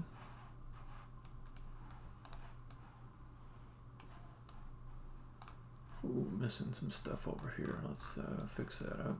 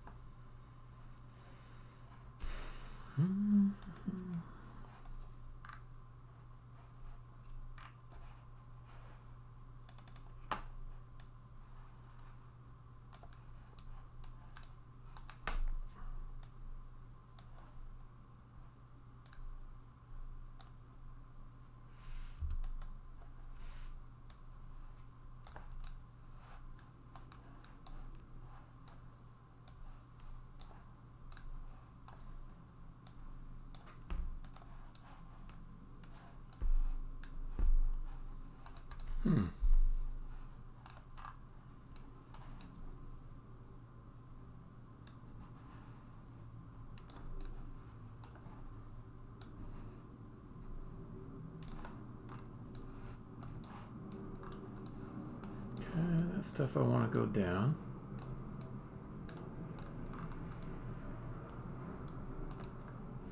But it'll look better if I extrude a few things down a bit. So yeah.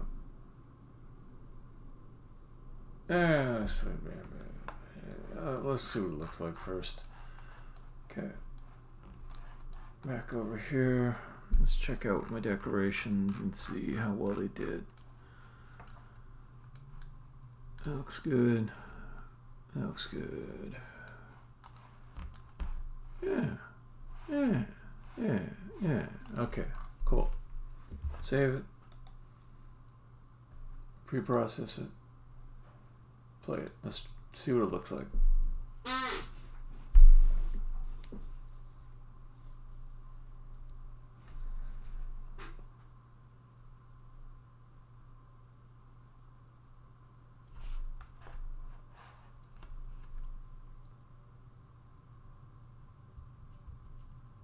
That's really not a bad start of level view.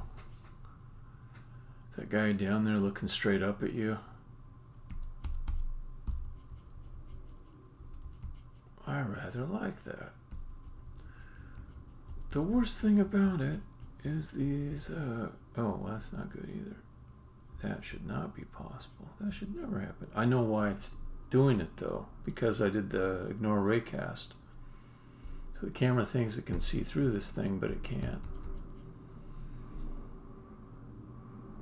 Okay. I could change it to ignore depth scan, or I could just let it affect the data structures for the level, and not gonna be that big a deal. Okay. Let me start taking notes.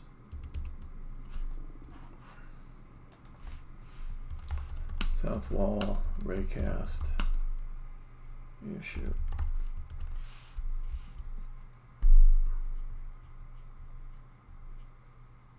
I'm glad I did that thing with the geometry and the walls. The lighting is changing. This shit I hate. Stop ranting, Eric. The lighting is ridiculous. It's changing at different places in the room.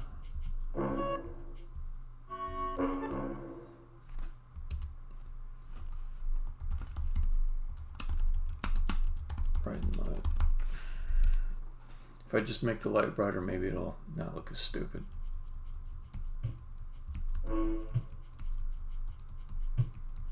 I do like the mesh work up on the walls. It was a good idea, I think. That green. Ah. Okay, now he's live.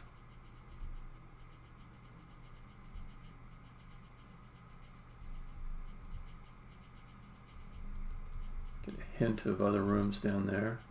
See a glimpse of stairs.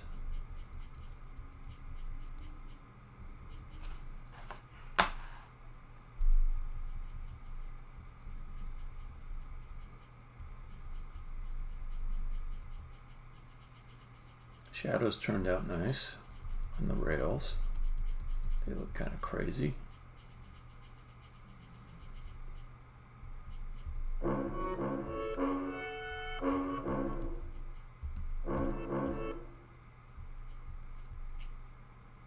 Na na na na na na.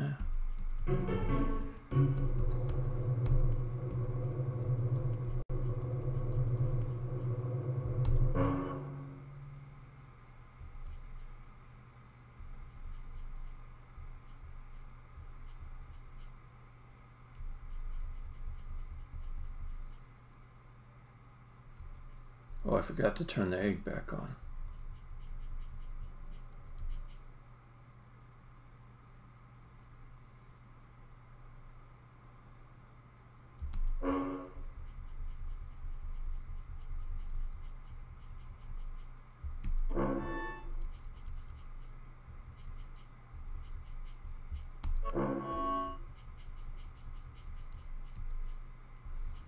That's nice. I can see the other extrusion going down into the darkness.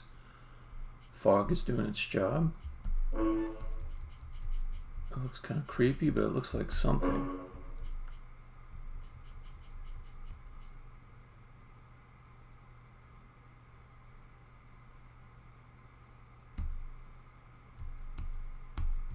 There's a bug there. Oh, because I got rid of the eggs. Gotta bring the eggs back. Okay.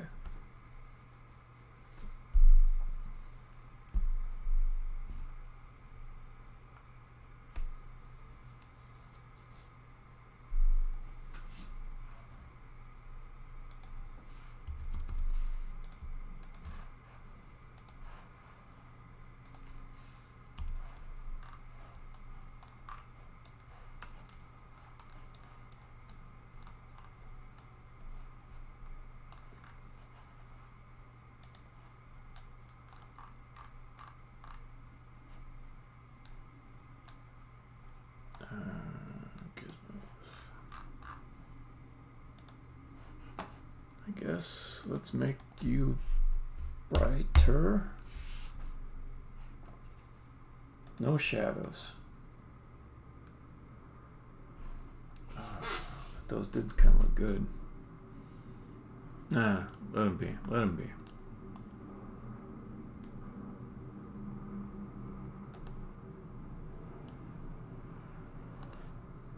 Alright, and this has got to be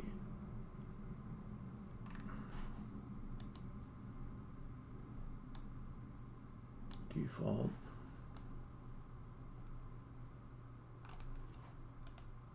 This has got to be default.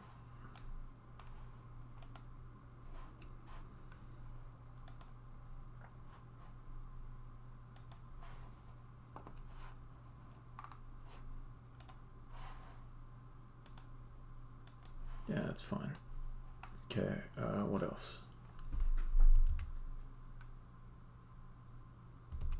Might be it. Let's try it.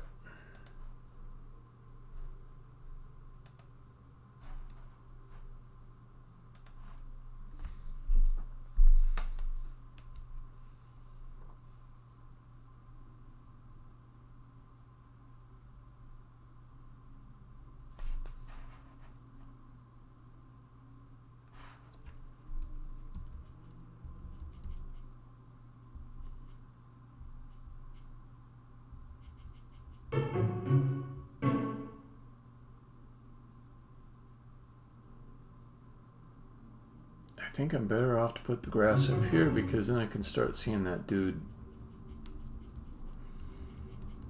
moving to match me. So I put the grass up there, he moves to match, and then it's more dramatic.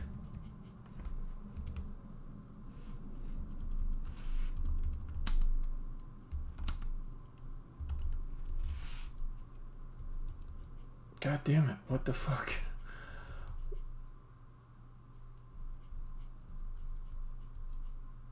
That's ridiculous. Somebody should get shot.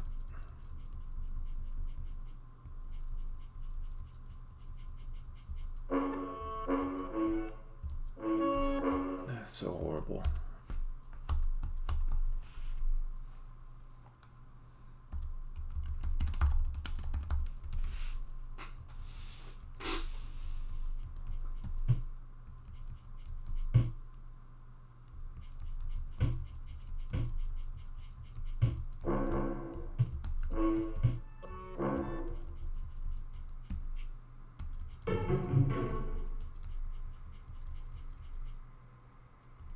What is making the lighting so volatile?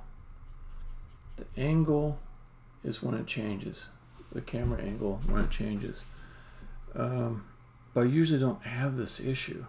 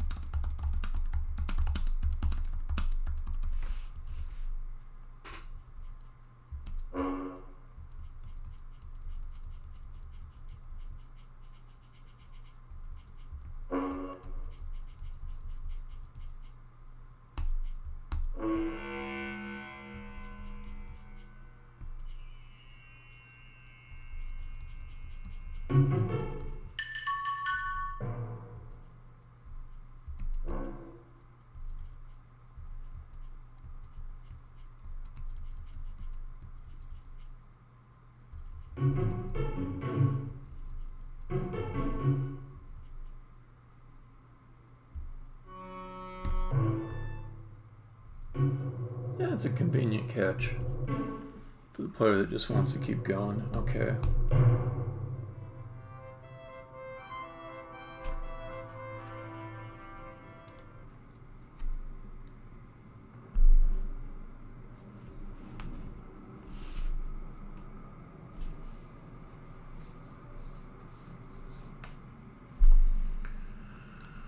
Alright, this down here. Okay, could it be these other lights that are messing with it? Are these emissive surfaces? Is that why there's an issue?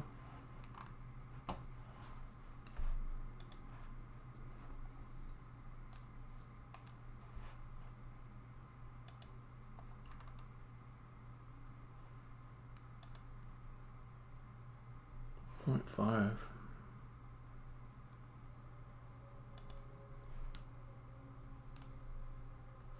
Let me just try turning that off.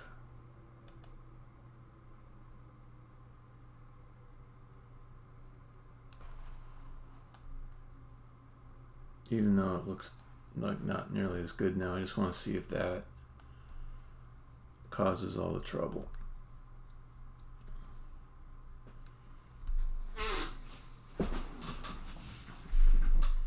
Okay, what else did I say?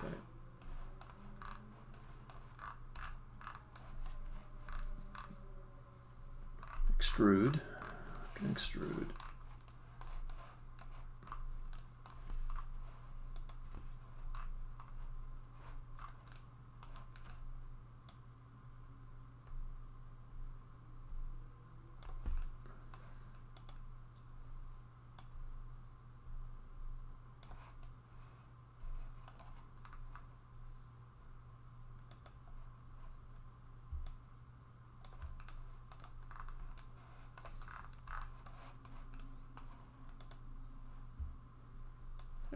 like having it kind of ragged and uneven on the bottom.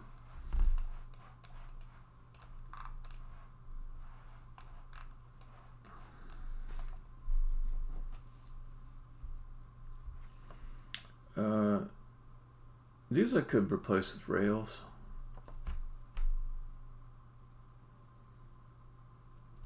Yeah, let's do that.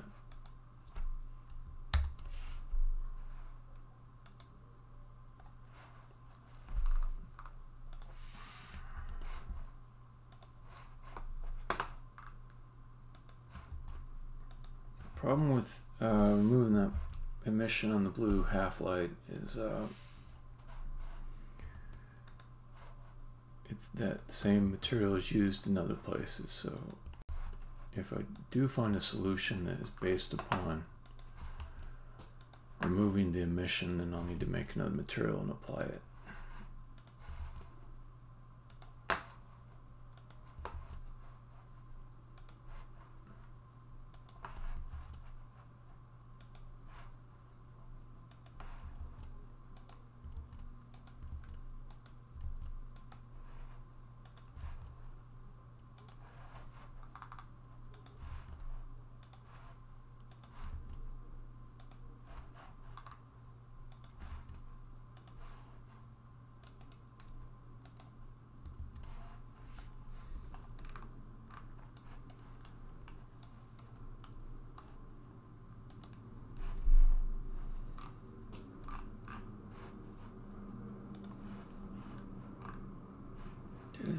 Select the object on the left, please.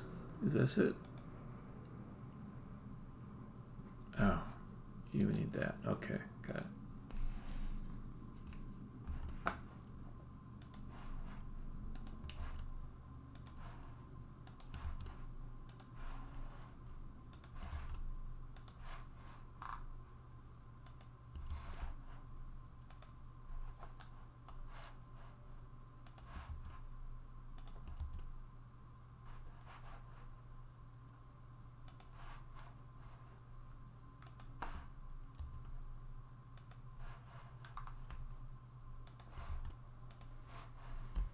Boring. Boring, boring, boring. I want to be done with this.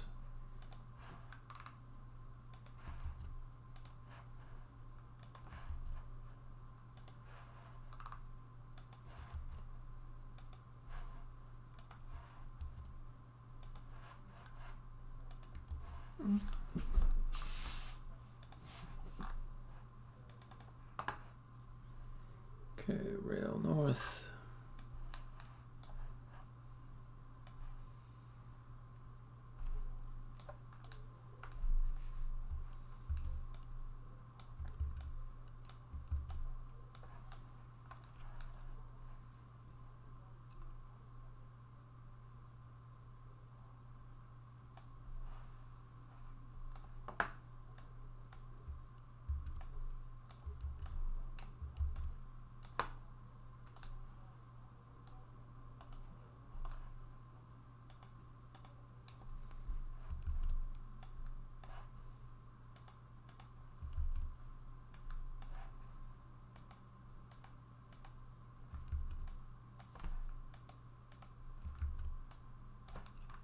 Okay.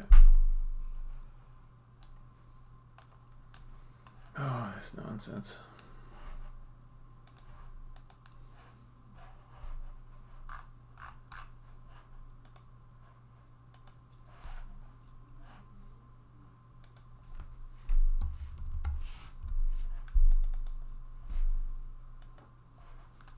Okay, what else needs fixing? Come on. That one seems okay, but let me just make sure.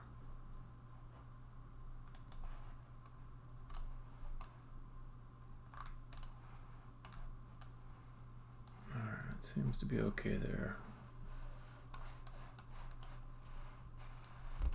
Seems to be okay. Alright.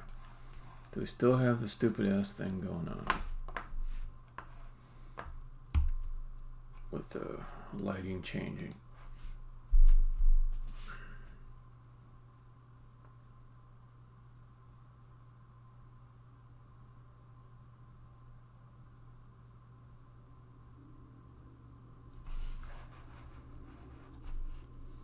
Oh, I forgot to move the grass up.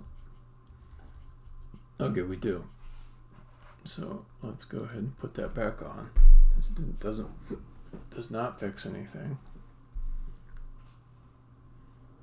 Might be the fog. It might be the fog. I usually don't have fog on. Okay. Okay, where is this guy? Let's get emissive. Turn back on the emission. Okay. Let's try turning off the fog. Much as I like it. Let's see if that is the cause. And let me not forget the grass.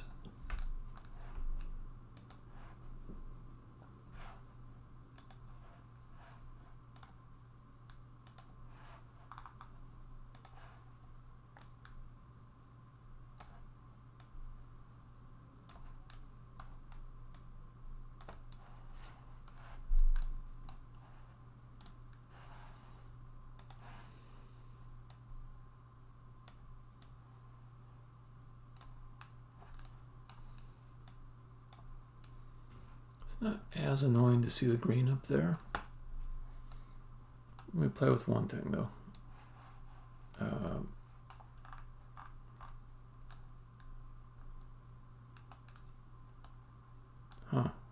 Oh, yeah, that's directional. A directional light.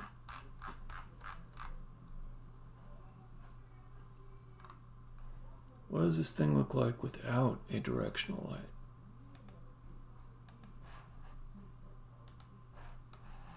Dark, which helps me with that problem. Palette.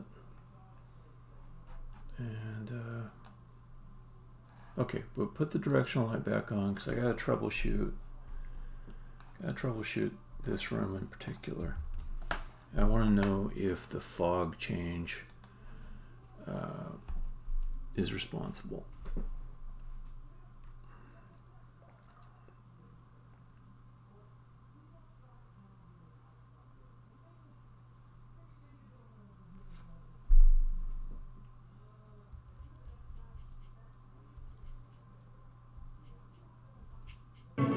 Apparently not. There's that nonsense again.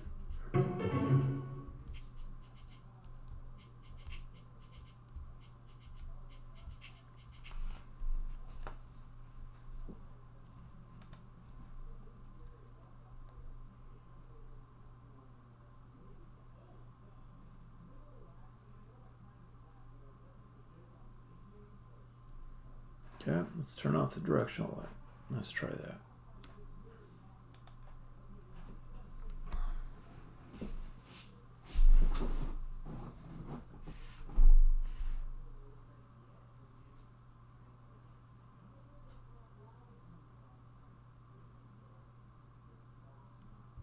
Super dark.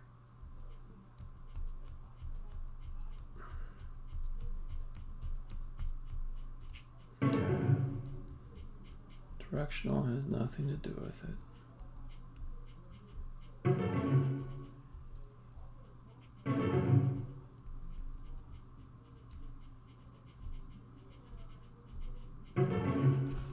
Okay.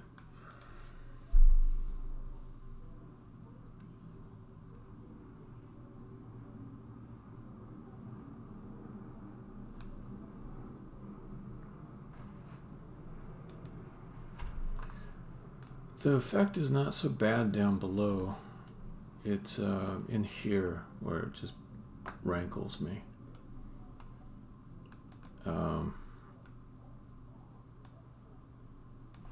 It's something on this side that's kind of coming through.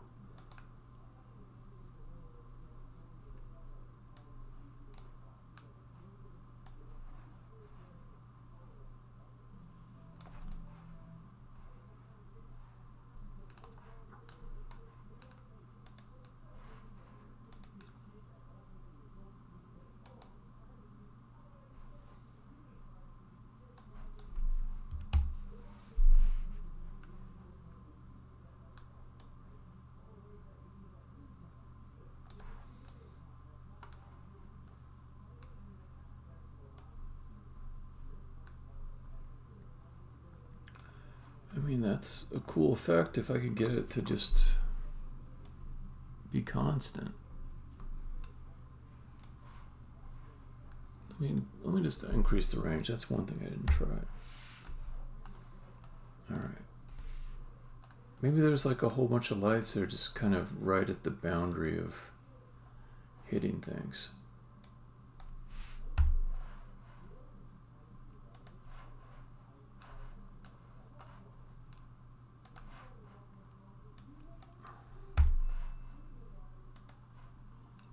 Can we just try that?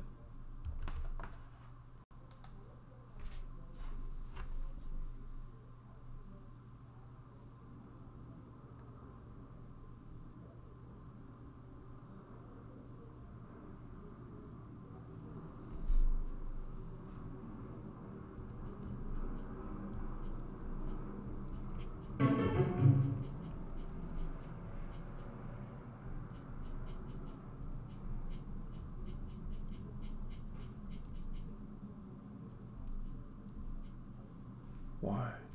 Why? I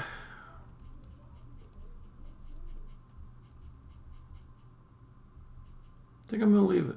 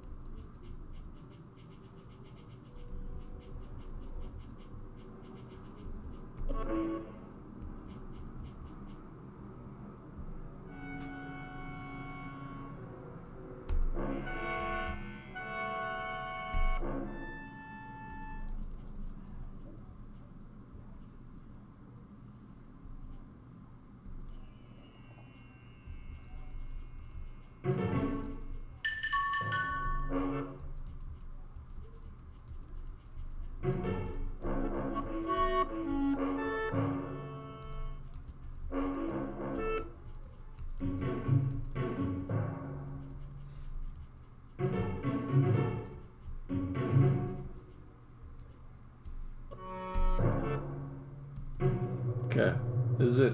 It's a level. For anyone lurking, you're absolutely welcome to lurk. Feel free to lurk. Thanks for joining me. This has been a session. I gave myself victory. I gave it to you as well. Sounds horrible. Giving, no, that's not even a phrase. Giving somebody victory? That's gross. Alright, stopping the stream.